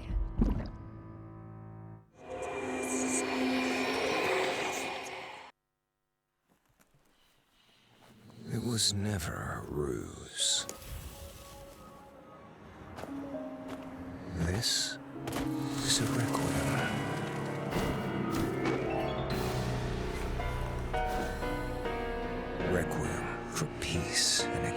dreamscape.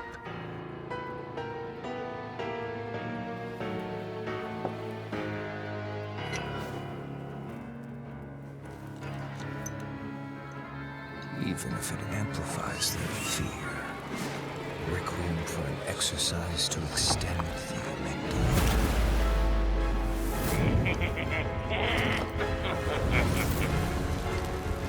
Extracting every last drop of that crystal dew.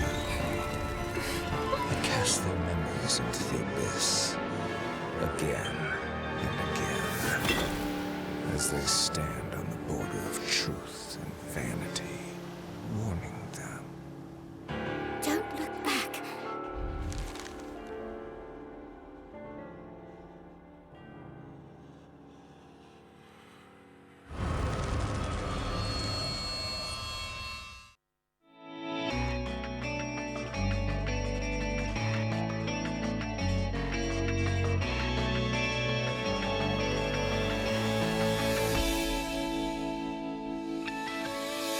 Waking up through the darkness, I can see the sun.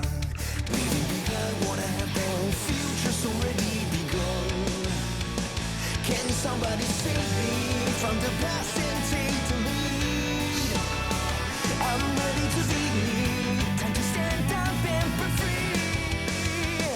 There were times I didn't know what to believe. Now I found a reason to fulfill my destiny.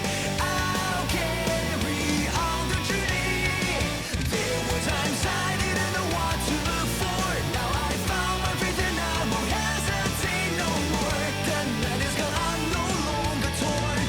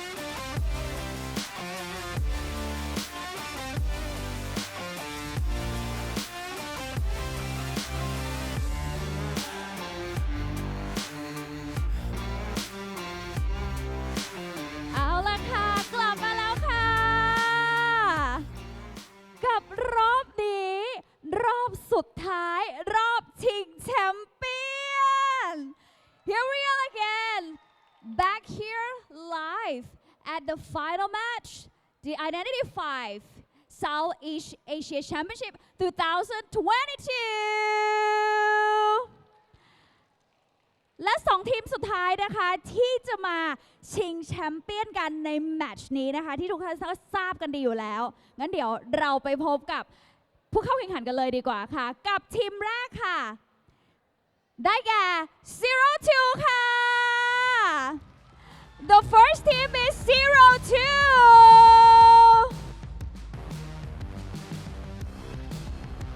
ใส่พลังให้เต็มที่เลยค่ะว้าว and this is 02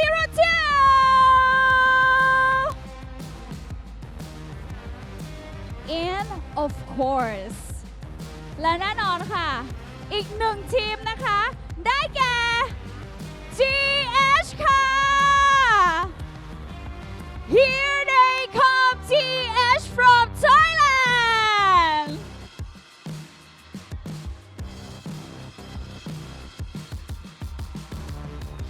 และนี่คือตัวแทนจากประเทศไทยนะคะและนี่ค่ะกับ GH ค่ะ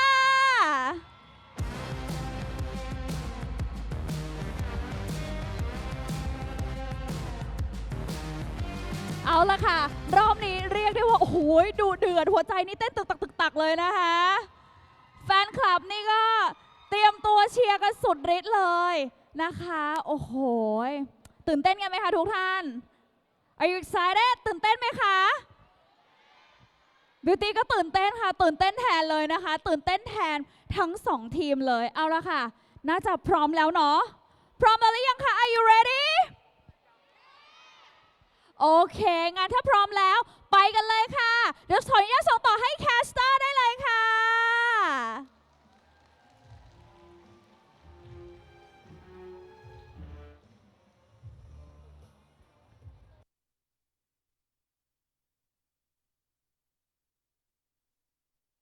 We're live here in Bangkok, and how can we explain what's happening right now? We got ZT, the unstoppable force, and we got GH, I would have to say, defending the land. Yeah, for sure. Like, GH has been doing the unexpected so far, going up against Noir, clearing Noir, now clearing BL, just you saw a moment ago, and now finally reaching the final point, GH versus ZT. Battle of the century right here. Yeah, they had to take the scenic route, ladies and gentlemen. They're over there at the lower bracket. I mean, it's a storied finish. I would say new generation versus the old guards here. Because GH, the known team, the legends, and the defending champs. Yeah. And ZT, I mean, this year coming of age and now taking a shot at the champs. As I always say, ladies and gentlemen, when you take a shot at the king, you best not miss. You definitely true, because you know what? They're definitely looking like, totally agree with you. GH definitely looking to defend the honor as the previous IVC champions. For those of you who are not, who just tuned in, this is the finale right here. We are going through a potential 5 games, BO5s, GH versus ZT, to determine who will be crowned IVC champion of 2022 and walk away with a whopping prize of there's a lot of numbers. Go for it. 400,000 baht right there. Yeah, that's a lot of money. 20 iPhones. There we go. A lot of skins, a lot of accessories that you can play with. And also, their bragging rights to be called IVC champions of Southeast Asia. I think that's no other coveted title here in Southeast Asia. And any one of these teams could definitely win that. One thing I do want to bring up is the statistics. GH has fallen to ZT before. Yeah. And now, the thing that's different for me, Nell, and I'm going to throw this question to you. Okay. What is that difference? For me, hometown advantage. They're defending the land. They have this energy from this crowd in Bangkok. For sure. I mean, I've been talking about this with Eli yesterday. Playing in the home field definitely brings out the best in you. Like the energy, you can feel that they come out. When you hear the fans cheering for you, you look at the fans that are looking at you with the signboard, the fan signs, beautiful fan signs right there, saying GH.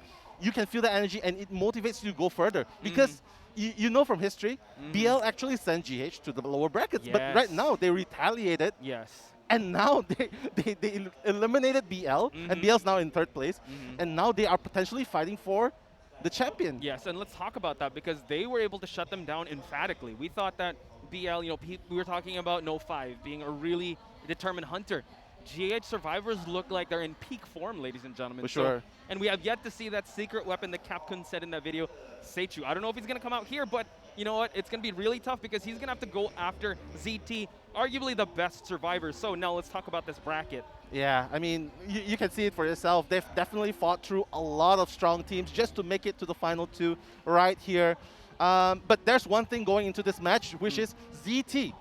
They have plenty of rest since yesterday, up until today, whereas GH, they have been fighting against Noir, they've been fighting against BL just now. They only have about 10 to 20 minutes of rest, and now they have to go a potential full 5 games round against ZT. So I would say they definitely need to pick up their inner Hulk to power through, man. Let's hope they have fuel in them because, like you said, Starbucks. Yeah, there we go. ZT was kind of put on ice. You know what? There are some teams that actually like, having a warm-up. I wouldn't say going up against BL is a warm-up. That's definitely like a sprint. And they were able to pass, but now, that's the advantage of being in the upper bracket. You don't have to play that much matches. At least now they made it to the championship game, best of 5. This is going to be tough because ZT is their strongest at the start. That's true, that's true. And if history taught us anything, ZT, okay, a little analysis. ZT usually sends out their hunter to get the draw. If they can get a 3K, 4K, they'll be best. Yeah, but then usually it's where the survivors come in and rake in the points. So GH, they definitely has to pick out on this. And also, number 2, they pick Sacred Heart most of the time. So if GH picks up on this, they definitely need to find out how to counter, get the points from Kuga so that they can create the necessary pressure against the survivors of ZT if they want to stand a chance. That would definitely be the winning game plan. Yeah. And ZT, I mean, you know what they're going to be doing. You know that the survivors are their strongest suit. Yeah. And even in this meta, I mean, I did exchange words with MX. They're like, buff more survivors. We need more buffs. We need more. I mean, come on. You saw in this meta how the hunters have been struggling. I think they've also handled GodJ pretty well.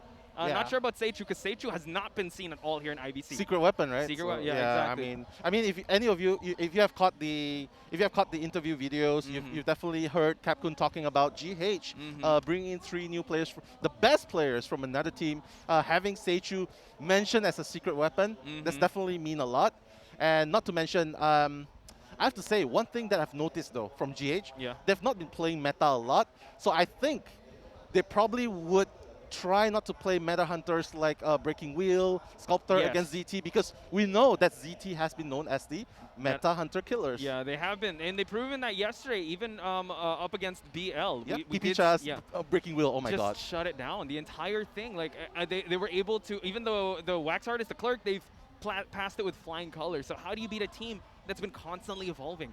ZT, oh my god. I mean, if we talk about the journey, the community matches, IVA, shout-outs to IVA, by the way. Oh, thank you.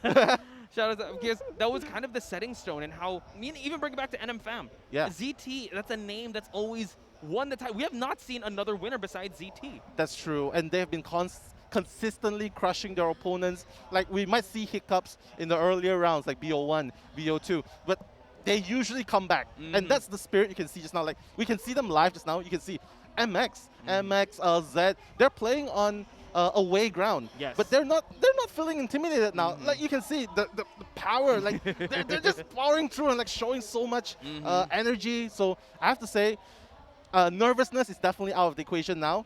They have to focus on the game plan. And just as you predicted, it is the GH survivors that will be coming out first. So that means Kuga will be hunting. So depending on where the map is, I'm excited to see that. Also, ZT did beat GH. That's when they completely shut down the Breaking Wheel of GodJ. So maybe Seichu might come out. Who knows? Because I'm pretty sure GodJ, I mean, he's kind of traumatized with what ZT survivors were able to accomplish against him. That's true. That's true. But yeah, but talking about Seichu as the hunter as well, we'll have something to discuss more about later. It because later. But yeah, Little Boy has been known to be the sneaky ones, the OG GH, sneaky, very good kider. And now with the addition of 481, otherwise known as Narukun, you've seen how he played just now. He's a menace. Even when he's on the forward. Yes. Yeah, and it's just so annoying, especially when you're playing against him. And he's not afraid to make those risky plays. He's really not. I mean, even on his prospector, any stunner, he would actually go for it. And you'd think that, the over support that we keep talking about, I think the previous game was a good example that they kind of found this pace Yeah. This weaponizing pace that they were able to change in.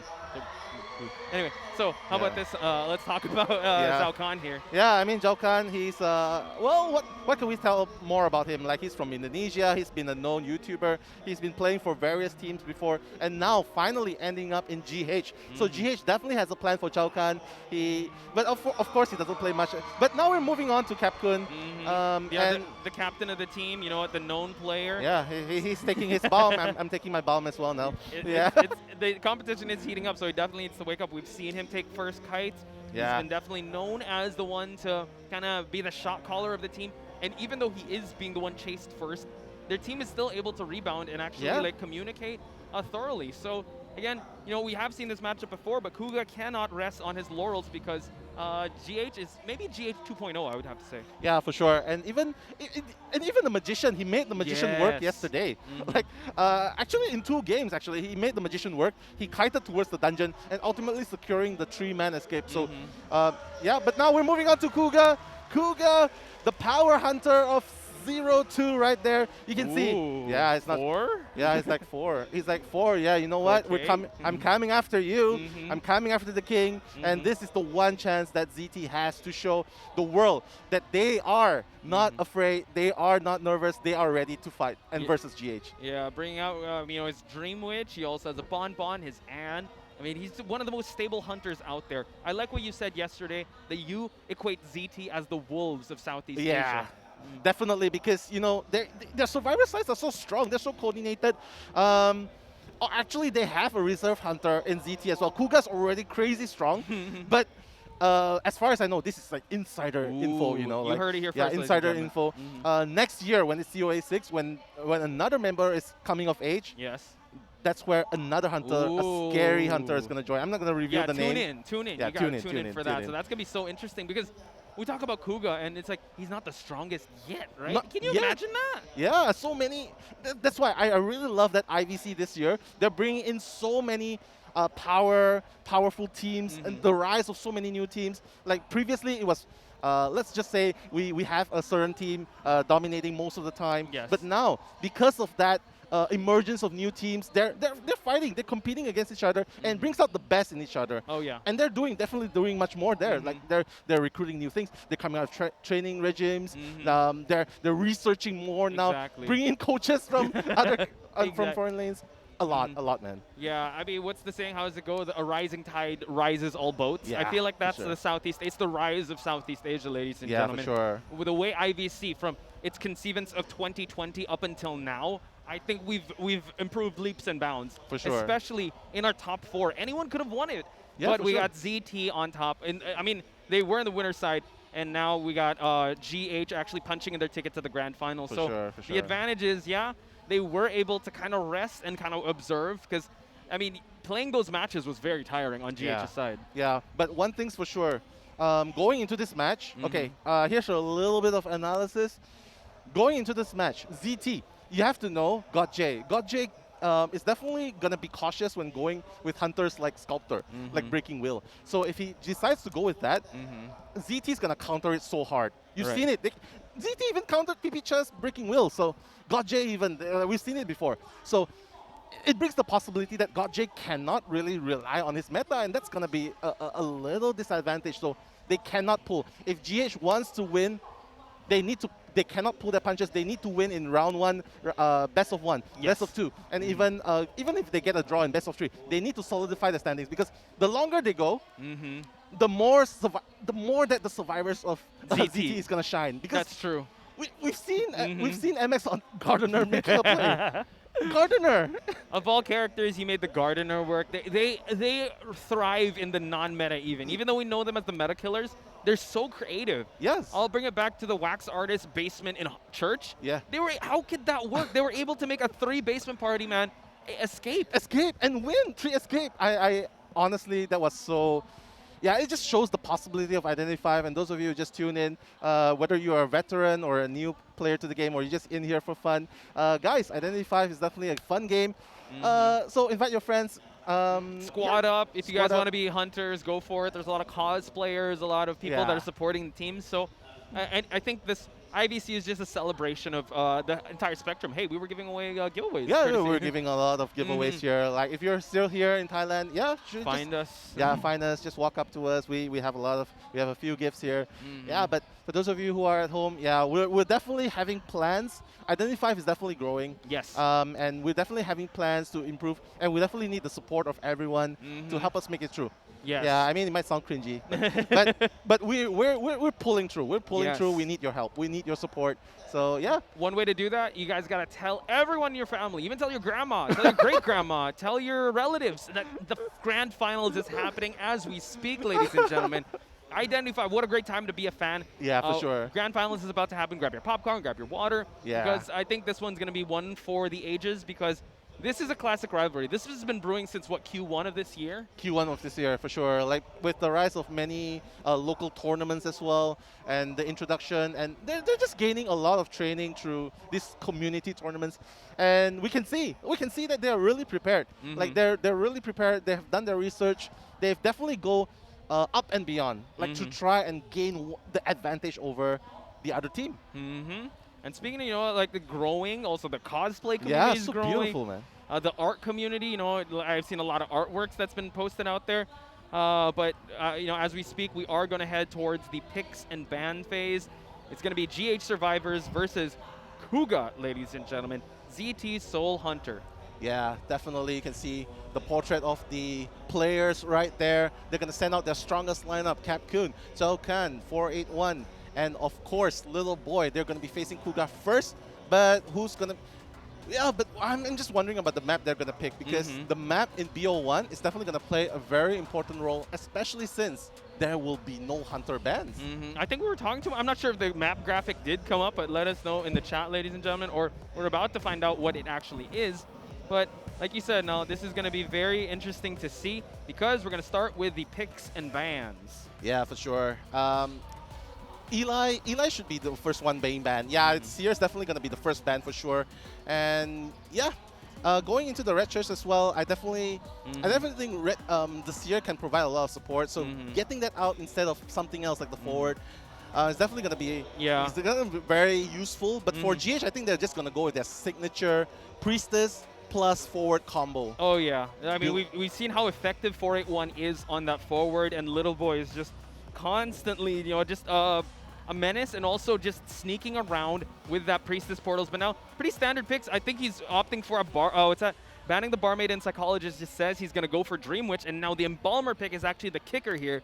They want to try to defend. They know Kuga's the 4K type of hunter, and they want to go in the defense with this Embalmer. Yeah, for sure. Like, they definitely want to tank it up, but they're just removing the possibilities of heal, possibilities of tanking a third hit. So Kuga going straight with the ace in the hole right there, the Dream Witch.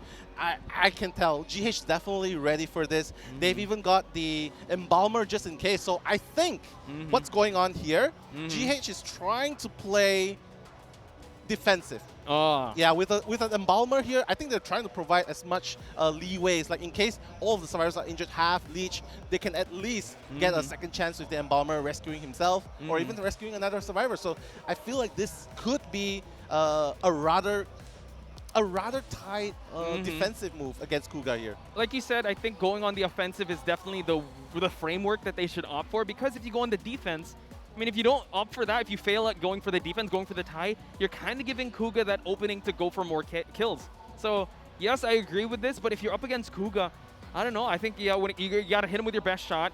I mean, the first 3 picks are looking very strong, but we know Entomologist is really strong on this map. That's true. Maybe you want another decoder. Maybe you want to be able to, a postman maybe, but Embalmer, very safe, and it also tells us it's like a mechanic. You want to just go for a tie. Yeah, that's true. That's true. Like, which is why it really surprised me that they didn't go for something like the Entomologist, because it can definitely kite.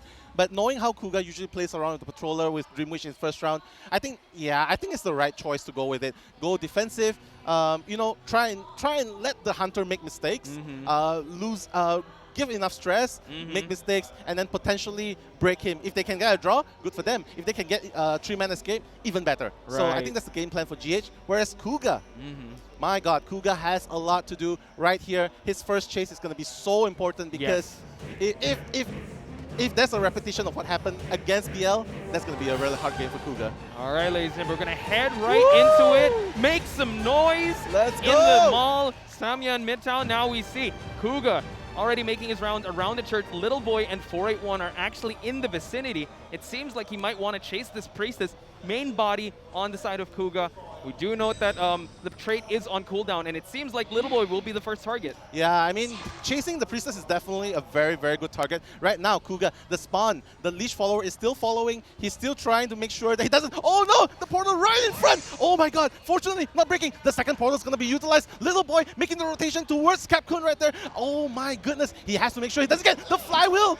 Oh, able to establish that distance, but still, you know what? Early flywheel just to move towards that pallet. Patroller is ready. This kind of disrupts the Cypher flow. No, Capcom is still staying there. We do see that there is an acrobat here, with Zhao Kahn is over there. And now Little Boy still making the rounds. It's still looking quite good. This is actually still a great start on the side of GH. Yeah, he's playing the mind games here. Oh my god, getting that hit. But fortunately, it is the leech hit. So right now, Kuga has to leech the Priestess again. Otherwise, she will be running so far away. And you can see Kuga's just arranging for the followers to follow up.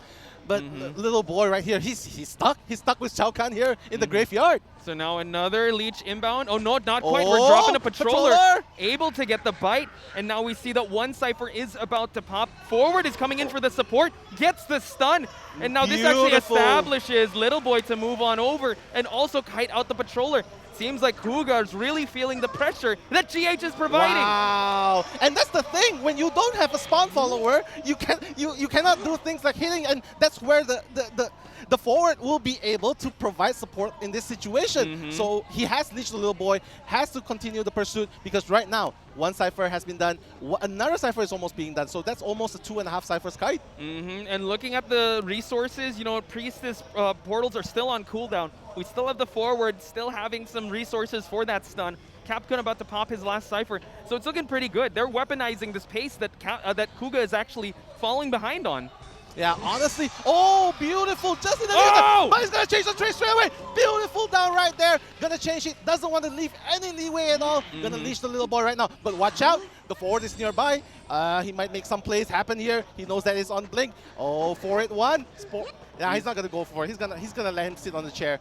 And look at Kuga masterfully controlling the leech follower. Here we go. Oh, yeah, nice. Beautiful. Just denying any... Oh, tried to go for a blink, but unfortunately it was empty. 481 is still distracting here. Little Boy, first time on the rocket chair. So this is a huge opening for GH. He cannot get hit here. He cannot get hit here. Otherwise, oh, okay, nice.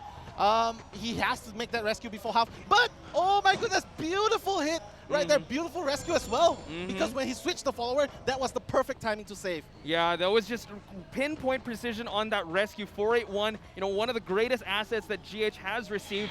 Little Boy is going to get leached again. Luckily for them, this is the second time on this rocket chair. Two survivors are working on a Cypher. Oh, but luckily, the coffin! Oh, you're right. Luckily for them, there's only one Cypher. The last Cypher is just being worked on right now.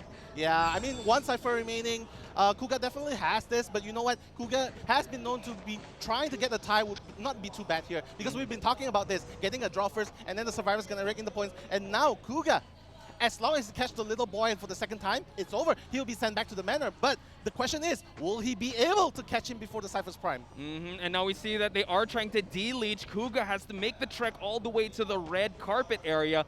Priestess is going to get unleashed. And now no spawn followers on the map. One Cypher remains, but it's less than 50%. So Kuga has to be careful. He's going to be already leeching one of these survivors. Yeah, he definitely cannot. That's a really smart move. Leeching Capcom, using his leech to hit the Little Boy. At least he'll be able to carry. But here's the thing, though. Like, he has to make sure this hit goes. Oh, my goodness! Able to make the portal, and now we see Capcom trying to body block. The clock is winding down for Kuga to get a survivor away and try to push for this tie, but it seems like Capcom is going to get unleashed. Can he hit him in time before the spawn follower? But it seems like they want to force a basic hit here. Oh, no, flywheel! The flywheel as well! My goodness! That's a game-changing moment because the Cypher is prime and the support by the forward as well. 3 people hiding there. Oh my goodness, Cypher is prime right there. Kuga just falling back in line of the pace that GH has been putting on the table. And we see that Little Boy here, they're waiting for the right and opportune time. There's only one follower that is on the embalmer, and I'm pretty sure it's already primed. Little Boy is going to get leeched, So this is actually great for Kuga. He needs to get at least one now. Yeah, I think Kuga's game plan here is he knows that. Oh my goodness! I thought it was gonna be a terror shock, but no. If for it, one's gonna run away. But you know what? I think the game plan here is Kuga is trying to get as much leash up as possible because he knows that the Cypher's Prime. He wants to be able to let the followers follow the survivors as soon as Cypher's Prime. So that's what he has done. All he has to do is wait up, wait for the little boy to go down, and he has to hit him with the spawn follower. And we see that the dungeon is over at the Acrobat. Oh, forget the stun. Are they going to pop it? Not quite. It seems like they still want to wait for the opportune moment. Yeah. Oh, able to get it, and the pop happens. They're going to go for the exit gate. Little boy at least still has that leech on him. So Kuga still, I mean, GH, they're looking real good right now. Yeah, but it's not over yet. Kuga is at the direction of the gate that they want to prime. And right now, Capcom at the back as well. He's going to remove the prime straight away. The follower has been primed.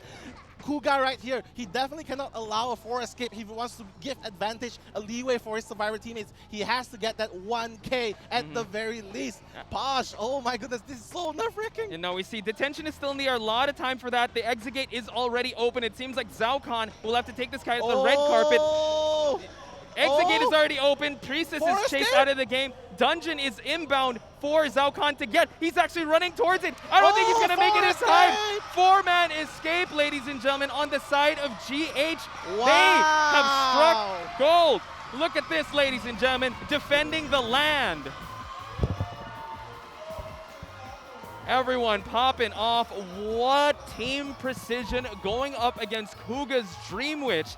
And the crowd goes wild. Again, this is definitely a marathon and not a race, ladies and gentlemen. Yeah, GH one match at a time, and they were able to get that in emphatic fashion. Yeah, getting that 4 escape against Kuga is definitely going to put a lot of stress on the survivor side. So yeah, we'll definitely have to see what what ZT will be coming. But definitely, GH has to be very happy to get that, especially against a Dream Wish by Kuga in a best of 1. So I have to say, very, very good start for GH. Yeah, this is what they wanted. They were able to even make the Embalmer pick work. The embalming of that Priestess definitely worked out in the end. The pace, you know, we were saying that I think now an all-star team like this, they finally found their rhythm and flow. Because at the start, I would say little stretches here and there, a lot of overextensions, but they were able to support at the right amount of time and still get the objectives popping. Yeah, I mean, at the end game there, when you know that it's a really hard game, especially when you have 2 survivors surrounding the Priestess, making their escape. And this is where things get very dangerous. I think the Priestess forward combo is definitely very, very, very, very devastating for Kuga, especially in the front part. You notice that the leech hit, that's why the leech hit, it's a really important thing to have, because when you don't have it, the 4 can easily provide a stun to the spawn follower, and that allowed Little Boy to gain distance. So yeah, but you know what? Let's look at the match stats part. Yeah, I mean, looking at it, the Little Boy able to escape and also have the most containment time. We had Zhao Kahn priming everything and also getting the dungeon escape. It was just a beautiful showing of what survivors can do in this type of meta. No resource was wasted. Flywheels were excellently used. Portals. We also got the stuns coming in from 481. I think this is the best possible game, best possible step forward that GH could have in this matchup, because they got themselves 5 points. Yeah, for sure. And now the pressure is going to be on the survivor side of ZT, because they are the ones that are going to be expected to get that 4-man escape. If they want to equalize best of 1, and you know what? You definitely do not want to give an early round win to GH, because if you do that, it's going to come back to haunt you in the later rounds. I would say it's a slippery slope. Once they have the round points, or they get like a 5 and a 5, that's going to be so hard to come back from, and that's always going to eat at you. Yeah. And I think we're kind of feeling the effects of them not being warmed up. I have to say, though, Kugo is very uncharacteristic there. Missing that missed blink, that was very uncharacteristic. And using the leech hit, I think he was expecting to leech straight away after that. But you know what? There was the 4 to provide the support stun. Right. And if you don't, you should be expecting this to happen, especially in this kind of high-tier play. At this stage of the competition, you have to expect GH will definitely be providing support. He knows that it's a leech hit, so what? You only have 1 single target, and that's where the forward stun is going to make so much impact and allows Little Boy to run further away. That's true. So let's take a beat here, ladies and gentlemen, because that was a furious and fast start. Too fast, too furious. I don't know. Too fast, too furious, for sure. I know this might be the full 5, so I hope you guys are doing well and enjoying the matches so far. Now we were out of breath with how fast that match, how frantic that was going. Yeah, it's crazy. And you know what? Casting through the mask is definitely, it's definitely, yeah. So safety first, though. Safety first for sure. But yeah, now as you can see behind us, ladies and gentlemen, it's God J at the back. He's preparing. He's thinking. But you know what? God J has been for escape before by ZT. So now. But the good thing now is, at least God J, he just needs to make a 1K. That's actually on his bad day, he gets a 1K, right? Bad day, 1K. Yeah. Even a tie, that's what he gets on his worst Soul day. Weaver, just go Soul Weaver. Soul Weaver on this map is so good, especially his Soul Weaver. Yeah. But going up against ZT, let's see if he still is a bit traumatized from what he experienced before, because you have to admit, if you guys have been tuning in the playoffs, it was ZT that sent them. I think I would have to say this. Being in the lower bracket really helped GH because they became hungrier. Yeah, for sure. And you can see that they gain momentum. It's like, it's like going Super Saiyan. Like you know, like the moment you almost died, you revive and then you grow stronger. And each time they get beat down, they grow even stronger. And that's what's happening. They're running through lower brackets. They're getting beaten down, but they're running through. They're rising and rising. Finally up here, and now getting a 4-man escape against Kuga's Dream Witch. Unheard of. I feel like speaking of like Dream Witches and leeching, I think maybe they were able to get the power of the previous teams that they were able to go through because that was incredible performance on the Survivor side. But speaking of Survivor side, let's meet the survivors of ZT. We got Shadow, one of the most slipperiest survivors out there. We did see that. I mean, he has Enchantress stats here, but he also has an Entomologist and a Seer. So we're gonna see what he's gonna be playing with. Like Shadow was already a force to be reckoned with, and he was actually one of the best kiders in ZT. But now they have an addition of Yash as well, and with the addition of MX as well. So right now, this is ZT's strongest lineup so far. You can see MX is feeling comfortable. He's like, you know what? You 4 escape our hunter. Fine, we'll 4 escape your hunter as well. This is definitely, look at the confidence right there. And look, he has the banner here, but you know what? He plays something else as well. He does play the Magician as well. He does play the Acrobat. He does play the cheeky Gardener. We've seen that before. And the thing is, MX, a man of few words, but very wise. You know, he's kind of a joker, but if you're able to talk to him about the games and ask him to break it down to ones and zeros, he's so serious about it, and he's so insightful about and the what thief as well. Wow, you got his stats for his thief. Hopefully he'll bring it out. And mind you, he was the one that welcomed, he was also saw the stage in Call of the Abyss, and he did see PP Shah. Yeah, PP Shah. Yeah, he was able to dance with PP Shah's Bonbon in Ever Sleeping Town in Call of the Abyss. Yeah, that was crazy, man. I think this is the beauty of Identity 5 and going into esports as well. We can see so many young people rising up, you know, bringing it more than their passion. And you can see as well, Yash, this is the superstar, the new superstar of ZT. He's been so dominant in the past community tournaments, IVA, up until now. And he's been proving himself. He's gained MVP as well against BL. And you know what? He's definitely a survivor you do not want to chase first. Yeah, Yash having so much to offer. I mean, his Prospector was highlighted before. And even in the videos, too. I mean, MX and also Aurora highlighting Yash as one of the survivors to worry about. And now we see that we are going to highlight Run on the map here. Run, you know, the main shot caller, the girl boss, the one able to lead and be in charge of the entire team. I'm excited to see some amazing plays. So, yeah, it's okay because she sort of takes up the tanky role. Like she plays mercenary. She's very reliable when it comes to rescuing as well. So definitely a very, very good balance. But right now, sitting at the throne of the hunter, God J, 100% win rate on the Clark. We have yet to see the Clark though. So, yeah. I think he wants to keep the 100% win rate, man. Yeah, he wants to keep the 100% win rate for sure. And the average, like ladies and gentlemen, you can see the stats here. But you know what? He does play the Wax Artist as well. He plays the Soul Weaver as well. He plays the Sculptor as well. He plays so many things, man. Yeah. And the thing is, he's seen the bright lights of this stage. He knows the tournament pressure. And I think that's another edge that we have to give to Team GH, that they are also very, they're familiar with this. They know how to deal with this type of pressure. And I know there are 2 imports or 2 members that are new, but you still got God J there, you got Capcun to kind of rally everyone together. So ZT, I have to say, you know what, adversity, you kind of have to face it here and there, and GH has faced that adversity in the lower bracket. ZT has not. They're facing it as we speak, so now the test will be answered. Oh, well, they have to answer this test of being right now on the stage as well. Shotgun it. Yeah. I mean, the one thing that I will give to GH, they have the experience of a veteran team. For ZT, they have the young blood. But, you know, talent versus experience, sometimes... It's a debate that we have time and time again, yeah, right? for sure. Yeah, but right now, you can say the innocent face of Gotche, but don't let it fool you. He's scary, man. He's a scary hunter. And it's definitely very scary because right now, he will be facing ZT Survivor. And you know what? 1K is the minimum requirement for GH to win BO1 right here. And this is what's tough because ZT is really known for getting that 4K, but not in this type of pressure. So we're going to find out how they'll be able to rise above this pressure. So I think it's like an anime story arc. We're going to see how well they're going to be doing this because let's see if the power of friendship is going to come through. Now, forward being banned first, allowing the Seer, allowing the Priestess. He doesn't like those stunners, and that's fine. MX has the batter. We have a Prospector. They really go off meta with these type of things. So Gajay can't be too safe with just banning this forward just yet. That's true. But it does show how GodJ is really afraid of the power forward. Like, typically, you always ban something like the Seer, the Machinery first. But here, banning the forward, I have to say, ZT has to probably pick up Seer. Otherwise, it'll be...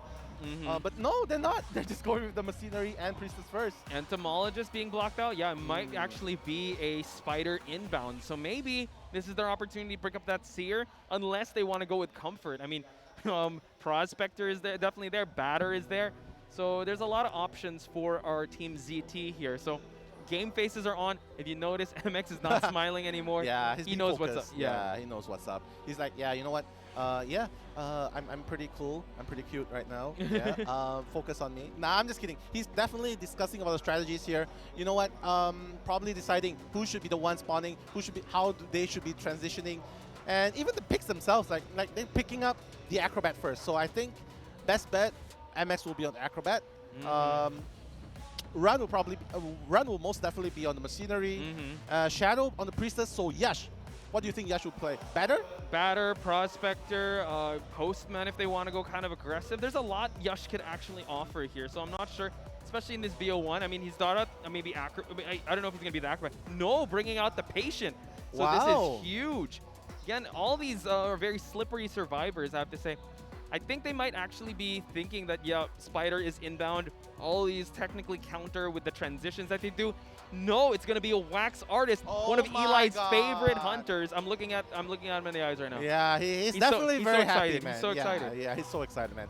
He's definitely happy. Like GodJ, yeah, you know, it's a really good thing. Like because you cannot go meta. Like you go meta, it's either you win big or you just lose big. So going to the Wax Artist, yeah, I totally like it. He's been really comfortable with his Wax Artist. He's been consistently getting points with his Wax Artist. So yeah, I really like this pick.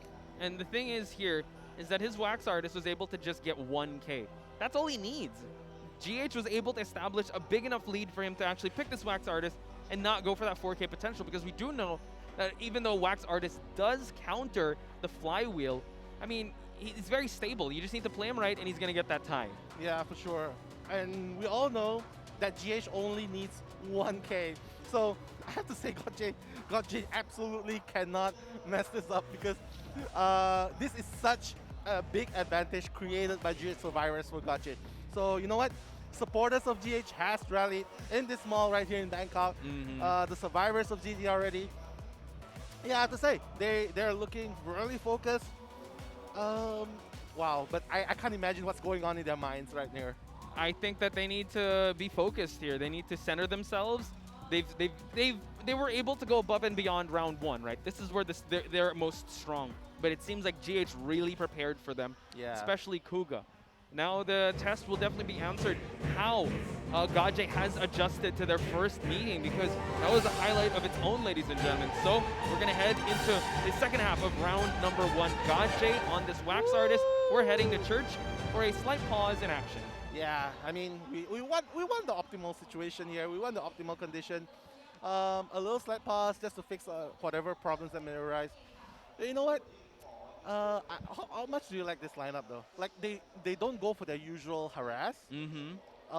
Mercenary, there's no harass. Mercenary, acrobat, patient. So my guess is that they just want to survive as much as possible. They don't want to harass the wax artist because I think that was one of the biggest, well, I would say missteps that they had. They went with too much of a support lineup the last time they faced the wax artist, and that bit them. So I think now they just want to avert all the attention away. Like they're just going to keep transitioning. That's my bet. How about you? I think it's next level. I think they show the ability to support, harass so much. But against God J's wax artist, they know every stun contributes to 25% splash wax onto the body. True. So now, this just shows that ZT is so versatile. They're moving from support heavy, harass heavy, into just pure, you know what? Aversion. Stay away. Yeah, just stay away. No harass. Rock hiding skills. Transitioning away from with the priestess. I think they're just they're just gonna play slippery. Like, you know what? Get away from me. I don't want any more ice cream. Yeah, I'm full. Thank you. I'll get too much sugar. I can't sleep tonight. Yeah, that looks about right because we've seen how well God J is. If you play, you know, if you tight kite, if you don't transition away. And with that priestess in the mix, you got patient also there. Acrobat that doesn't even need to jump any windows because he has that bomb jump. Doesn't need any vaults. So it's looking, I would say God J, he just needs one, right? He just but needs one. The question is, how are you going to get that one and who are you going to chase? That's true, that's true. Like, there's so many targets, it's so hard. But as long as he plays it carefully, like blocking the windows, Acrobat's bomb will be deemed useless. It will be able to create distance.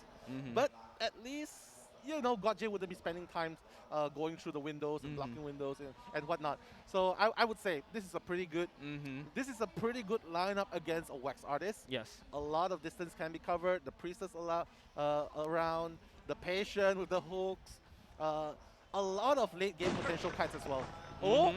Going straight into the match, breaking a wall there at the top breakable part. So MX being in this area, he is the patient, while Yush also at the bottom part. It seems like God J is going to be cutting MX the is the mercenary.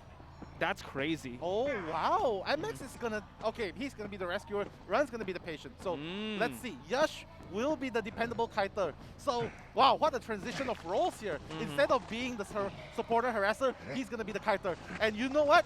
I mentioned, you do not want to chase Yush first, but God J has no chance, has no choice. Yeah, he's going to go straight to Yush, and now he knows that that window in Shack Air was blocked. He's going to transition. Look at him breaking line of sight. Can't go through, but he's still going to be able to kite through this Shack area. So beautiful sequence so far on Yush's side, buying enough time. Now he's going to block out these windows. Dude, look at Yush. He's just cutting corners here to break the line of sight. Yeah, and he's doing a perfect juke right there. Oh, able to make the jump happen, avoiding the slow, but now he's going to eat some for the transition here. He might have to eat a regular hit, but no, a priestess! What? The trade-off, though, he was able to get the hit. Wow, what a sequence! What a sequence indeed, but God J, because he had too much wax on his body, he wasn't able to move away, he got stunned. But Yush, he still has another ball ready to run, and oh my god, God J, he has Bling ready, he has to make sure he has timed this correctly, because Yush, my god, he has. Oh my god, Yush just being very careful. He has 14% wax, ladies and gentlemen. He was able to juke him away, breaking away from the corner situation, able to move on and cancel the skill out. The Bling is there. Is he going to go through so close to the portal. But man, God J able to turn it around there. Yeah, I mean, definitely very, very wonderfully played. But you know what? I sort of thought that Acrobat would probably bring Flying Wheel. Right. Yeah, but you know what? He's gonna be in the basement now, and all of a sudden it's gonna be so hard to rescue. And wise choice by God J, putting him in the basement. The way he was able to cut off the kite at that moment was so important because God J still held on to his blink. He's slowly building that presence, and now he's forcing the hand of ZT. They need to go for this rescue because they need to get a forward escape. Able to, while he was breaking it down. And MX now has an elbow pad to close out the distance and make that escape happen. And a portal as well! He's going to break it first, but this is going to allow a rescue to happen. Forcing God J. Forcing the hit. A traffic jam situation. MX running back down. We're going to see if Yush is going to be able to make it out. Can he make this jump happen? It seems like the block is going to happen, and he's going to go back to the basement. Yeah, and you know what? Unfortunate! He cannot go out. The wax artist block. This is what we're talking about. Blocking the windows. And will not enable the ZT survivors to go out. And now GodJ gonna go back to that. I don't know. They could duplicate the same type of rescue happening. So let's see how they're gonna try to duplicate that same type of success. Acrobat on Yush's side has been, passing the test so far. 3 ciphers remaining, about to be 2. Priestess is working on that cipher. Wow. But you know what? ZT definitely needs to make this rescue because otherwise they wouldn't be able to go. Oh, able to make it? Gotcha, Wow. Gotcha. Oh, he's able to see it, and now the rescue does happen. Is the priestess gonna put another portal down? It seems like MX. Oh, Priestess is there, able to escape. Oh my God! And now forcing the hand of GodJ. Wow. ZT, ladies and gentlemen, able to make the rescue happen. Oh, giving him the bling is ready. Yes. Portal again to escape the wax. Oh my God! And Priestess is here. He's trying to body block as much as possible. Missing the hit. And now we see that the wax. And now GodJ getting the down on this Acrobat. This was so important. No harassers in place. It seems like he wants more survivors down. Yeah, I mean, ZT, they're definitely trying to go really aggressive, but they don't have the hot wax. Double hit, Mercenary going down. Shadow working on a cipher here, being chased out. Acrobat trying to crawl his way out, but it seems like they might have to settle for a tie situation. Yeah, I mean, ZT, they definitely got very aggressive there. In that situation, you don't have the lineup to provide support. The ciphers are almost prime actually, so they might still be able to salvage the situation by getting a 3-man escape. So that's why MX, he didn't force the heal. He went far away. So now GodJ, popping the cipher. Cypher's pop. So the best case scenario for them is for them to get a at least a 3-person escape. Run being hit by the wax there. Let's see if he was able to. She was able to move on away. MX wax has inbound. Pads. Yeah, GodJ has to be very careful. MX has 2 pads. MX has 2 pads. He has to be really careful because as soon as Run opens the door, and GodJ realizes this, he's not gonna allow Run to even touch the door. But Run has 3 hooks. Yeah, the hooks, and also the dungeon is here. So GodJ just has to be very careful and not allow Run to be able to open it up. Run unable to make the hook happen. It seems like it might be a tie situation. Yeah, I think GodJ was being really patient, waiting right there.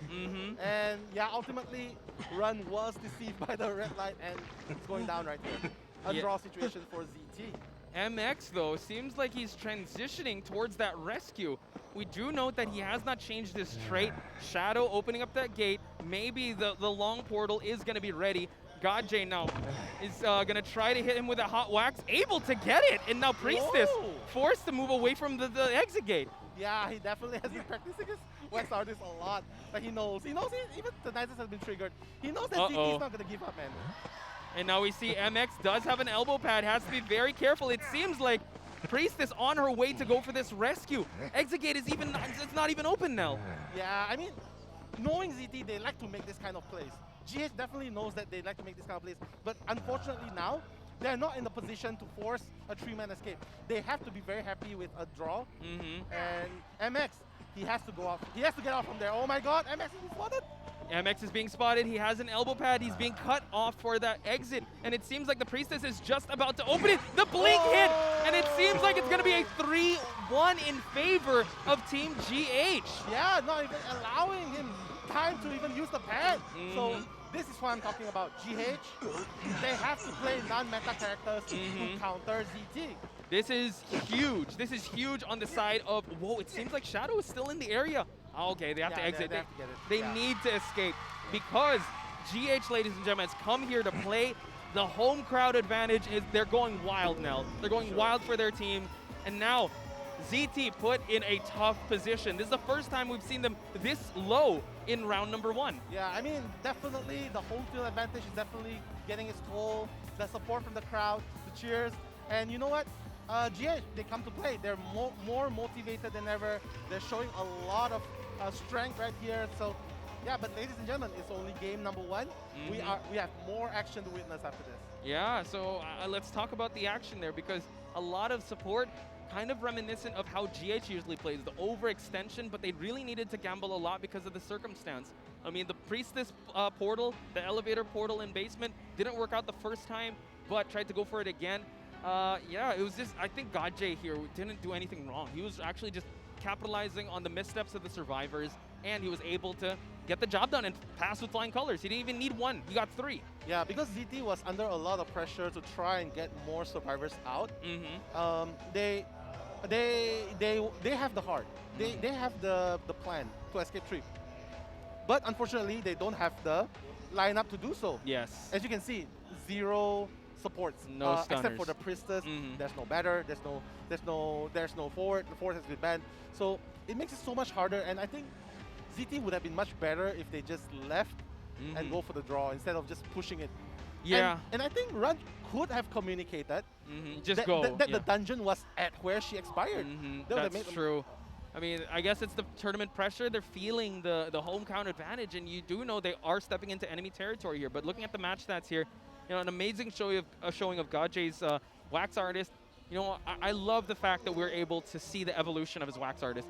You saw that he prepared for it. He was able to hit all the way across from the map to the red carpet area. That's a shot you don't make in the dark. He's definitely practiced that a lot. Yeah, for sure. He knows the distance required to make that wax shot onto and covered the exit gate. So I have to say, GH, they are very well prepared.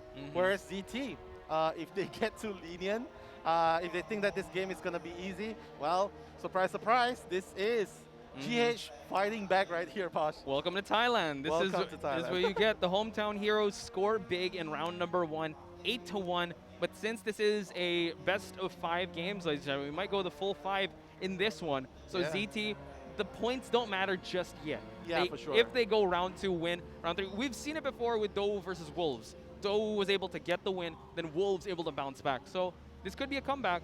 So we can't just, you know, we can't come to conclusions just yet, ladies and gentlemen. Yeah, for sure. And we're not here to watch a one-sided match. We're here to see teams fight fiercely, neck and neck, and this is exactly what we want to see. Like GH, how often can you see ZT getting 1-8 by anyone? That's not every day. So it just shows that GH is definitely here to play. And for those of you that think it was, you know, because we've been saying, we have been, you know what, bringing up ZT. You can't deny what the trajectory they've faced. And I'm so glad that GH was able to, you know, show us they're ready for this. And, you know what, they showed the evolution of how they were able to come back from this, because we've seen them before. They kind of crumbled in a best of 1 against them. Yeah, but you know what? Best of 5, going a best of 5, you definitely have to expect. And we've talked about this before, right, Posh? Like we said, if GH wants to win, best of 1, best of 2 is the best time for them to get that points. And this is exactly what GH did. They get it during best of 1, best of 2. Because if they do not want to drag it to round 4, round 5, because that's where the more survivors are being banned, but ZT can play more. True. They can work wonders with more, and more hunters are going to be banned. And when that happens, GodJ might have to be substituted by Seichu, but ultimately it's going to be harder as the round goes more. And let's talk about that, because usually ZT is the one dominating in round number 1, but as you said, they were able to capitalize on that. So now they have to rely on, you know what, digging in deep. And I got to bring the question to Kuga that was so uncharacteristic of him with his performance. And now coming into round number 2, I'm pretty sure, I wasn't able to see, unfortunately, who picked the first map. So round number 2, I think they need to give Kuga that confidence back, because the Survivor teams, you did see the potential there. I think it was just, you know, an overextension. I think they're fine, but Kuga's mental state after missing that blink, I think that's huge. Yeah, that's true. But you know what I think? I think they can go into game number 2. ZT will start banning GodJ's Wax Artist. Ooh, force his hand on the Dream Witch and force his hand on the wheel. Okay. And that's where the support heavy, the support harass is gonna come in.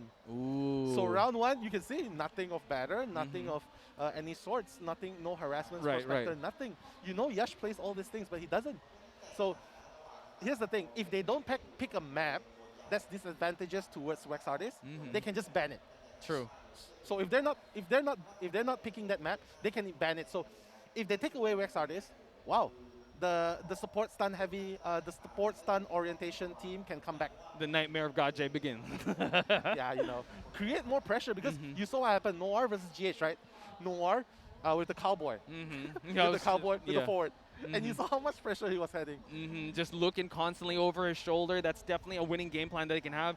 I think it's safe to say, yes, GodJ's Wax Artist, top tier. Top tier. I mean, from the evolution, we definitely saw him grow. And now a threat, a 3-1 hunter. And we were saying that Wax Artists usually just want to get a tie. But I mean, he got 3-1 also against BL. Yeah. So you really have to ban out that threat. So for sure, I'm excited to see how ZT is going to bounce back from this, because this is the most adversity we've seen them face. Yeah, for sure. I mean, you can see for yourself, like Yash, he did so well. He didn't really do much mistake, but because of the Wax Artist passive characteristics, going through the Priestess portal, and then the stun. That's the first hit. And then the second one, without the flywheel, he couldn't. He got froze and hit again. So I have to say, Wax Artist, ban GodJ's Wax Artist, because Wax Artist is becoming a really huge nuisance right here. I would have to say also, I didn't know. I thought when you go through the portal, the wax doesn't continue, but apparently it does. So it's like, dang, the Holy Key needs to just get rid of the wax if that's the case. 25%. And that's so scary, right? Yeah. Like, that's so scary playing against Wax Artist. He can just, he can just shoot the wax onto the pallet. You can see, like, even in the late game, run.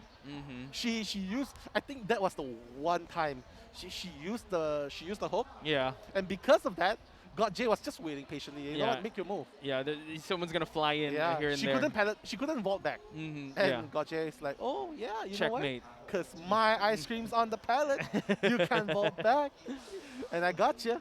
And MX, I think the dungeon wasn't also coordinated. Yeah, wasn't communicated to MX as well. Otherwise, MX he still has a pad. He can easily hide behind the church. He could pad through to the back gate. That's very true. Yeah. And it looked like, I don't know, they were trying to go for. I didn't see, what was that? Oh, shit. There we go. Oh, there we go. Chinatown.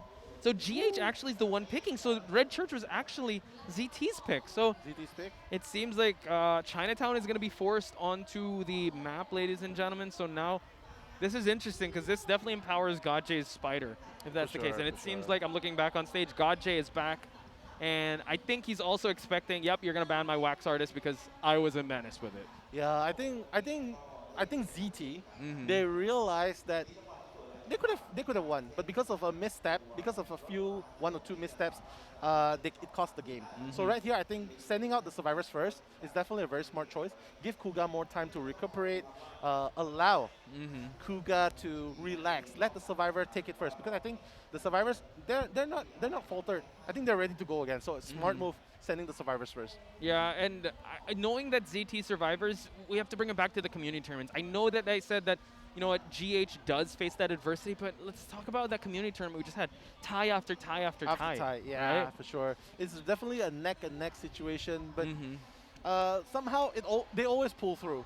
So anything can happen, ladies and gentlemen, because ZT versus GH, you know what, game one definitely fell under the favor of GH, but right now, game number 2, when the bans start coming in, that's when things get interesting. And even though we say it's a best of 5, ZT, it's so important for ZT to win this one. Yeah. Because it's so, I mean, after that, it's match point for GH. That's true. That's true. They don't want to give an advantage to GH right here.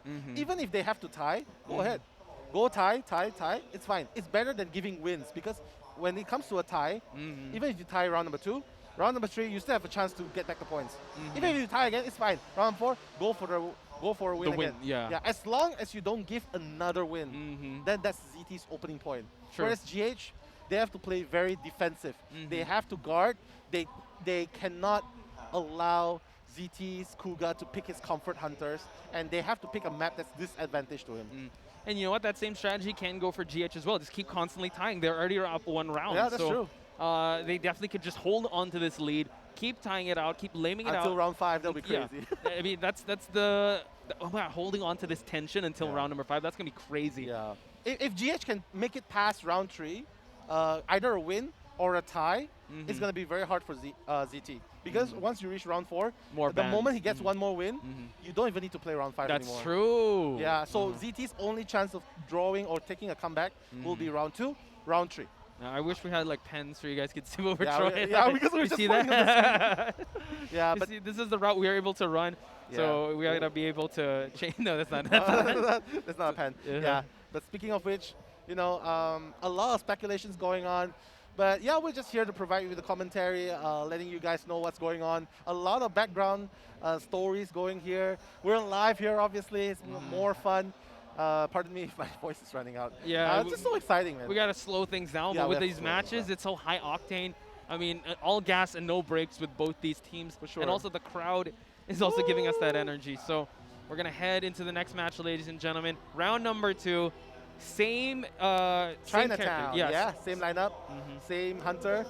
So it's a rematch. Of sorts, yes. Yeah, instant rematch. They want the survivors to come in first. So God J, I think ZT, would they consider? Yeah, they're gonna take out Wax Artist. They They're have like, to. Yeah, it's so annoying. Like you stun, you can't even play Enchantress, you can't even play Prospector, you can't even play. Batter. So again, banning the Priestess and forward. Very smart by God J. They're gonna go with the standard Eli Knight combo. So it seems like Embalmer is going to be out, and now Run going back to the patient. They really need a stunner here if they want to be able to put the fear into God J. Looking always constantly back, maybe a batter, maybe a prospector. I think they should just go Acrobat, man. Because that's the only kiter that's good enough to counter whatever that's coming in. And that's the thing. God J has made the best possible ban. Toy Merchant, Embalmer, Forward, Priestess. So now MX picking up Enchantress, good. I think that's the plan. That's the only harasser they need. Because they realized last game, they have no mini stuns. If they have Enchantress last game, it would have worked. But now, God J going for Soul Weaver. We expect this. We expected this. The Soul Weaver, the comfort of God J, one of the main hunters that he has been using in tournament to gain a lot of experience. And in round number 2, that's huge. Again, breaking away from that meta, putting ZT in uncomfortable spots here. But you know, having that Enchantress, especially by Shadow, that's and look at that. We also got Skyfall. Shout out to Skyfall here, giving the support to his fellow teammates. Yeah. I mean, can I massage your hand, please? Yeah, I mean, we talked about this before. Pro players, you need to hydrate. Take care of your hands. You need to lotion. Take care of your eyes too. Your eyes, yeah. You can see MX is really focused now. He's no longer at his usual demeanor. Rightfully so, because it's so hard. It's so hard going up against GH right now because they're so strong. The momentum is rightfully at this point on GH side. God J just took a deep breath, ladies and gentlemen. He knows what's at stake.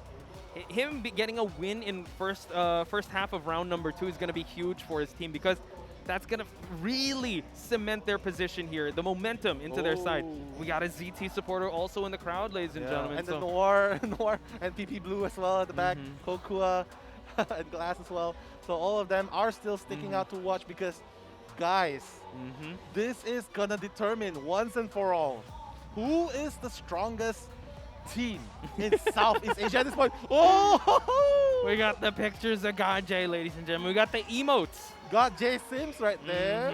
In the crowd. That's really cute. Yeah, for sure. And going back to the trophy, just a fun fact, guys, that thing is heavy. Yeah, it's as heavy as my rig? Your PC rig? My rig, yeah. It's really heavy. I mean, do you know how heavy it is? 5 kilograms? Yeah, 5 kilograms, yeah. That's why you need a whole team to carry it. Yeah. You need someone who carries dumbbells usually to carry it. But you know what? GH supporters right here, they definitely have no problem. They have 7 people here. Yeah, that's true. Yeah, they could definitely carry that thing. Don't let the size fool you, ladies and gentlemen. This is a heavy trophy that it's going to, I believe, it's like Excalibur, right? The only people who are going to carry it are the winners. So yeah, for sure. We're going to find out. We're going to head straight into the match. Chinatown, ladies and gentlemen. God J on this Soul Weaver. Yeah, the crowd is cheering right now. Game number 2, round 1. ZT survivors are going to be facing God J again. God J making the rotations. And you know what? With the Spider, you have to conserve the treads because you have to make the chase count, especially especially when he's close enough, make the survivors waste their resources. God J still trying to find his first target. Seems like he's going to go straight for MX. He doesn't know. Yeah, he doesn't know it's actually the mercenary. He knows now. Yeah, he was able to pop up like, nope, B-Duck. All right, nah, I'm a bounce. I'm a bounce. God J really smart, hiding the lights there. Going straight for Shadow, I think, in the direction of Run. So that's a really good thing right now because all of them are so far apart. They transition so well. Look at how well they're transitioning. Yeah, I think the communication is definitely on point this time. MX, not really relegated to the Hunter, but now we see that the hotel will be invaded by God J here. Nice dropping that pallet, forcing the pallet break speed. Yeah. They're trusting Run to make the kite very hurry. That's why the Enchantress moved away and they allowed Run to kite here because he knows that the patient is so good especially in this 2-floor. And God J has 120 treads, can definitely make the speed boost if he wants to, though. Now we see that Run able to go up the fire exit here. It's just a matter of time if he's able to just catch up.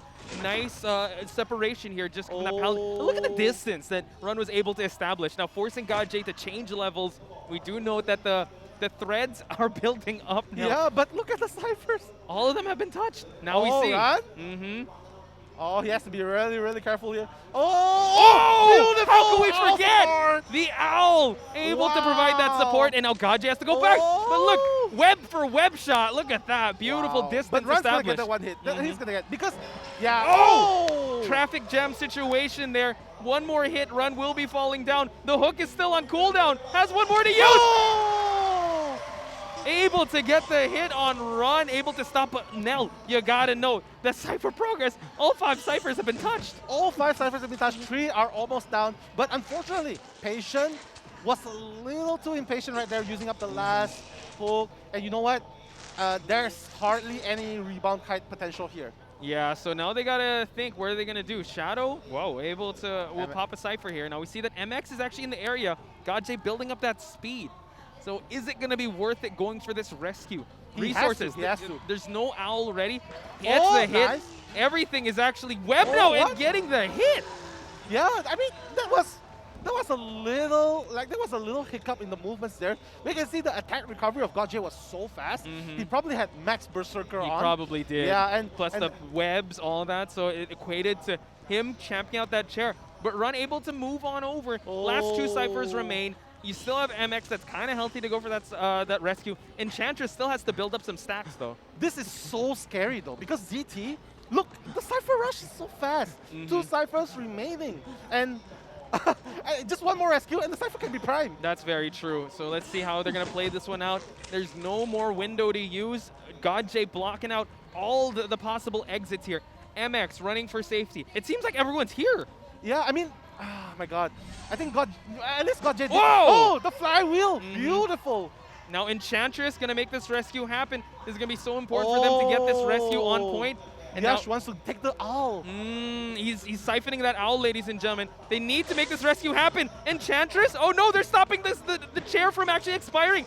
Let's see, able to get the rescue. And now Enchantress, Blink, but able to get up Enchantress. The hopes are still alive right here. Yash has to protect Run. If all course, another one has fallen, but Run is still running right there. My goodness, GodJ. He's getting people left and right, Posh. So now, I mean, fine, if you want a body block, I'll gladly put the Enchantress on this rocket chair.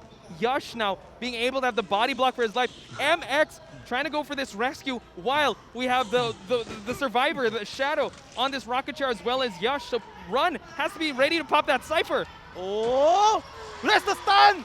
Shadow, where's the stun? Unable to get it, and now Mercenary falling down too. Everyone is down. Patient is the only one that is up, and it seems like GodJ, he's gonna try to protect that chair. We do know that the last Cypher is not being touched. Yeah, the last Cypher, they are insisting on the Cypher here. And that's the problem, ZT. They are insisting on the Cypher that's being camped, and all of them are down. ZT, the only hope now. This is huge. Yeah, this is really huge for GodJ. Like a moth to a flame, how poetic is it that he's playing the spider here? You're going into the trap. This is masterfully played. The way he's able to down everyone. Patient is the only one that's alive, but once you see the Patient, you're going to be able to down him right away. Mercenary now, he's going to get carried over here just to make sure. He's already switched to Peepers, so GodJ, you know, he might actually get a 4K. This is actually inbound now. Yeah, I think it's a 4K here. There's no way. There's not enough time to get a last Cypher. 2 survivors are out. ZT, they are crumbling under the pressure. Even Shadow, he could have used the 4 stacks just now. And could have, should have, and I mean, GodJ is just reaping the rewards. We do know that the Mercenary is already primed up and healed. Now we see that the Peepers are being placed. He's just gonna, it's just a back and forth at this point. And GodJ, can I just say, able to go with the flow and for them to be able to negate any of the rescue situations happening. Kudos to GodJ, ladies and gentlemen. As our bestie Chantel would say, God slay. God slay indeed. Today, he's at his tip-top condition. MX is still running. He still has another pad. But I don't think he should be waiting there. Ooh, and now goes for a drop-down hit, unable to get it. And the terror shock combination. Gajay cementing the lead, and the crowd goes wild, ladies and gentlemen. Yeah, I mean, I don't expect to see any comeback from ZT at this point.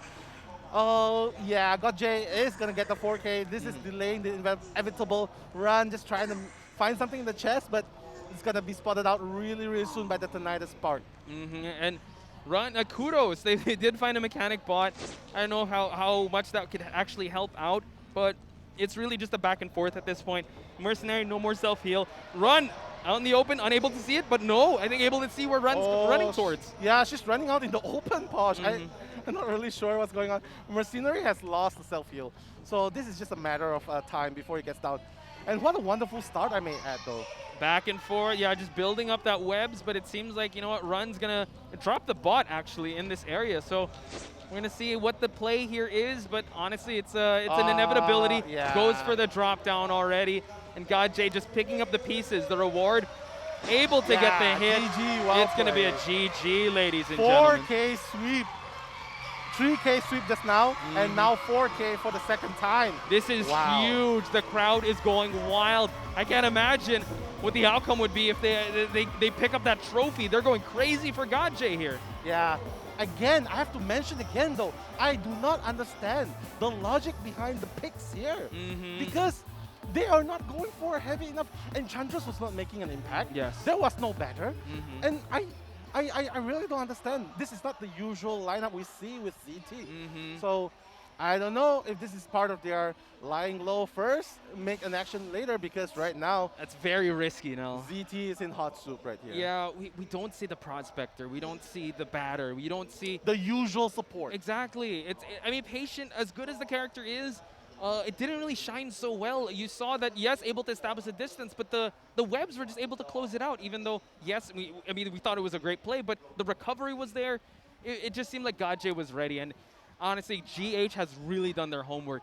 This is definitely not a fluke, ladies and gentlemen. For him to go from a 3K to a 4K is huge. For sure. GH, ladies and gentlemen. The old guards are here to stay, and it seems like they are defending the land in spectacular fashion. For sure. And now the hope is going to be lying on Kuga's face, shoulders. But before that, let's just have a look real quick. Run has been cutting at 92 seconds. The rest of them, yeah, you can see that nothing's really happening. I mean, Shadow's not really doing anything with the Enchantress. I assume that... Hoping, the stun, right? It was ready. It was at least a 2-stack or 3-stack at that point. So, I mean, the body blocks were there. And ultimately, we do like the plays, but I'm going to bring it back to what Eli said. Yes, you know, fancy plays, you're going to get highlighted, but ultimately it's about pushing objectives. It's about pushing objectives, yes. It's not overextending. And yes, they were overextending, but at one point no one is even touching the ciphers. So, and they were insisting on that cipher in Hotel, which honestly, Gajay doesn't make sense. Yeah, Gajay was just playing defense the entire time and forcing the survivors to overextend. And you know what? I mean, no pun intended, but coming to his traps. Yeah, for sure. Just along came a spider, right? And then they just went into it. I think the problem was they were committing too much on a Patient that has no more hooks. That too, we gotta talk about that. How's the support gonna come out, right? If there's no hooks, Owl was expended, Enchantress was still building a stack, Seer was there to support. Yes, body block here and there, but that Cypher was, what, 60%? Yeah, so Gajay's not blind. He knows. He sees the Seer, he sees the Enchantress, he sees the Mercenary. He's not blind. He knows that all of them there. No one's decoding. It was masterful. Then he changed to Peepers, right? He was just playing defense at that point, ladies and gentlemen. And now, can I just say, he's definitely, you know, we do know that he is Gajay for a reason, but now you could see that I think now he's kind of evolved from not using Breaking Wheel anymore, coming into his own, going back to the original, the greatest hits of Gajay with that Spider. For sure. 4K Spider on Chinatown, round 2, that's huge. GH is playing this really well so far, and we can start to see the weakness of ZT coming out, and the experience of GH coming through. The experience of GH coming through, and I think there's a fatality, a fatal flaw with ZT's plan. They are too much of a perfectionist. They keep trying to go for the 3-man escape, 4-man escape, and which is why when they force these things to happen, it's like they're saying, "I rather take 4 escape or 4K." Or, they don't want something in between. I would agree. Hello, I would agree with that, ladies and gentlemen, because you have to admit, you want to be able to find the openings, not force the openings to happen. Yes, And they were forcing it too much. yeah, and Gajay, he just played, like, he did everything by the book, right? He didn't really overextend. His blinks were on point. And if you think about it, he didn't do anything too spectacular. Yeah, well, I would say the webs, besides from the usual it was standard, right? He just played it. Standard. It was very textbook, very fundamental with how you have to play that character. Nothing too fancy. Well, I think ZT kind of going that fancy route, wanting to get the 4-man escape when what's presented is going for a tie. Yeah, for sure. I think that's something that they have to deal with. Ultimately, this is a game, a team game. Yes. You cannot just rely on one faction. You need to trust in Kuga as well. Yes. Because right now, when you do something like this, you are giving stress to Kuga. Yes. If you went for the tie, you don't force this kind of things to happen. You decode a new cipher. Let the patient expire. Yeah. They could easily kite. Yash could easily kite. Shadow could easily kite. But because they were forcing that body block, that OB, they allow themselves to be down easily. Yes. How often do you see them getting down in 20 seconds? Exactly. It was insane. And Gajay, kudos to him because he really reaped the rewards there. He was just unwavering from the line of support that ZT has happened. The nightmare of ZT is definitely over. I don't know if there's going to be another one coming up, but as we speak, ladies and gentlemen, ZT is put in a really tough spot because, I mean, inbound 5 points, that's how can you not win that? Kuga now forced in a really tough spot here because he's going to have to get a 5K, a 4K, I mean. Yeah, and his Dream Wish is definitely going to be banned in Chinatown. And what are you going to expect? You're putting so much pressure on Bonbon. A Bonbon and Ann, but those are tie, and they could just force that easily. Pick Embalmer, pick Mechanic, just go all the way, like exploit the how big the map is, and they could at least just get a tie, and they're still in the lead. They win that round number 2. So, GH guys, defending the land, defending the crown. They're inbound, ladies and gentlemen. I want to say this is going back and forth, but after that match, it seems like GH really did their homework. Yeah, I think for GH, it's definitely doing really good. For ZT, I think for now, they need to take a step back. Yes. Take a breather. If they want to continue going full force like this, they have to do so with the proper lineups. Yes. When in doubt, focus out. Understand what went wrong. Not really just, keep forcing this to happen. No, it seems like we haven't seen this type of lineup from ZT. They got to go back to their old comfort characters. They have to. And that's the thing. They at first, when they were sending the Survivors faction out first in game number 2, I thought that, maybe they were confident. They were confident. They were just shaking off a bad game in the first game. But seeing how they tried to force that, I mean, I get the idea. Seer was going to suck some owl. Enchantress is going to be there to provide the stun. He didn't even use the 3 stun The 3 stack, yes. And yeah, it just went to waste. But we see how that's going to happen. But unfortunately, they are committing too much onto a patient who has no more hooks to do a rebound kite. Yeah. You hate to see it happen, but you love to see it happen for Gajay. So, yeah, for sure. The way he was still able, in the midst of the fog of war, in the midst of the chaos that was ensuing, Gajay was still able to get a victory in that with a spider, which you usually see like in round number 3 and round number 4, but able to bring it out and facing a really great lineup. So, congratulations so far to Gajay. He's probably really happy with his performance. For sure. But let's talk about now what Kuga has to face because there's only how many? There's still 3 bans on the Survivor. It's just 3. You still have openings for the Forward, Priestess, Seer. There's not enough bans to happen for GH to still pick their comfort characters. I mean, Kuga has to make sure that the points doesn't go up any further. They cannot allow a 10-0. Kuga definitely needs to get at least a draw or even a 3K. Not putting too much pressure on himself. If he can go for the 4K, good. But considering how the turn of events, we cannot expect 100%. Because that has definitely got to affect the mind. And seeing that Kuga is also first time in IVC as well, he just turned of age. So that's definitely going to give a lot of pressure. He's alone, far away. He's not near his teammates. He's not near his friends. A lot of factors coming in. I think Kuga shouldn't push it too much. Go for the draw. Yeah. Just make sure the gap doesn't go too high up. Refresh. Get a hot tea, cold tea or something, Come back in game number 3. Because we've seen this happen time and time again. In all kinds of esports, we've seen this time and time. You cannot break down. The team who breaks down first Oh my Yeah, God. it's a matter of chicken, right? Whoever's resolve breaks first, that's when GGs will be called. We've seen it in amazing esports titles, and now making history here in Identity 5. I don't know. We can see it go both ways, right? ZT can actually have the comeback of the century, or GH can have a sweep in their full hometown. sweep, Yeah, 3-0. which is both very memorable. I would have Yeah, to for say. sure. I know it's cliche to say, but we're all winners here because there is going to be a cash prize also the second place. But Second place, yeah. can I for just sure. say also, ZT, this is their first time in this big stage, For right? sure, for They sure. just came of age this year to start competing. For sure. And for them to go up against the gods here, like GodJ, the Yeah, for GH, sure. all that, it's a huge test already. And considering they're in enemy soil here, hometown advantage on GH side, you see how the crowd goes wild. Imagine how the survivors are feeling when they're down and the crowd is like cheering that. That plays a lot. So sure. I'd like to reach out to each and every one of you. You got to support your favorite team, support your favorite players, support the community. Because me and Nell have always been championing this game in Southeast Asia. We want to go toe-to-toe with the Chinas, the Japans, and Yeah, all for that. And I sure. feel like this IVC is a stepping stone to get to that greatness. For sure. Yeah. I mean, everyone's a winner in the sense that we're all growing. We're all growing.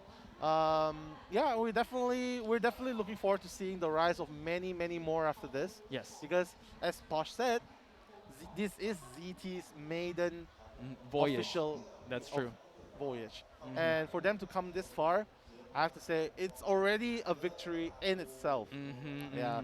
But you know what? I'm not gonna predict very soon. I'm not gonna say conclusion soon because it's only game number 2. Yes. Second yes. half. I know I always say that, but you know what? Anything can happen. Hey, you know what? Kuga might have a final boss form. Who knows? Who We're knows? not Final sure. boss form. Some trumpets could be playing, and oh look what's For sure, happening. for It's gonna be another boss mode. Okay.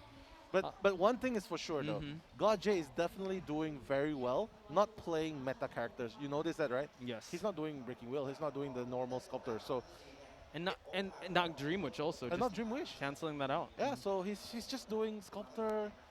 Sorry, he's just doing wax artist. He's just doing spider. But you know what?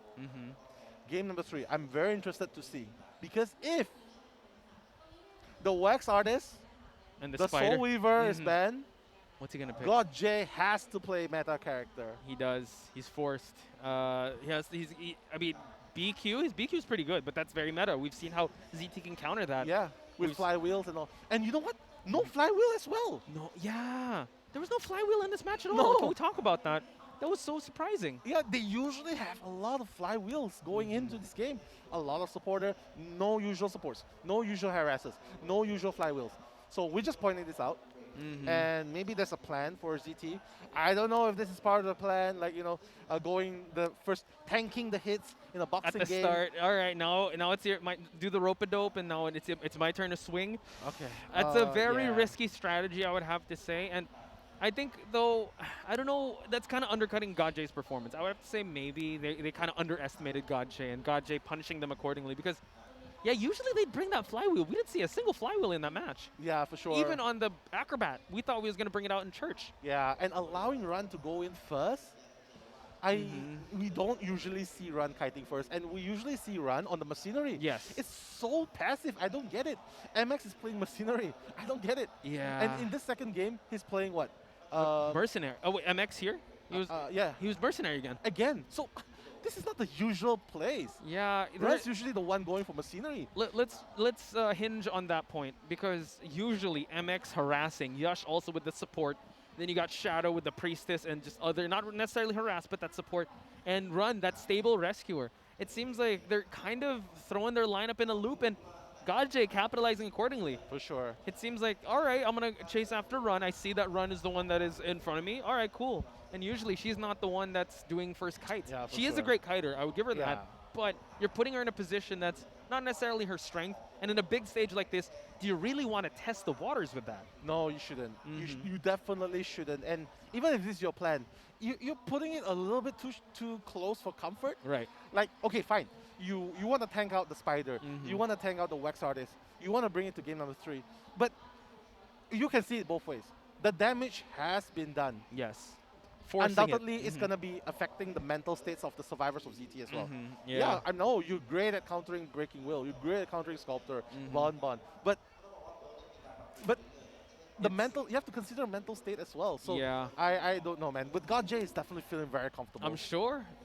Yes, ZT, if we can have a life bar with their mental state, I'm pretty sure it's kind of shaken at this point because not only the crowd, their performance, this is not like them. We haven't seen them in a stage like this. And any given Sunday, you know what? People can have their off days. It's so unfortunate that this could be their off day now. But, and GH just capitalizing on it. And I have to say, GH also, even if this is not their off day, they're just so prepared. I can't wait to see how the Survivors are going to handle Kuga once again because the way they handled him in round number 1, how often do you say Kuga got 4-man escaped? We were saying that these guys are like the wolves of Asia. Yeah, but for sure. It seems like especially the Survivors, right? Yeah, but now it seems like GH, you know what, they studied, they improved, and kudos to them because they were able to, I might be a little premature with saying this, but they were able to find a solution to what's in front of them. The biggest problem there was ZT Survivors and Gajay just being able to pass with flying colors. Yeah, for sure. I think GH has definitely put themselves, cemented themselves in a very favorable position. You can see they're taking their time right now. GH Survivors probably trying to make sure that their devices are fixed up properly, set up properly. Hey. Kuga's probably on standby. As the clerk said, you know, it ain't over till the fat lady sings. Ah. So we're gonna see how Kuga is gonna be. Maybe clerk. Oh, in Chinatown, that's so hard though. Shout out to Fusion, they did it.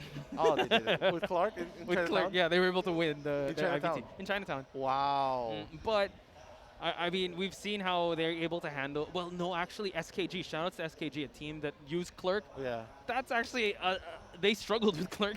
Yeah. GH. That was going back to the semifinals before the group stage. Again, when it comes to Clerk, yeah, you bring a whole a different mentality coming into that match. So we're just gonna have to see if that's gonna actually come out. Yu's just crazy. Yu's on another level with Clark. Honestly, Kuga, he has to play scared now. I mean, he has to play really, really aggressive now. It's either he play another very technical hunter like Clark, or he goes something more Thai, like Bon, Bon, Sculptor. But honestly, I can only see him playing Bon here, and that's the thing because he's banning the Priestess, he's banning the forward. He's banning the Embalmer. He doesn't even want to allow a draw. So I think he's not even considering a draw. He's trying to go for the 4K here with his Bon, I think. So it seems like the whole lineup is already decided. I think Mechanic is the last one that will be coming out. Toy Merchant on this map, we've seen how situational she can be, but when she shines, when you're able to use that catapult in two-story, it's a huge game-winning catapult. So yeah, it seems like he's still going with. Yeah, he still has his eye on the prize, but a Prospector, I'm guessing, by 481. I don't think it's a Mechanic. It's probably a Mercenary. Oh, Mercenary. Okay, so yeah, that seems about right.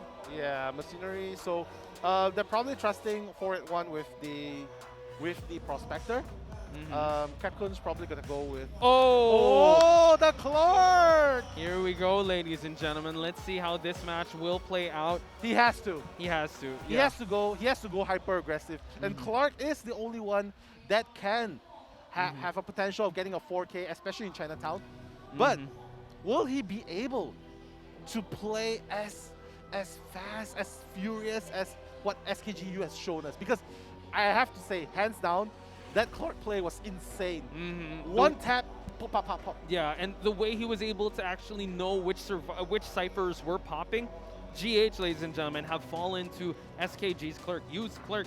So now let's see if Kuga can bring something different to the table because they've definitely studied up since that matchup happened. Yeah. However, this lineup, it doesn't scream decoding. That's usually true. you want an explorer. You want someone to be able to disrupt the flow of Keegan. And in this matchup, I do see that it can go tough because they might be playing into the strength and turning it into a bane of GH because they can go over support and not prioritize decoding. That's you true. want to be able to, yes, provide an excellent first kite, but still focus on those objectives. For sure. And you can see Kuga, like I really like this pick. You can see that the moment the Clark turned up, the faces of GH just changed. Like, we did not expect that. We probably did expecting to deal with the Bon. And that's why the Toy Merchant. Oh, you're right, yeah. Yeah, the Toy Merchant. And because it's gearing up towards a draw kind of ban. But yeah, I really like this hyper aggressive. Yeah, I said that they're being a perfectionist, but you know what? It might work. Some people, they are persistent to the very end. Kuga is still trying to go for the 4K, and he's being very aggressive to Clark. I think they're doubling down. They want to go all or nothing. They want to be able to, all right, you know what? Yeah. I'd rather go for 4K. I want to be able to rally the troops for them to be able to gain that confidence. And with this Clerk, ladies and gentlemen, that is definitely possible. Because looking at the lineup, looking how far everyone is, it's going to be hard if you once he gets that first down. One thing to note, though, with no 5, one of the missteps he didn't bring Blink. But now there's one stunner here. Let's see if Blink will be on the table for Kuga. Yeah, let's see if this is going to be GH continued dominance, or will it be the start of the comeback for ZT? ZT Kuga is going to be spotting out Capcom first. Capcom on the Acrobat is going to make the rotations, taking that window vault speed, gonna rotate away, and you can see even little boy placing. He's just looking. He's just looking where the direction of Capcom's going. Right. Trying to place the catapults. Yeah, but now you see that he is recording. You know, they have to play this real slow and real well conservative like, because that's how you're able to counter Keegan. And you gotta trust in Capcom's kiting. Able to drop that slow bomb, but now unable to block the window in time, and now forcing the rotation to happen once again. But it seems like Capcom taking a hard right here. He's going to be on cooldown with his skill, and Blink will be online in about 9 seconds. Oh! He got the hit! What is going on? He got the hit! I thought he was flying. I was looking above, but it seems like Kuga able to get the down without the Blink now. My goodness, and the recording starts now. The Nightmare, they need a support. GH481 is nowhere across. 481 gonna go with the sports stun. He's gonna go for him! Oh, the charged up hit, and 481 eats that hit. He'd gladly build that presence up. 3 Cyphers still working, and the Blink has still not been expended. He is still going for 481. Now he's changing targets. He's going for Prospector now. He does not care about the Acrobat anymore. He wants to get rid of the Harasser now because he knows 481 is going to give so much problem in terms of decoding. Blink, but no! Unable to get it! Able to go through the catapult. He didn't destroy it, and 481 continues the chase. My goodness, 481 making it happen. No, he's recording. He's trying to record. Oh, very, very persistent there. Baiting. Oh, he's just gonna give up on it. He's just gonna go around and he's gonna try and bait. But look at 481, so very persistent, patient. Able to drop another magnet. 481 potential MVP play. This is buying so much time. Another catapult. The catapult has not been broken yet, and now dropping another one. It seems like Kuga moving on to another target. He's going to be chasing the little boy. What's going on? He's changing left and right. This is not what you want to do. Look at the Cypher progress. It's already 4 Cyphers almost prime. Oh, and another. He's going to be catapulting away. They're going to be healing up. It seems like GH has definitely found a solution. They're dividing and conquering. Kuga has not stuck and committed to a target since the start of this game. It seemed like it was going to be the Acrobat, but the Catapult is able to provide that distance, and now the Toy Merchant is being chased. Oh my goodness, he has to commit to one person. He cannot allow, look at little boy, he's just going through the windows. He's going to go up the stairs, he's going to fly again, and oh my goodness, little boy creating so much distance. Look at all the survivors getting healed. Even the Acrobat is going to be healed very soon. So they cannot just rest on their laurels as yet. Yes, it's a great start. Once they have one survivor down. It seems like it's at the start, and the presence hasn't been built yet for Kuga. Blink is about to be 60 seconds. There's still time out. He has to stop the Cypher. He has to stop the Cypher from happening. He's going up the stairs. Okay. There, he's going to put down the palace. He's going to wait through. But no! Didn't record, and now forcing to break, allowing Little Boy to transition away. So it seems like GH is completely ready for this Clerk matchup, ladies and gentlemen. Prospector's about to pop a Cypher. One at 89%. About to pop, actually. And yeah, all Cyphers have been touched. My goodness. This is not going exactly how Kuga wants it. He does not have full presence. He only has a second presence unlocked, so he cannot cut off the recording and make it count when he wants to. Little boy, he did not. That's the problem. Look at Little boy. He can take one more hit. He can run to the middle and catapult away again. Yeah, that's true. Now trying to record again. He's going to play you the cannot same. do this. You cannot do this. Drops the pallet, and Little Boy just getting that stun, just blocking the window off. He's going to be able to get a hit, but at what cost? We have one Cypher left. My goodness, you cannot afford to do this anymore. You have to commit to a Cypher. You have to commit to a survivor, because look, all of the survivors are being healed up. Last Cypher, 67. And now look at that. Prospector just being in the mix. destroy. Yeah, you gotta clean up your food, ladies and gentlemen. You don't want to left scraps on the table. And now he goes for the flywheel. 481 potential MVP kite. And going through the vault. Able to go through, but now we see the 481. Is he gonna go for it? Another stun. How many pallet stuns have we been seeing? I don't know. Oh my gosh. He did not clear the catapult. He gets the stun here. And again, my goodness. GH is on a roll right here. 481 is on a roll. Man, he's having the kite of his life. Not even allowing, no one has sat on a rocket chair just yet, ladies and gentlemen. GH is on fire. Yeah, Kuga definitely cannot allow this to bug him. He has to settle down. Right now, forget about getting all the survivors down. Focus on minimizing the damage. Still unable to go for the catapult. The catapult has been the bane of this game for Kuga. Last Cypher is about to pop, ladies and gentlemen. God. It's pride. They just pop and it. They popped it. Kuga wow. is in big trouble. He is definitely in the back foot in this match, and the catapult is still there now. No, he's not doing a lot of Cypher controls with his skills, and he cannot chase anyone. He has to make use of his last remaining blink. He has to get one survivor down. He has just to get one. A little boy's already on the vicinity. Blink is online. They could use it, but now let's see. It seems like Zhaokan has the elbow pads to use. Little boy still going around. He's going to block it off. He gets the toy merchant down. Yeah, he has to, but again, Machinery still has a tight turner. He can easily rescue if he wants to. He has to chair it far away. The dungeon is actually there, so I don't know. This is going to be a little tough. Zhaokan just waiting it out. We do have 70 seconds on this detention. Oh, he has to stop this. He has to stop this gate from being open. He has to stop Capcom from opening the gate. Can he go for it? No, he seems like he's controlling the Cypher. It seems like they're going to go for the gate. The tide turner is in effect. It's going to be another four-man escape. He did not stop the gate. Oh, my goodness. My goodness. Wow, ladies and gentlemen, the tide turner. 10-0. The crowd is going insane for GH. 10-0, unheard of ZT, and it seems like an inevitability, ladies and gentlemen. The Thai Kings are here 2 rounds up against ZT.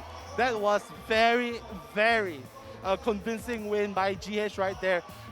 I think the thing about ZT playing right there, they did not break the catapult in the middle. Yes. How many times have they used the catapult to run away?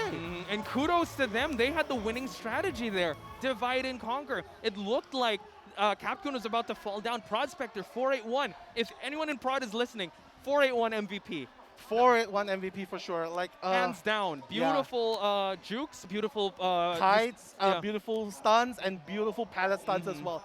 And not to mention, even the, oh my god, even the toy merchants catapult, I fail to understand. You saw the 2 catapults being put crisscross. Crisscross, yes. You can jump here. If this one is not off cooldown, you jump the other one. And that's exactly what's going on. They've been using it the whole game. And the thing is, it's going to haunt you in the end. Kuga didn't break the first one. Then another one was placed there. That was a constant, I would say, that's a tram movement right there with how they were able to go back and forth. And they land in the hardest spots because, I mean, there were pallets, there were windows for them to use. And ultimately, the way they were able to counter Kuga, divide the attention, it really felt like a 4 versus 1. And GH, ladies and gentlemen, the Kings, defending the land. Yeah, for sure. Like, they definitely have a lot of crowd cheering for them, rightfully so. Look at the containment time. Little boy, 183 seconds. 481, 144. Like, the rest of them, Zhaokan has to have the best time, man. He's just decoding. Yeah, it was... He just went over that rescue. He counts that one rescue commencing, and it was just GG's. And this is unfamiliar territory for ZT. I love the clerk pick, but you barely saw it shine. Only 1 survivor's on that rocket chair. He was so focused on keeping him on that rocket chair that he failed to actually look that the exit gate was being opened. You were screaming at the top of your lungs. Everyone was thinking about it, but you know what? This really was in favor of GH. They knew what to do. And Tide Turner, if he was able to stop that, he can actually move towards the dungeon. It was kind of close, but he panicked. This reminds me of Wolves versus SST. Yeah, for sure. Right? You know, Tide Turner just being the game-breaking win for them to get that 4-man escape. For sure. He definitely panicked there because, like, we saw it from a mile away.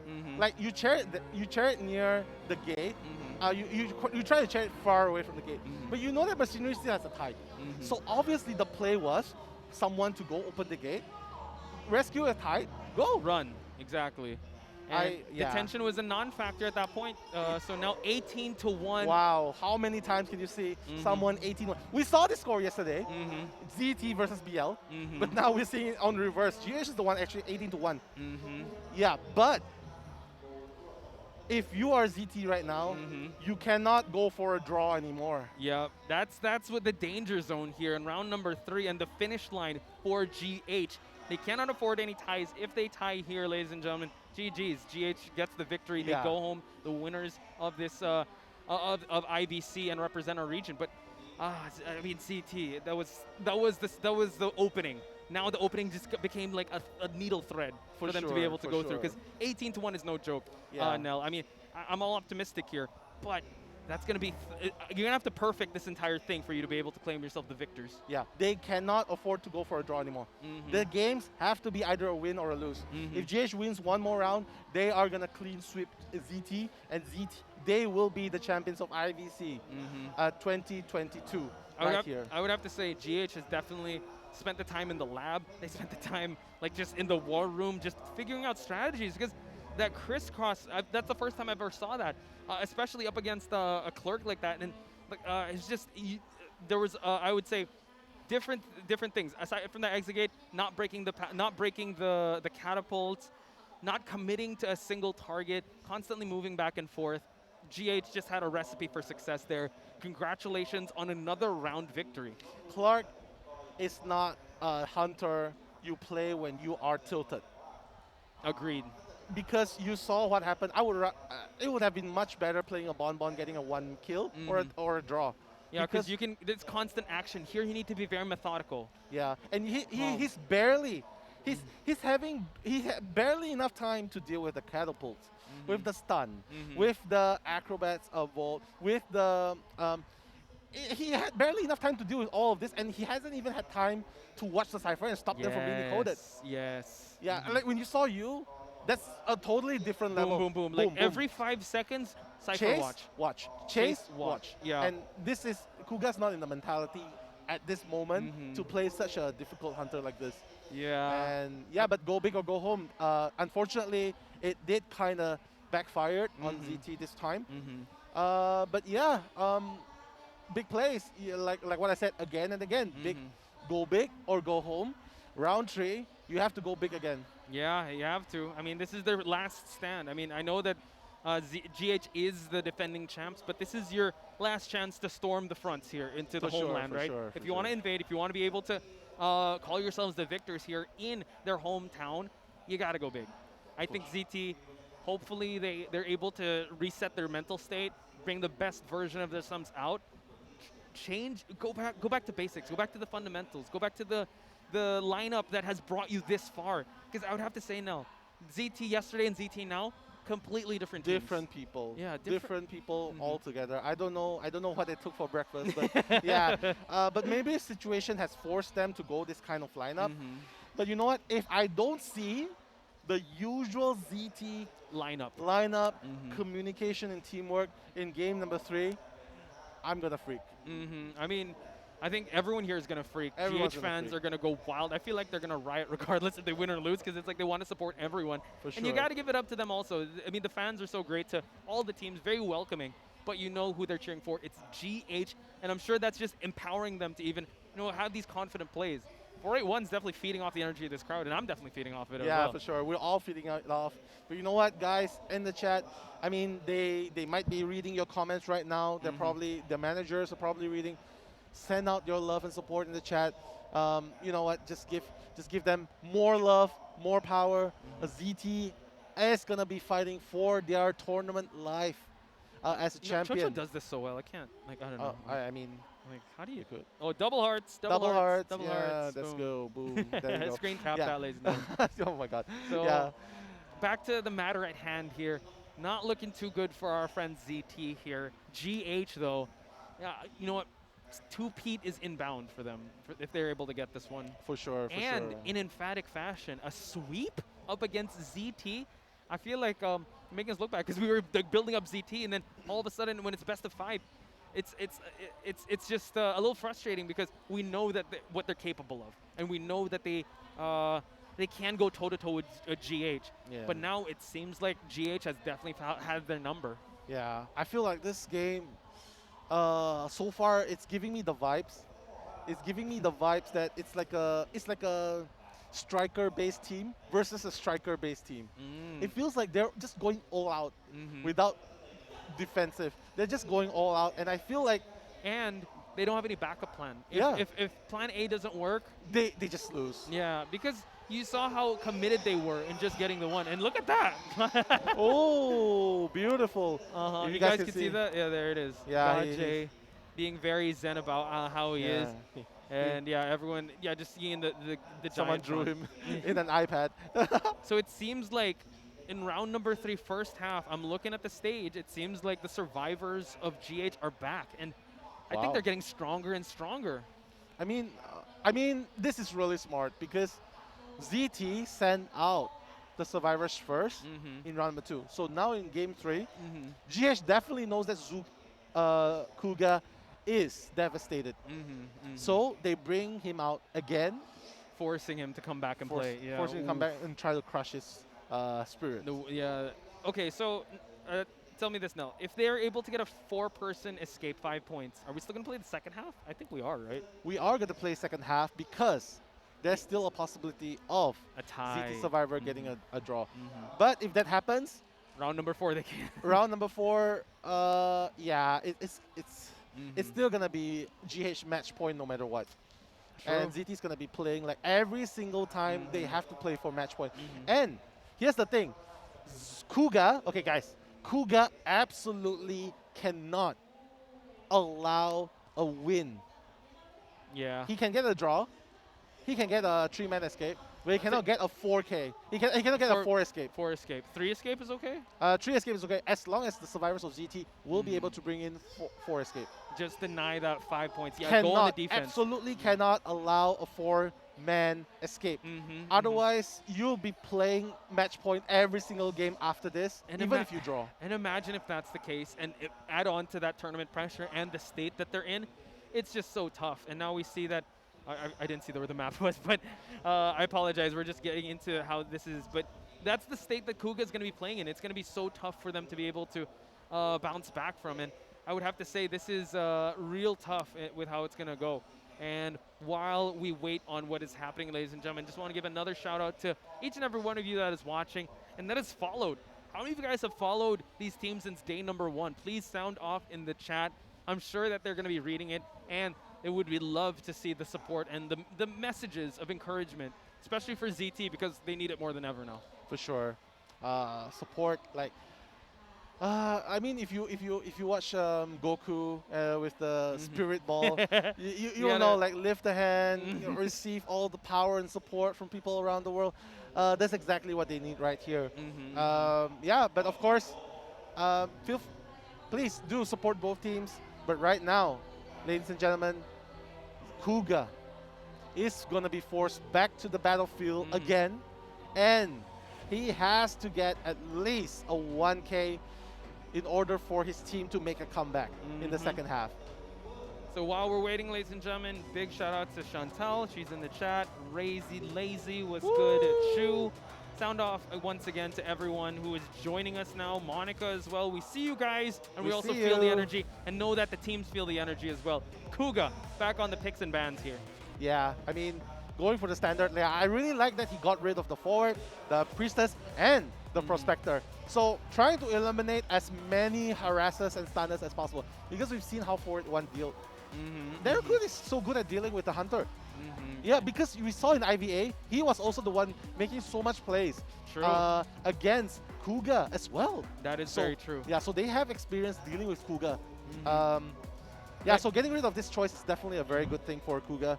But for it, one coming back with the toy merchant, oh my god. This is going to be scary. I would have to say, you know what, Capcom was right. They did come up with a super team to go up against the best of the best, and it's looking just like that.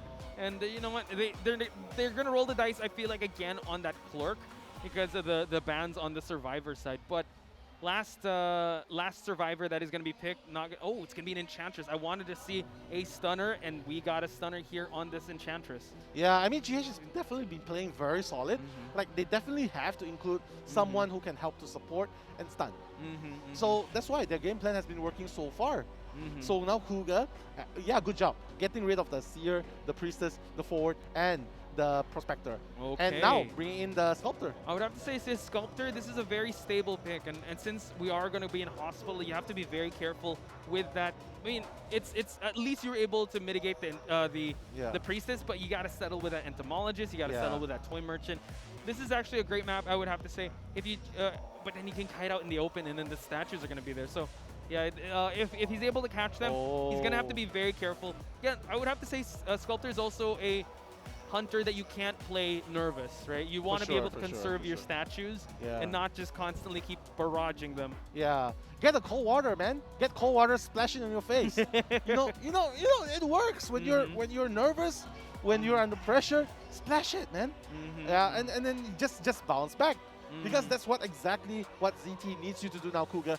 Don't stop thinking about going for a 4K or 3K, 2K. Give your survivors a breathing and fighting chance back. Whereas GH, go crazy. It's just that one swing of momentum that they just need, that hope is possible. That hope will not die, right? Hope will not die. I love that. I love that. Yeah, I mean, hope is what's even bigger than anti-life if you watch Sandman. Ooh, spoiler, I haven't seen it yet. But yeah, no, that's really good. That's really good. I was trying to quote Star Wars there. Yeah, but right now, survivors of GH, they're looking very comfortable. Yeah, they're focused. They're very comfortable. They're definitely feeling very happy. But the threat is not over. Anything can happen, especially at this stage. But if they can make something happen in this game number 3, first half, GH will solidify their stand. And GOT just needs to clean house. Yeah, the time is definitely now for Kuga to pull out all the stops. Well, GH put in a really comfortable position, I have to say. They don't have to go too risky. They could keep just, like I said in round number 1, since they solidified that, just keep going defensive. It's going to be so hard for them to come up with points, for them to come up with a 10-0, a 10-0. 10-0 deficit is definitely, I mean, that would break anyone's will. So let's see as Kuga's will be tested here. The resolve is coming through. Round of applause from the audience here. Let's head into the match. Yeah, for sure. And for the final time, might be the possible final time in the Sacred Heart Hospital. I really, really love this. Going back to basics, I definitely love seeing Kuga here. Gotta find 481 first. So 481 is definitely the best target to chase first. Toy Merchant, you don't really have a kiting potential. So, but the bee support, well, that was pretty early. And we see that the catapults are being dropped down by Little Boy. Enchantress dropping down. And we see that Capcom also has to be careful. Gets the hit onto the Entomologist. This is a huge start for Kuga. Wow, beautiful chip damage going on there. Capcom, oh my god, he's just going to take one hit. But Kuga absolutely cannot allow him to go into the hospital. Running circles around him, gets the hit before the bees were able to block. And now Capcom, he's going to use the bee boost to move on over to another side of this map. Almost has the chisel online. But now Capcom just moving and rotating away. Zhaokan and Little Boy are also in the area. Yeah, beautiful, beautiful dodge right there. Capcom just dropping the beast, trying to slow down. But Kuga, one more hit, and he's gonna get it. Wow, first down, and next to Zhaokan Cypher. Yeah, so this is actually a great job on the side of, well, Kuga has an excellent chair placement. I think he's gonna just put him a little bit away. Zhaokan, though, has to be very careful if he makes this rescue. Doesn't want to go too early. He wants to be able to pop that objective, but now Chisel's gonna get dropped. Yeah, and definitely you can see Zhaokan, he knows there's a survivor here. He knows that a Cypher has been decoded. There are two, he's actually camping 2 Cyphers here. Like there's one at the statue, there's one at the runes. Wow, excellent placement here. Capcom definitely shouldn't have been kiting here. And now we see that the statues are dropping. Zhaokan, excellent movement. Able to get the rescue, not quite. Let's see if he's going to force it to happen. And now able to get the hit, last ever pop. And this is huge for Kuga because Cypher progress isn't the best. Yeah, he needs to get one more chip damage in order to get full presence. And Capcom, realizing this, he's going to be walking towards the very corner. But it doesn't matter because Giving no one him will be able. presence. Yeah, and now no more bees to use. Able to swat away the bees. And now Kuga He's going to go back to that chair. Zhao Khan trying to finish up that Cypher. Little Boy is also here. Little Boy has to be chased away, and this is actually a perfect placement. Oh, beautiful. Even if Little Boy manages to rescue here, it's going to buy so much time for ZT. Look, Kuga still has a blink ready. And full presence as well, so now this rescue has to happen, but it's going to be so hard. Enchantress could actually build some stacks, already has 1 level. So let's see how 481 will try to manage the situation. I think he should just hit. He should just hit. Don't give him too much stacks with the cheap damage. Oh, he's trying to go for the perfect statue. Oh my god, able to get a magic wand on him, and now Capgun. What a play on GH's side, and cancels it out. Beautiful. 481 still. Oh, with the catapult as well. Gaining so much distance, but Capgun. Oh, the double back. He tried to double back now. And beautiful. Now Kuga able to get his first survivor down, so this is going to be huge for ZT. It's a spark that they need, and Kuga just lit that spark. It is, and 481 does not have any stun there to do anything at all. Mercenary is going to finish It's going to finish very, very soon. 1 chip damage onto Zhao Khan, 3 chip damage. 1 damage and 1 damage onto 481. Oh my god, Little Boy absolutely cannot get that damage. Otherwise, it's going to be GG well played. 2 Cyphers remaining, Poch. So this is going to be tough for Kuga. Yes, it's a good start, but he's going to have to come through. He's going to have to put the pieces together because we know that GH has been in this type of territory before. They know when Zhao Khan's gone, they don't need their main shot caller. They can still get that victory, but Kuga having 1 is definitely good. This is the win condition we were talking about. Just deny the 4-point game. Deny the 4-person escape. And it seems like Little Boy, he's going to have to take this kite. He drops okay. Okay, he's going to fly straight to the shack, but it doesn't matter. Kuga, did he lose him? No, I think it seems like he's going to try to find him. Yeah, he's going to see where he's at, and it seems like he's going to be chasing after the Little Boy. Oh, yeah, Little Boy full health. And Enchantress has been healed. They are both working on the Cypher. Kuga has to be very careful. Little Boy has to go down very, very soon. Otherwise, there will be enough time for him to prime the Cypher. Oh, Little Boy dodging so well here. 1 more chip damage there, Posh. And now it seems like Kuga, is he going to choose Zhao Khan? He's going to be dropping the chisel down. And now he just wants to damage everyone. Draining their resources. That's what they're doing. Draining their resources. Play the long game. Make sure no one touches the Cypher. Then go for the kill. That's what Kuga's doing here. Especially in this game-deciding match.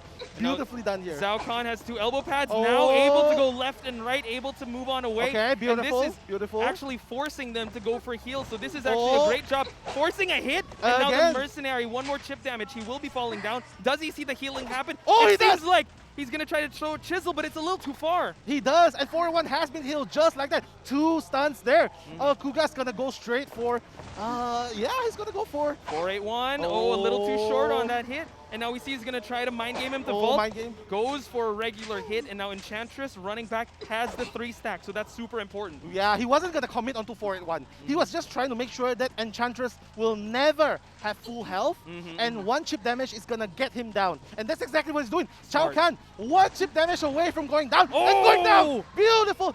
The catapult, but what? Yeah, he's probably just going to move on away. He's going to fall down and die in a certain area here. Tries to drop down the chisel, but fortunately for GH survivors, unable to spot them out. And now the main rescuer will be chaired. Yeah. So this is going to be huge. This is buying so much time because GH right now, they are stopping to heal. The Cyphers are not moving. They cannot play aggressive against Kuga right here. He still has the blink, mind you. Yeah, and now let's see if Kuga, he's going to destroy it. He needs to destroy these toy. He learned for his lesson. He learned for his lesson. But like you said, this is going to be really tough. Little Boy has to be careful in touching this Cypher. Enchantress, make your way. What? He got one. He just wants to finish it. He just wants to finish it, man. Forcing that Cypher. He knows. Uh-oh. The perfect statue showing where the Enchantress is. There he is. He's going to make his presence known. He's going to be feeding the 3 stack. Oh, no. Yeah, the 3 stack But it's so far away. And no, forcing 481. He could just tank a hit, but now out in the open here, gets a regular. Can he stop this rescue from happening? Oh, stop the rescue. Can he? Can he? Oh, beautiful! Oh my beautiful God! Right there! What a play! Game-changing game there. Look at ZT coming back in game number 3. This is huge. A spark has turned into a flame. You saw the ZT survivors there. Big smiles on their faces. The fight is still alive, ladies and gentlemen. He wants to go for 4K. He does. No way he's going to let go of this opportunity. He wants to go for the 4K. Zhao Khan is going to be sent back to the manor. 4-1 on the floor. Little Boy, The perfect statue is going to reveal where the toy merchant is. Kuga, he knows he's inside. He knows he's going to catch up. He sees. Oh, wow, drops the pallet, but unfortunate there for Little Boy. Little Boy forced to change levels, and Chantra's about to heal up. That Cypher is not close to being primed. Kuga, big play here. Go big or go home. That's what he says. He wants to get the 4K. Can he make it happen? Yeah, he has to be very careful, bro. Conserve more statues because the statues are slowly dwindling. And 481 is already up. He's going to go back to 41. He has to make sure that he cannot stand up anymore. And now 481 just moving on away, creating that distance so that the toy merchant can actually go for these heals and go for popping these ciphers. So it's still a long ways away, and you can't count out GH just yet. Yeah, look at Little Boy. He's making his way towards the last cipher. But if 481 goes down here, nothing matters. Another stun, but it doesn't matter. Kuga has a max stun rate. There. Ooh, he's canceling out the chisel just so that he can go for the ciphers. And now Toy Merchant, 1 chip damage away from he's gonna falling stop down. them. He's gonna stop. He doesn't want anyone touching that cipher at all. Yeah, and Chantra's gonna start a new one, but it doesn't matter because full presence and only 1 chip damage, and Little Boy's gonna go down. Little Boy using that speed boost, and now let's see if he's gonna be hit by these statues. Oh, he's Unfortunate not there. gonna hit. Yeah. And now going back to 481, it's a split push between these 2 ciphers. Let's see. Blink is about to be off cooldown, and Little Boy just making his way towards this. They're trying to recuperate here now. Kuga, 5-point inbound. Can he make it happen? He can easily go for an abnormal. But he already changed to teleport. Oh, he doesn't even care about abnormal anymore. He's very confident. But Little Boy's running back towards the cipher. Kuga has to notice this. Oh, he's gonna dodge. Little Boy, he sees Little Boy. They shouldn't persist on this cipher anymore. They're committing to the same way ZT committed to that cipher in Hotel. It seems like this could be the bane. You got to go in a different spot. Chocho always says, don't create that triangle situation where you're forced to be to push a cipher when you have no more resources. 1 chip damage and Chantra's gonna fall down. And the flywheel! Beautiful usage of that flywheel. But now no one's touching these ciphers. It's a constant back and forth. Teleport is still online. Yeah, but Kuga could gladly just save up the statues. Save it up. Calm down. Save up the statues because you are just doing 1 statue combination. 1 statue combination. It's not enough. They all know how to kite the perfect statue. It's not enough. And now Little Boy is still near the cipher. 86%, more than 1%, but he's gonna be chased away again. He's got to focus on 1. The Toy Merchant falls down. Beautiful. 481 now can't afford to fall down because if he falls down, no more self-heal. So now at least Kuga can kind of commit to this. 3-stack inbound, but at what cost, right? You need to be able to kite for as long as possible for the Toy Merchant to heal up. The comeback by ZT, the Kuga right there. Wow. Oh my God. Wow, comeback by ZT. MX popping up like that. Whoa. There you have it, ladies and gentlemen. The power. Kuga has done his best. Yes. Now it's up to ZT survivors to do their best. Nell, you know what we have? We have ourselves a game. We have ourselves a game, ladies and gentlemen, because ZT has finally come to play in game number 3. This is the form of ZT we want to see up against GH. Now, I'm getting goosebumps. We were about to write their obituaries. We were. And now, Kuga, that spark turned into a flame, and now ZT came here to play, ladies and gentlemen. Wow. It's one step at a time, though. Get one round at a time. This is unheard of. Yeah, getting 4 escape, game number 1. Getting another 4 escape. 3-1. I think it's 3-1. Yeah, 1. He got 1 in the end. And finally, from that jump onto 4K, that's Wolves right there, man. It's I don't know. Dude, you're giving me goosebumps. I am. I'm having goosebumps too. This is insane.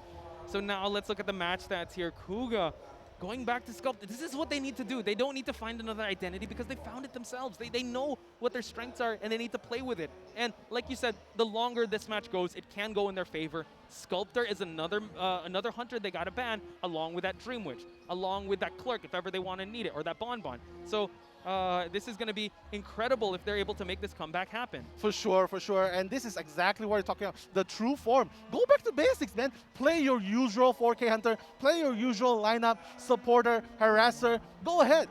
And because this is who you are, that's what got you this far into the tournament. So why go into something weird in round 1 and 2? Oh my God. I mean, it could be what you said. Maybe they were kind of doing a rope-a-dope situation where they're Rope-a-dope, allowing GH to punch themselves out, and now once it gets into a deeper and unfamiliar territory, that's when they start to shine. Hey, we haven't seen MX's Thief yet. It might come out We now. haven't seen it. And this is what we predicted as well in the beginning. Mm-hmm. I said, best of 1, best of 2, best chance for GH to win. And they Yes. got it. They But did. now, careful, because it is best of 3 now. This is where they could bite them, ladies and It is gentlemen. best of 3 now, We best might of be 3. we might be jumping a little bit ahead of ourselves because now it's the survivors' turn to, you know, kind of run with the ball now and go the whole 9 yards the way Kuga did. But I can't imagine. You saw MX was able to pop off, but he didn't smile yet. You know why? He Yeah. knows the job is not over. It's not over. It's He's not up there over. on stage, ladies and gentlemen. You see there's Run, Yeah. MX also. That smile always has to be earned because now Has they, to be. they got to dig themselves out of this tough situation. Yeah, I mean, Kuga has woken up. Mm-hmm. Where, if ZT Survivor has to wake up, it has to be now. Kuga's he's come to play. Survivors of ZT has to wake up now, and I think it wouldn't be fair for me to say just get one escape. No. I mean, if Kuga did that, it kind of like how Godjay, you know, it felt that the survivors were able to get a 4-man escape. You know, you want to be able to reciprocate. So I'm pretty sure Godjay wants to be able to stop that momentum, and rightfully so. You know what? Same advice can go for to Godjay. He could just stop this momentum right away and just play to his strengths too, unless he gets outbanned. But let's not forget, Hospital is ZT's playground. Oh my gosh. How could we ZT's forget? playground, ladies and gentlemen. So we have to see what's going to happen here. Kuga has made this work in Sacred Heart Hospital.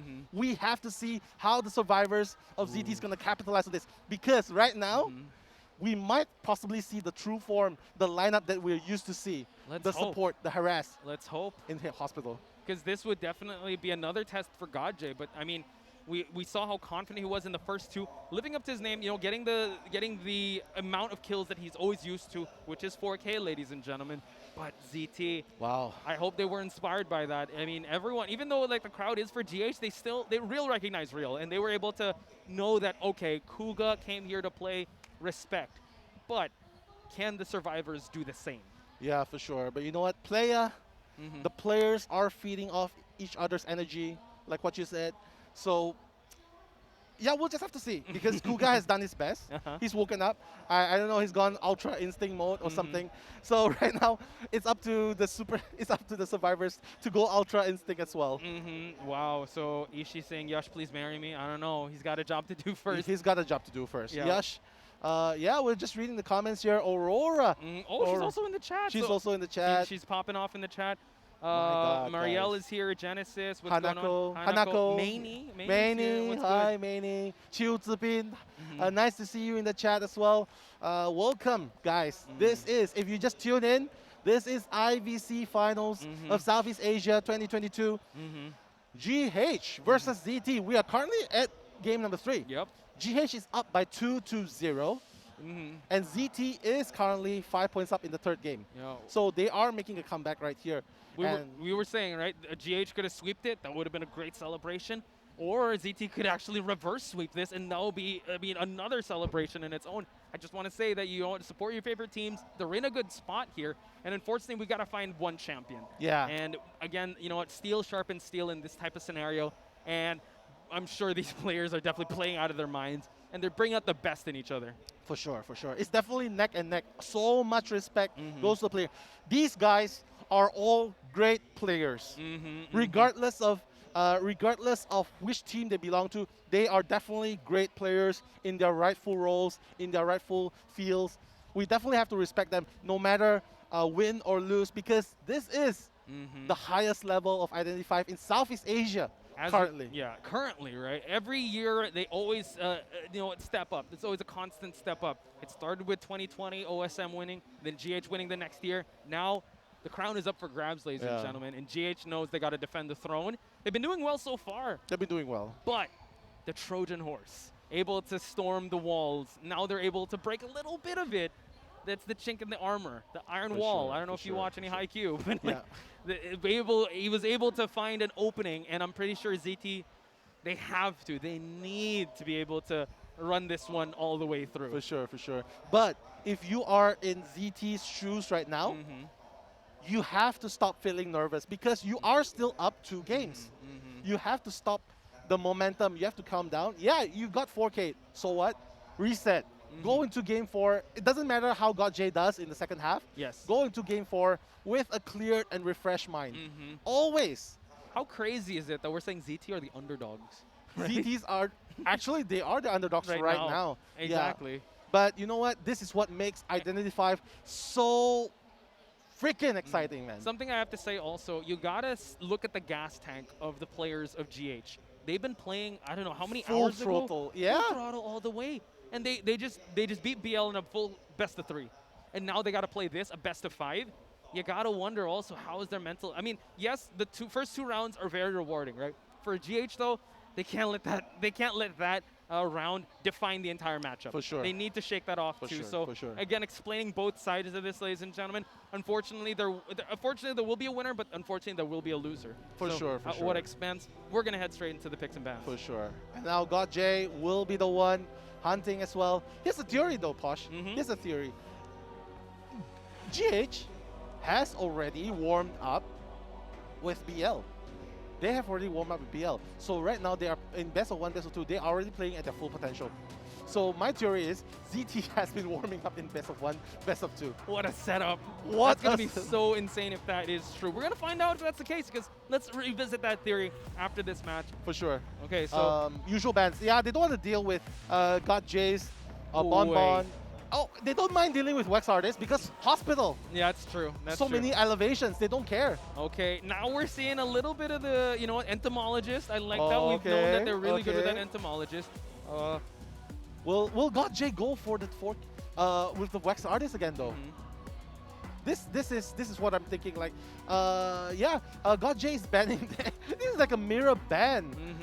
Mirror ban of ZT. Like they're banning out the Prospector, the Forward, the Priestess. At this point, I think the bans are kind of standard. Whoa, Postman. Postman, yeah. Okay, all right. They came here to play, ladies and gentlemen. So coming out with that Postman, they want to add that pressure on God J. They've been playing on his terms. Now we're going to add a decoder in this lineup. The first Postman of this game now. They can afford a batter now. Like they have a Postman. They need to. Yeah, because the Postman makes sense now because Tranquility Letter. It's 20 seconds of boost of decoding speed. So they can afford to have 2 rescuers now. They can afford to have another batter to help support, especially in the Hospital. It's there so you good. go. Oh, wait. Is that a batter? That No. Homer. Oh, they just want to go for the draw. They want, just to be able to get the round wins. Okay. Yeah, a draw and leading towards a 3-man escape, potential 3-man escape. All right. So no harass so far. They're not going to harass yet. They don't want to. I think they probably expected GH to know. Oh yeah, they're expecting us to come with the harass. But you know whoa, Undead? Undead? He's picking the Undead. Way to go off the meta here, off the rails. Is this for real? No way it's gonna be Undead. Whoa. Don't play with my heart. Prod? What the heck? Okay, they're running tricks on us here. Yeah, but yeah, he definitely has to go for Sculptor. It's a 4K Hunter, and Kuga just got a 4K with it. So yeah, why not go mirror match? Again, God J still is on that perfect streak here, ladies and gentlemen. He could still run that 5-point game. If he does that, we're still going to play that round number 4, but it's still going to be real tough for ZT. Knowing, though, that they want to just tie this one out, let's see how ZT is going to play this one, because they always go for those, all right, we're going to invest so much in this one survivor that can't potentially rebound Kite. So now, let's see if they're going to practice more discipline and more respect on God J's hunters. Yeah, everyone in this team has the potential to do a rebound Kite. The dog by the Postman, Machinery with the pad, and the Coffin by Embalmer. So there's definitely a potential of rebound Kite kiting towards the dungeon at the end game. For the Entomologist as well, if you have enough, it doesn't matter even if you blow out your beast. It doesn't matter if you blow out your beast, as long as you manage to kite long enough for your survivors to prime the Cypher. And that's exactly what they're doing. Beware, guys, because Postman has joined the ranks. Yes. You can expect accelerated decoding. That's true. This game is going to be a lot faster. God J's not going to play to the pace of his liking. Yeah, for sure. This is going to add pressure, which I feel like was lacking on the previous games. He wasn't feeling pressured at all. Yeah. He was just waiting for the survivors to slip up. And Yeah, he was to capitalizing come in and get the free hit. Yeah, but right now it's a meta character. It's a meta character that Gotcha is playing, and you know what? We'll just have to see what's how ZT will counter, because yeah, it's really exciting to see Galatea. But we've talked about this, right, Posh? When your non-meta characters are banned. And this is what you were looking forward to, seeing the meta of God J and seeing how ZT can answer that. Yeah, God J making the rotations right now. Gonna bump into Shadow and Yash. Those two targets are definitely not the two targets you want to face first. True. Mercenary just decoding in peace in this two-story building. Shadow now able to dodge the statue beautifully. Away of line of sight. Look at that! Able to dodge everything! Beautiful dodge right there, but and the beasts are back! And now we see that he might force a basic hit for him to move towards the hospital yeah, area. just go to the hospital. It's fine. Get one hit, force, go to the hospital. Doesn't matter. Because hospital is so strong for him to kite. And Yes. there's also MX in the balcony. Yeah, and now we see he's going to change elevations here so that he won't be able to land any of these statues. Look how fast he's going. Wow, and he's going to stop him on the track. Oh, beautiful. Oh, the slow. And now we see Run just getting interrupted a little bit, able to Oh, go through without getting beautiful. hit. Beautiful. And now Blink is going to be online, so at least changing these elevation, still buying enough time here. Can he continue this kite for another round up and down the hospital? He can, because the beasts are going to slow God J. And Wow. Shadow's just going to jump down, put down the pallet. Oh, he's not going to put down the pallet. Not Oh, my necessarily. goodness. It seems like the Blink might be inbound. Go for it! And now God J secures his first survivor down. But look at the ciphers. Almost 3 ciphers are being decoded and almost done. And it's only the first check. So Run has wanted order on him. Her. Yeah, on her. And Shadow still has 75% beast to And work on. can I just say, Run on this Mercenary is a sigh of relief because this is Yes, the for this sure. is the ZT of old. MX on this Embalmer, Postman. You see how fast the Cypher Rush is happening now. Yeah, look at how fast. The third cipher is almost at 71%. But guys, Posh, two new ciphers though. Yeah. They have to be really careful with that. So this is the discipline that we're actually seeing. You do know that Run is actually at the 2-story building. Do they even want to commit to this rescue? Yes, they might go for it. I mean, the rebound potential is there because of the bees. So let's see, Run does drop down. It seems like God J is going to stop her in her tracks. Yeah, I mean, Run, she has wanted order on her. Oh! Able to What? get a chip. 2 chips! What? 2 chip damage. That could Oh. change a lot. And it seems like entomologists will be expiring. They might have to settle for a tie. I think they heard what we said earlier. I think they are no longer forcing a 4 escape because now they just have to go for a tie. And with the Embalmer, that's exactly what they're doing.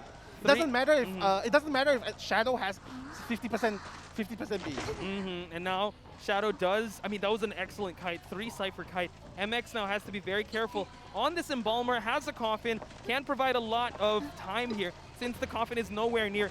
Run able to pop that Cypher, that pesky Cypher at the start, forcing the basic hit here. Oh! The flywheel, unfortunately timed there. And now we know that the Embalmer has no flywheel, will fall down to 1 hit. Yash now is on the receival of the perfect statues. Yeah, and he's gonna place his coffin on the hidden corner. So 2 ciphers remaining, Posh. 1 is already at 99%. 2 ciphers. Run is at half health. Very unfortunate that she took the half health though. But mind you, they still have Tide Turner available. They do. They did not expend that. Yash now trying to force this Cypher, but this Chisel will defend this objective from being popped and taken. We do see that the 2 Cyphers are moving along. Well, 1 is moving along. 1 at 42%. It seems like Yash might have to rely on the dog bite to slow down this this Sculptor. He Blink doesn't. is, Blink is almost available, but he doesn't even need it. Yash. Oh, he has to be very careful because if God J decides to blink it, he has to throw it in. He has to go. Oh, but is he gonna blink? No, he's gonna saving it. Saving it for the end game. Now 1 Cypher does remain. That my last God. Cypher is not yet done. It's actually being worked on. Yeah, it's being worked on. Oh, 1 hit. He cannot get 1 more hit. If he gets 1 more hit, the blink is gonna happen. Oh, The blink. it was the empty. miss. And now we see that the movement from Yash able to create that distance, but he's disrupting the Cypher now. Yeah, but it's okay because right now they're running towards the other Cypher and it's gonna change target. Huge run now with an elbow pad to be able to use. She's gonna kite out this dungeon. Wow, and he's just looking around. He doesn't want the ciphers to be touched. He just wants to make sure. Run has to be very careful. 1 more hit, and she's gonna go down. She might have to use the elbow pad to just move on away. It seems like she's hugging the walls. God J, a little bit too fast though. Yeah, a little too fast on that. Trying to vault here. They're working on both of the ciphers now. And now we see that Run just going back and forth. She's gonna have to kite a little longer for the endgame pop. Oh, she's gonna get hit right there. Watch out. She's gonna have to go for the vault. A risky vault at that. And now they can it's gonna prime. be at 90%. They can prime. They can prime it. Are they gonna pop it? Oh my God, able to Why? And the pop! Able to miss it! This is huge! How did they go through? How did he miss that? How is that? How is that even possible? But Run's gonna take it. She's gonna take that away. She's gonna take it. She's gonna cash that in the bank. It doesn't matter because all they need is just a draw, and that's exactly what they're trying to do. Oh wait, there's an embalm. There's an embalm. The embalm might go on onto the mercenary. It seems like she's gonna expire, and the embalm's not gonna happen. But the tie is there. The dream is still alive for ZT. Wow. GG, well played. The comeback. ZT, ladies and gentlemen. 1 inch at a time, 1 step at a time. Don't go for the fancy plays just yet. Play fundamentally sound, and that's what they did. How did that chisel hit? How did that basic miss? That prime was so slow. It was. It hit through the window, but it didn't hit. It didn't hit. How did? I mean, Eli's also confused. Yeah, it went through the window, right? Yeah, we're talking to them right now. It's just. Yeah, it was crazy. I don't know how that didn't register. Maybe it was short. We're gonna have to look back at the footage, but Run's gonna take that. She's gonna gladly cash that in the bank. Like, yeah, sure, I'll take it. I'll take it. Yeah, and this is exactly what we want to see. But they are still not out of hot soup because if you're gonna go points by points, GH is still winning by rounds and is still winning by points. Yes. So ZT, yes, we say that this is a comeback, but technically GH is still 2-1. 2-1. Oh my God. It's still a tough hill to climb, but you got to start somewhere, right? You got to start one somewhere. step at a time, and that's the best way you could do it. You know what? Rome was not built in a day, ladies and gentlemen. This could be the foundations of something. However, we can't get a little ahead of ourselves because we got to look at the match stats. Yeah, I think if MX, if Run was able to kite long enough, MX would have been able to embalm. Yeah. Yeah, but unfortunately, I think it stopped the moment GotJ picked up. Yeah. It stopped halfway. I believe so. I think Run was just glad she didn't get hit through the window there. Yeah, if he did, I think it would have been a different story. Yeah. I think GotJ would have just. I mean, sometimes the game is like that, right? You know, we're playing with hitboxes, hurt boxes, and the Identity 5 gods were definitely in favor of ZT. They say we want more games. So now we're gonna see a game number 4. For sure. Yeah, this is definitely very, very exciting. I mean, look, it was 18-1, Posh, and now it's 20-8. How much have they climbed? It was 18-1, so at least they were able to get the 7 points. Yeah, 7 points. Yeah, plus 7 points. It's a start. It's definitely a start. For sure. But we're still playing to that effect. If they win round number 4, if GH wins round number 4, ladies and gentlemen, that's it. Yeah, I would have to say for the next 2 games, the first half of each game is gonna matter the most. The first half is gonna matter the most because whoever gets the hole on the first half, they are gonna win. True. They're gonna win because if GH gets a 5 points in first half, game number 4, it's over. They ZT is gonna be eliminated in second place, and GH is gonna walk home. That's true. But if ZT gets a 5-0, that's gonna live on. We're gonna see a round number 5 for sure. We're definitely gonna see it. So now, I'm gonna pick your brain a little bit. If you're in ZT's corner, Hunter side first, Survivor side first, what would you prefer? Go with Hunter again. Kuga is definitely feeling better now. Yeah, definitely go with the Survivor side first because it depends also on the map that GH is gonna pick. It definitely depends on the map that GH is gonna pick. But I would definitely think that Kuga should go out first, set the pace again like what it did, because right now GH they have another Hunter they need to ban, which is the Sculptor. That's true. They cannot afford him bring out that Sculptor once again. I mean, you're ban the Sculptor, you have the Bon, the Dream Witch. I mean, this could be the time to bring out Clerk if you want to try it again. Oh my God! If you're in a better state. If you're in a better state. Yeah, for sure. But I still don't think that Clark is a good Hunter at this point for Kuga. It doesn't matter. Actually, they got the momentum back. You can see that even though they got a draw, but ZT was still smiling. They were. So actually, it feels like their mental state is coming back. So I think they can slowly move towards their original plan. Kuga, get a 2-man kill, a draw. A 3K would be better. Great. Yeah, that's going above and beyond, right? And then the Survivor make an impact. I like that odds, and hopefully we will see the map because I'm just getting lost. I'm actually right beside. We're right beside each other, dude. There's no. Where's KFC? Where's Starbucks? Oh, okay, yeah, for sure. Oh wow! So just incredible showing, and You know what? They really delivered on the main event here. We did say that it looked like it was going to be a sweep, but no, ZT coming back, making sure that, they're not going to go down just like a sheep. They're going to go down swinging. They're going to go down swinging for sure. I mean, if you know ZT from day one, like those of you, if you know ZT from day one, they've been amazing. They've been impressing a lot of audience. They've been gaining a lot of fans, and to have GH give high regards to them, and being able to play with GH in this level. Yeah. Yeah, I definitely think for a first timer, that's a lot. True. To show. I mean, after the first IVA this year, I think GH went studying right away what they did right, what they did wrong. Sure, so for sure. They're definitely a hard-working team.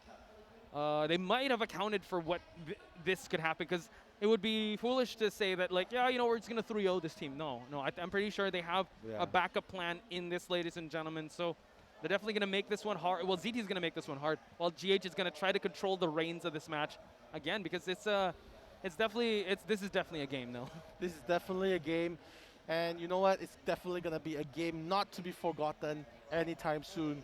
And mind you, the winner of IVC will not only win 400,000 baht. How much is that? That's $10,000. A lot of iPhones. A lot of iPhones. That's 10 iPhones. They'll also claim the strongest in Southeast Asia. Yes. And they will be going to IVS.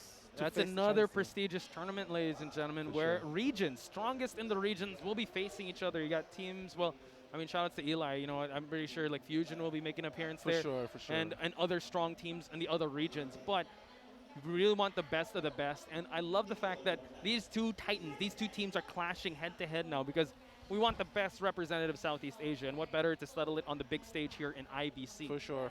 Regardless of the results today, both teams definitely deserve the highest recognition, because, oh my goodness, how many times can you see games like this happen? Wax Artist 4K? Spider 4K? Never. I mean, it's unheard of with what we're seeing now. Definitely. And they're definitely they're not pulling any punches. They're putting everything and betting it all on the line here. So everyone in the chat, please do send your love and support to all these teams, because they're playing out of their minds, ladies and gentlemen. So the best you could do is like send them love, support, and that respect, because they've definitely grown since the start of IVC. This was like 2 months ago since it started. June. IVC. Sorry. IVC. Yeah, it started like last month. It's been a minute. Yeah. Yeah, it's been more than a month. It went through for a range of 6 weeks. Yeah, but you know what? Not only are they playing out of their minds, we're also casting out our minds, Posh. And I'm about to lose my voice. This is insane. Let's slow down, guys, because we haven't taken a sip of drink yet, because we're so excited about this game. Oh yeah, non-stop action. Non-stop indeed, and the way they've been playing this also, they've been gambling all on the line. And I think now it seems like a halfway mark, because no one's going on stage yet, because we are going in championship games. Woo! That's so beautiful. We're going to see a little bit of the cosplay. Oh, we talked to this clown. Yeah, we talked to this clown. This clown goes to Starbucks. Yeah, I don't know what the drink was, but and I love how she integrated the mask in the cosplay. Oh, hi. Yeah, the audience showing their supports there. You know what? It's really nice and heartwarming to have people gathered in a venue. Oh, and our fellow casters too. Yeah. Our fellow tech casters. What's going on? Yo. And Lady Soren and Moby Dick, ladies and gentlemen. Big shout outs to them. Yeah. They're actually piped into the audio here, so they're actually talking to everyone that is watching, and it's a packed arena, a packed mall, I would have to say. Yeah, it's a packed mall. Their voices can be heard throughout the mall, and even in the car park, and even in the toilet. So. Oh yeah, it's just rumblings. I mean, when we were at the coffee shop, Starbucks, there, people were like, "What's going on there? What's going on?" Yeah, they're trying to study. Yeah, you know what? The students there are actually studying. This is a university mall, so they're studying in Starbucks. And when they saw Identity 5, they were like looking at the windows and like, "Whoa, what's going on?" And even there's an elderly man with a granddaughter or something bringing her in. I mean, this morning there's an elderly man with a badminton racket that was just trying to watch, and like, I think this is just the beauty of the game, because if you can see the stage, ladies and gentlemen, it just attracts attention. People want to be able to know what's up. You know, we see. I'm looking down now. I want to see what map we're going to be playing at, and it seems like Kuga, like you said, is going to be going first, because the GH survivors are on the stage. For sure. good plan. Good plan having Kuga play first, set the pace. But this time, Kuga, if you can go for 4K again, definitely better. But if they, like what I said, if they want to slowly shift the momentum from getting a 4K to get a 2K, 3K, it's still okay. Because right now, your survivors are starting to smile. They can, I think they are definitely going to be playing much better than after this. I mean, this is going to be an incredible game if we're going to reach that round number 5, but ZT is going to have to pull through. And Kuga, once again, leading the charge. I would have to say he should be called General Kuga. He's General Kuga. Yeah, with the way he's able to champion and rally back the troops to go back into winning form. Yeah. If and only if, because we're still in the point of no return here since we're at championship rounds here in round number 4. He's going to have to show the team ZT that round number 3 was not a fluke. For sure, for sure. And you know what? This 16-year-old boy, 16? Are you he's serious? 16. He's 16. Oh my He's goodness. small, but you know what? His skill is beyond big. And you know what? I can't imagine playing in this big stage. You know, playing in front of everyone. I know he's playing at home, but But still, like the tension. I'm sure he's talking to his teammates, and yeah, the tension is definitely there. And I would to say this is just the start of his esports journey here in Identity 5. So For sure. Sky's the limit. If he's like this now, imagine next year. Imagine 2 years from now. Yeah, imagine next year when the Hermit's out. Oh, good lord, that's going to be another thing we got to study. Yeah. We're going to be in the university there. Lakeside. Oh, yeah, ZT cannot ban a map anymore in round 4. And GH is going to go for a big map. I think they recognize that ZT is... they want to take away that support from ZT. But again, it works both ways, right? It does, Because now it does. GH cannot provide that support short range again. Yeah, and I think, you know, the usual suspect of the survivors that we've been seeing, it's not going to change. They're going to ban that Seer. They're going to ban that Priestess. Yeah. Now they're going to have to dig in deep with what other survivors that are going to come out. Embalmer. Embalmers. Toy Merchant. Definitely more survivors they can pick in a big map like this. So, yeah, I think what GH is trying to do here is, with the big map, yeah, they're depriving both teams of close range support, but when it gets banned, when all of the mains get banned, at least they will have characters that can help support and make further distance. And let me ask you this also, Nell. When you talk about survivors, let's talk about hunters. What else is in Kuga's arsenal that he can bring out for another 4K? Or maybe a tie. Let's go for ties, right? He doesn't want to give any ppoints, right? They're obviously going to ban the Dream Witch. They're obviously going to ban the Sculptor. Not sure if they're going to roll the dice with the Clerk if banning that. They're probably going to ban the Bonbon. So what else can he possibly pick to bring up in this map? Bloody Queen. Ooh. Yeah, how could we forget? Like, how could I forget? He is I believe he's an S-Batch Bloody Queen as well, right? I think we need confirmation. But you know what? He can definitely bring out the Bloody Queen as well. Bloody Queen is so strong in this big map because the ability, even if you play Embalmer, doesn't matter. One mirror, I just go over. That's it. And that's the thing. Bloody Queen's not the type that is starving for a presence. She's a threat no matter what. Like Yeah, at the she's a round threat. start, Yeah, one mirror, one hit. Yeah, for sure. And she's been I mean, me and NTT talked about this. She's been creeping up in the meta. She's not the Thai Queen anymore. She's been getting 4Ks left and right. For sure. She can be categorized under the high risk, high reward hunter. Sort of. Yes. If you wanna go big, you can definitely go with Bloody Queen. I think that strategy is very telling for ZT. They need to go big or go home. High risk, high reward with this Bloody Queen, if ever it does come out. But, ladies and gentlemen, let's head into the picks and bans. Yeah. I'd be surprised if they didn't ban Bloody Queen here, though. But you know what? They might roll the dice with Bonbon, if you think about it, right? Bonbon. Yeah, I mean, like we've been talking about this, ZT can definitely go for a draw. Here, Kuga can just go for a draw. And yeah, and let's see what GH is going to ban. I think Dream Witch, Sculptor, Bloody Queen, or slash Bonbon. Yeah, it's up there. So it seems like, yep, Dream Witch, Bonbon, Sculptor. Bloody Queen's available. Yeah, so they don't want to take a chance on a Bonbon. Well, we see, yes, you don't want to take out that Toy Merchant. Don't want to deal with that Seer. Priestess, not really a priority here, but this is kind of scary because it seems like they will go back to that Prospector. And 481 on this Prospector has proven to be a big problem for Kuga. They've been going back and forth, constant stuns, and you see that GH back to game face modes, ladies and gentlemen, because they know that Kuga is still a huge threat in this map. Yeah, I mean, I like Prospector being played here. Can definitely go for the support late game and can decode fast as well. I'm actually very surprised that the first 2 picks aren't Priestess and Mercenary. Yeah, I think they want the okay, so I don't really see like a lot of Priestess being prioritized because it gets banned, right? So now that they want to be able to remove that, who's little boy going to be playing? Mechanic? Because it seems like both his mains are gone.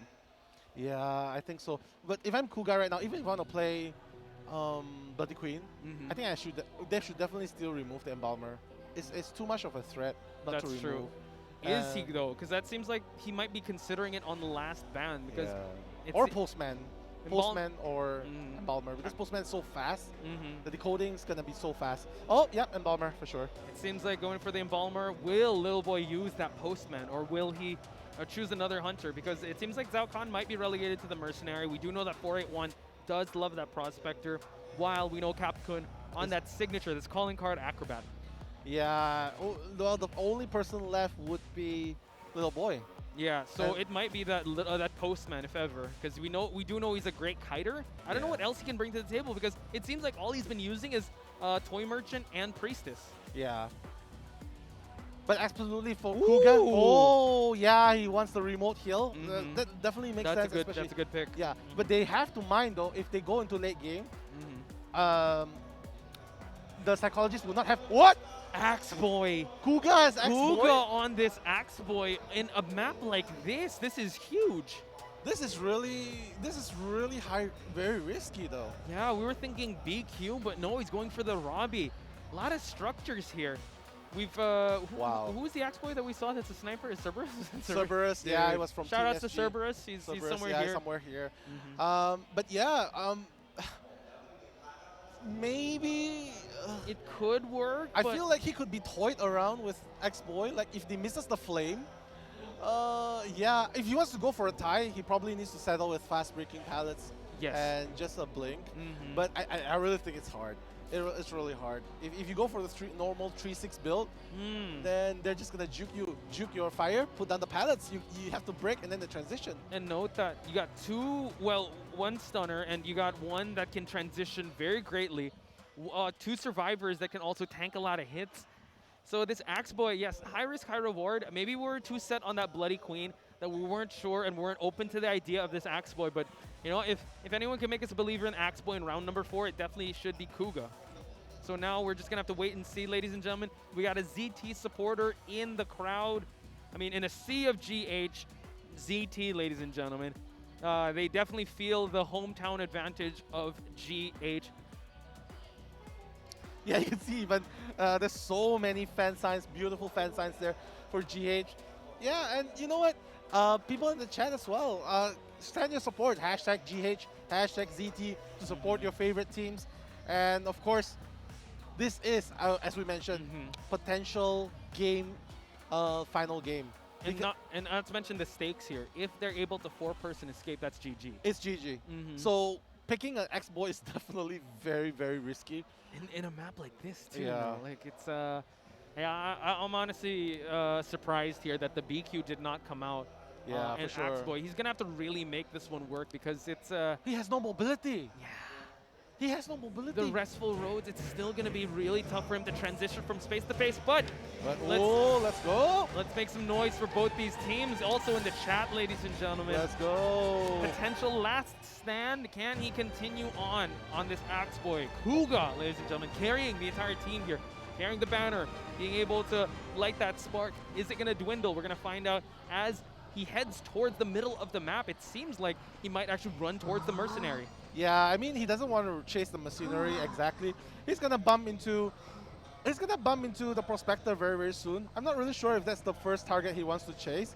But the fire, here's the thing about X-Boy. If you miss the fire, it's gonna buy so much time for you. It's gonna buy so much time for the survivors to run away. And that's the thing. Look, this is exactly what you gotta play.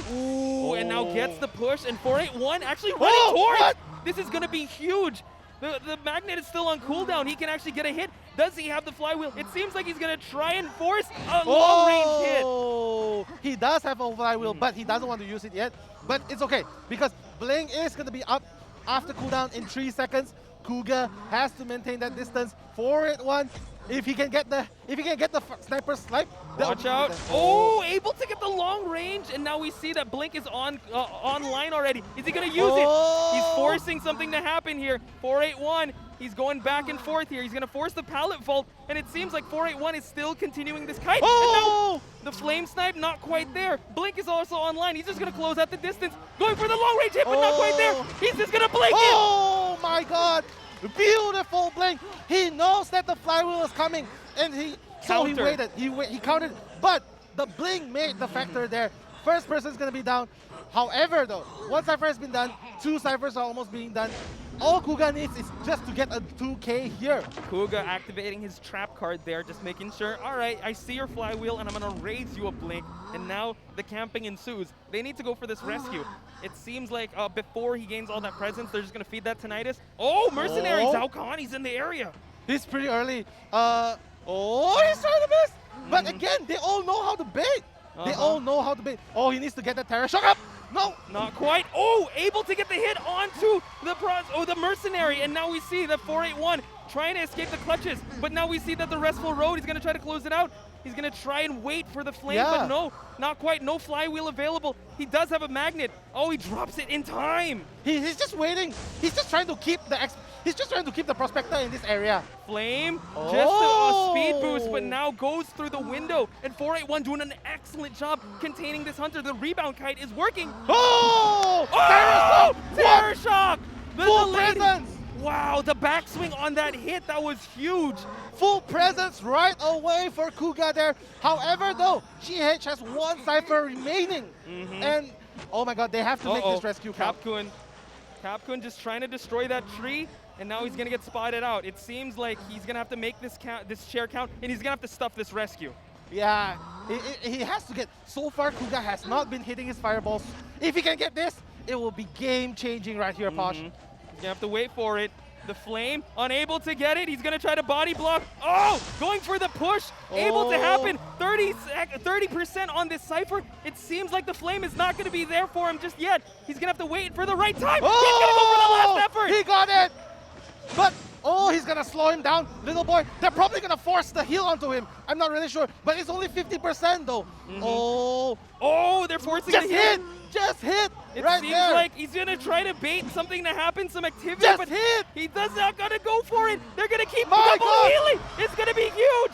My God. Keep going for the hits. It's not done yet. They shouldn't do it. They shouldn't do it. It's only 72%. Oh, they shouldn't do it. Oh my God. They shouldn't do it. It's only 72%. And now they're going to chair. He may even get a hit onto the psychologist. He got it. And now they're just running around. He's whacking them like a balloon. He's whacking left and right. He's going to go for the chair. And now everyone is injured. This is going to be a tough rescue for them to make. He's just whacking. The flame needs to happen. It needs to happen now. Able to get the flywheel. It's going to be prime. It's going to be prime though. Oh my God, Kuga. He absolutely needs to get 1 more kill. Otherwise, GH will be taking this series home. Watch. He needs 1. He just needs 1 for them to prolong this game. The tension is in the air. 481 is trying to push for that exit gate. The first person to go for this chase. It seems like he's going to close the distance here. 481 is at his last chair. Gets the flame onto him, but he's at full health. Yeah, but it's okay. As long as he gets 1K. Wait! Why Teleport! He teleports right away. And this is actually really tough because that was his last chair. My goodness. And Capcom, he's running towards the dungeon as well. And oh my goodness, I don't know what he's thinking. Because his last chair, where did he teleport? Yeah, and now everyone is going to the top exit. Capcom can actually make this happen. Why? Is it going to happen, ladies and gentlemen? GH, Capcom! the defending champions, if they're able to make this rescue happen, it's going to be able to get the Restful Road. But no, the exit. GH, ladies and gentlemen, your champions. Oh, nice. Absolutely stunning. You can see that the crowd is cheering right there. Phenomenal performance, ladies and gentlemen. Excuse our silence for us applauding, but GH, the kings of Southeast Asia, remain on they remain on the throne. They remain on the throne. Their strategy definitely paid off, taking the best players and putting them all into an all-star team. Congratulations, Team GH right there. Beautiful performance. You got to give it up to ZT, though. They tried their best. All or nothing strategy. But GH, ladies and gentlemen, raise the trophy high. You guys deserve it. They're waiting for the go signal. Now they do it. Oh, good job. Careful, careful. It's heavy. It's heavy. It's heavy. Heavy is the crown. Heavy is the head that wears the crown. For sure. They have managed to do it 2 times in a row. Beautifully done. Yeah, this is exactly what we're talking about. Too much advantage has been given to GH. And now, with the final blow, that's it. GG, well played. You gotta love it. You love to see it happen, ladies and gentlemen. But ZT, excellent job still. You know what? This is their first IVC. You gotta give them that. And they're learning. They're learning for sure. But GH, ladies and gentlemen, the night belongs to them. Everyone is raising it up. It's a heavy trophy to raise. It is for sure. And you know, the experience definitely coming in together, playing in the home field as well. You can see they're so excited. I'm speechless. The game was definitely very, very exciting. It was. It looked like ZT was setting the foundation, but it was just such a big tournament. I mean, it was a big deficit already. And I think it just shows like the holes that ZT has in their armor that wasn't exposed, but in the big stage, when all was on the line, it was GH to pull through. Yeah, I mean, teleporting away from the Prospector last minute. That was actually, I think, the pressure happening, because if he just shared the Prospector, we could have seen a game, the second half of this game. For sure. But you know what? All has been said and done. The what ifs and the what if nots. But ultimately, great gameplay so far. ZT is a growing team, but tonight the victory goes to Team GH right there. Good luck, have fun. Oh my God, I hope all the teams had fun on this one. I had a lot of fun. Yeah, the most I've screamed. This is the first time we're being offline, and I can't sure, get more. sure. I can't get enough of it now. Yeah, I mean, strictly, this is a first-time experience for all of us here. Being in the crowd, cheering for everyone, and you know what? Doing the fist bumps here. Look at that, hearts too. Hearts too. Yes. Yeah, so Stuff. things that we can only do when we're offline. I know. Yeah. It's been a while, and you have to excuse us if we're screaming at the top of our lungs. It's everyone here. You feel the energy. It's so palpable. For sure. Even if it's the other team that's winning up against GH, you gotta love the Thai crowd because they're supporting whoever. Yeah, yes, they're for raising GH, but you have to admit that ultimately they're identifying fans through and through. They'll cheer on anyone. For sure. And we're a growing community. It's sky's the limit for us here. For sure. Yeah. Definitely hope to see more of the teams, not only just GH and ZT, but also BL and Noir, all the teams that have made it so far into Thailand, the top 4s. But not just them, you know, Ryu, you got SKG, you got Sugar Team. A lot. Definitely. There's a lot more coming, and I'm pretty sure there's going to be a lot more in store, especially with community tournaments. You got IVS to look forward to. Hey, next year, Koa. Come on, let's get some Southeast Asia blood. Let's go. Let's try to make it to that top 8. I feel like we could do it. Yeah, for sure. The scene is only gonna grow bigger. Let's just create more positivity. Just generate the support and love. Push forward for a bigger support, a bigger event. We just don't want to stop here. We don't want to settle here because right now, Southeast Asia is just the first stop. We still have to face Japan. We still have to face China. Yes. We want the best of the best to go forward, so don't stop growing, guys. And I feel like GH, it definitely reached that new power spike. So ladies and gentlemen, that's it for us. We're going to throw it back to the stage. Thank you so much for having us. Over to you, MC Beauty.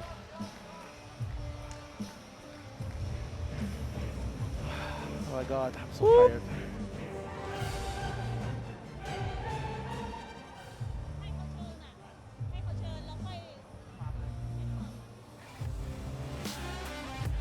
ขอแสดงความยินดีด้วยค่ะ Congratulations to GH ค่ะ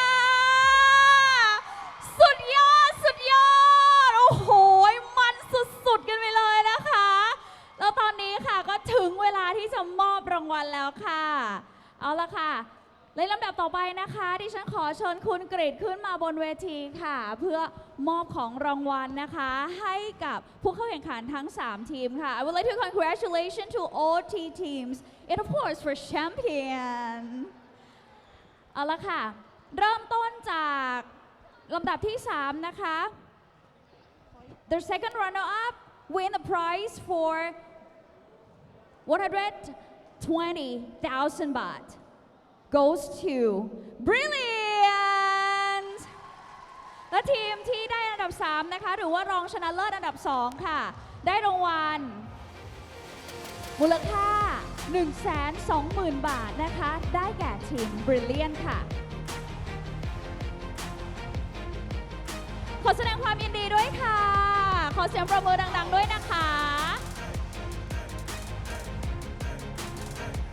ลำดับถัดไปค่ะรางวัลรองชนะเลิศอันดับ1นะคะ Next is the first runner-up winner prize for 200,000 baht goes to 02 และรางวัลรองชนะเลิศอันดับ1นะคะได้แก่02ค่ะได้รางวัลมูลค่า 200,000 บาทค่ะ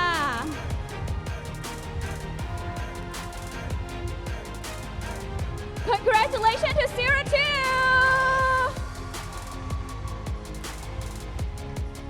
และแน่นอนนะคะสำหรับแชมป์ของเราค่ะในการแข่งขันครั้งนี้นะคะกับ Identity 5 Southeast Asia Championship 2022 ได้แก่ GH ค่ะ and the champion of Identity 5 Championship Southeast Asia 2022 goes to GH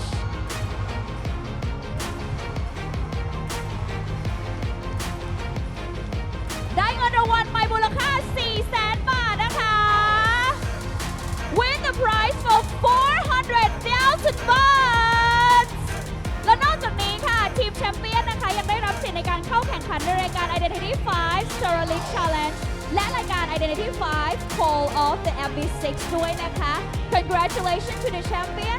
The champion will go to attend to Identity 5 Star League Challenge and Identity 5 Call to Abyss 6. So please keep cheering them as well. เป็นกำลังใจให้ GH ด้วยนะคะในการแข่งขันครั้งหน้าค่ะลำดับถัดไปค่ะเดี๋ยวขอเชิญผู้เข้าแข่งขันทุกท่านนะคะขึ้นมาถ่ายรูปร่วมกันค่ะ Next is a group photo shot. Yes, please step ahead. Come beside me. Beside me. โอเคได้ไหมคะอ่ะเดี๋ยวไปยืนด้วยกันเนาะอ่ะโอเคอ่ะ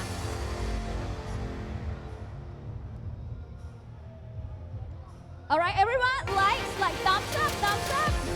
กดไลค์ให้หน่อยค่ะกดไลค์ให้หน่อยค่ะ thumbs up หน่อยค่ะ thumbs up. Okay, and then everyone, like cheer up, cheer up. Cheers and bye bye.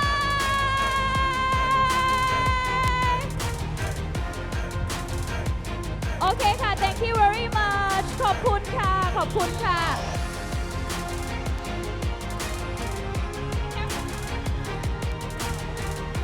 เดี๋ยวที่หนึ่งขออนุญาตอยู่กับเราก่อนนะคะ ขอบคุณคุณกฤษด้วยนะคะ ขอบคุณค่ะ เดี๋ยวขออนุญาตสัมภาษณ์แชมเปี้ยนหน่อยไหนใครจะให้สัมภาษณ์ไหนมาแล้วให้คนไหนดีให้คนไหนดีโอ้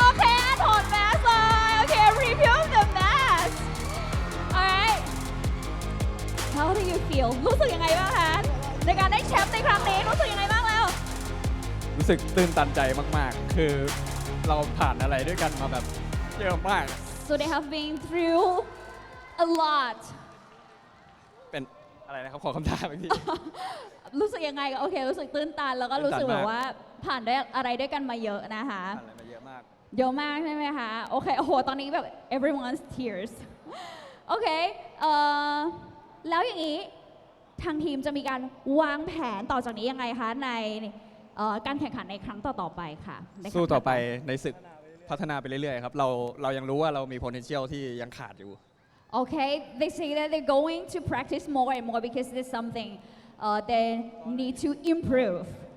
Alright, thank you very much. ขอบคุณมากค่ะสำหรับแชมเปี้ยนของเรากับ GH from Thailand. And here is the champion.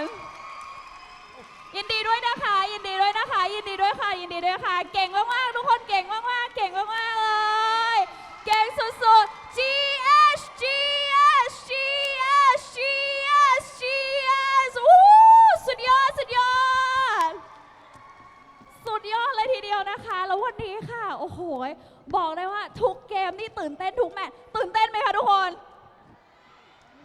มากจริงๆนะคะแล้วในงานนี้ค่ะกับ Identity 5 Southeast Asia Championship 2022 ก็คงต้องจบแต่เพียงเท่านี้นะคะแต่ว่างานของ Identity 5เนี่ยยังมีกันไปอีกเรื่อยๆนะคะแล้วก็หวังว่าพวกเราจะได้รับการซัพพอร์ตจากทุกคนเป็นอย่างดีทุกคนยังจะซัพพอร์ตพวกเราอยู่ไหมคะไหนใครซัพพอร์ตขอเสียงกรี๊ดดังๆหน่อยได้ไหมคะสุดยอดเลยค่ะเก่งมากๆทุกคนขอบคุณมากๆเลยนะคะที่อยู่ด้วยกันมาตั้งแต่ช่วงบ่ายจนถึงช่วงเย็นนะคะแล้วก็ร่วมกิจกรรมกันมาแล้วก็โอ้โหนั่งกันอยู่ยาวๆแบบนี้เลยทุกคนแบบโอ้โหน้ำใจแบบสุดยอดจริงๆค่ะวันนี้นะคะก็ต้องขอบคุณทุกท่านด้วยนะคะขอบคุณแฟนๆที่อยู่กับพวกเรานะคะขอบคุณนักกีฬาทุกคนขอบคุณทีมงานทุกคนด้วยค่ะวันนี้ทุกอย่างออกมา perfect มากๆเลยค่ะ I have to say thank you for everyone here audience all the staff and of course for the pro player and congratulations for the champion I have to say goodbye for now and I hope that we will meet you soonหวังว่าโอกาสหน้าคงได้พบกันใหม่นะคะวันนี้บิวตี้ขออนุญาตลาไปก่อนนะคะสวัสดีค่ะ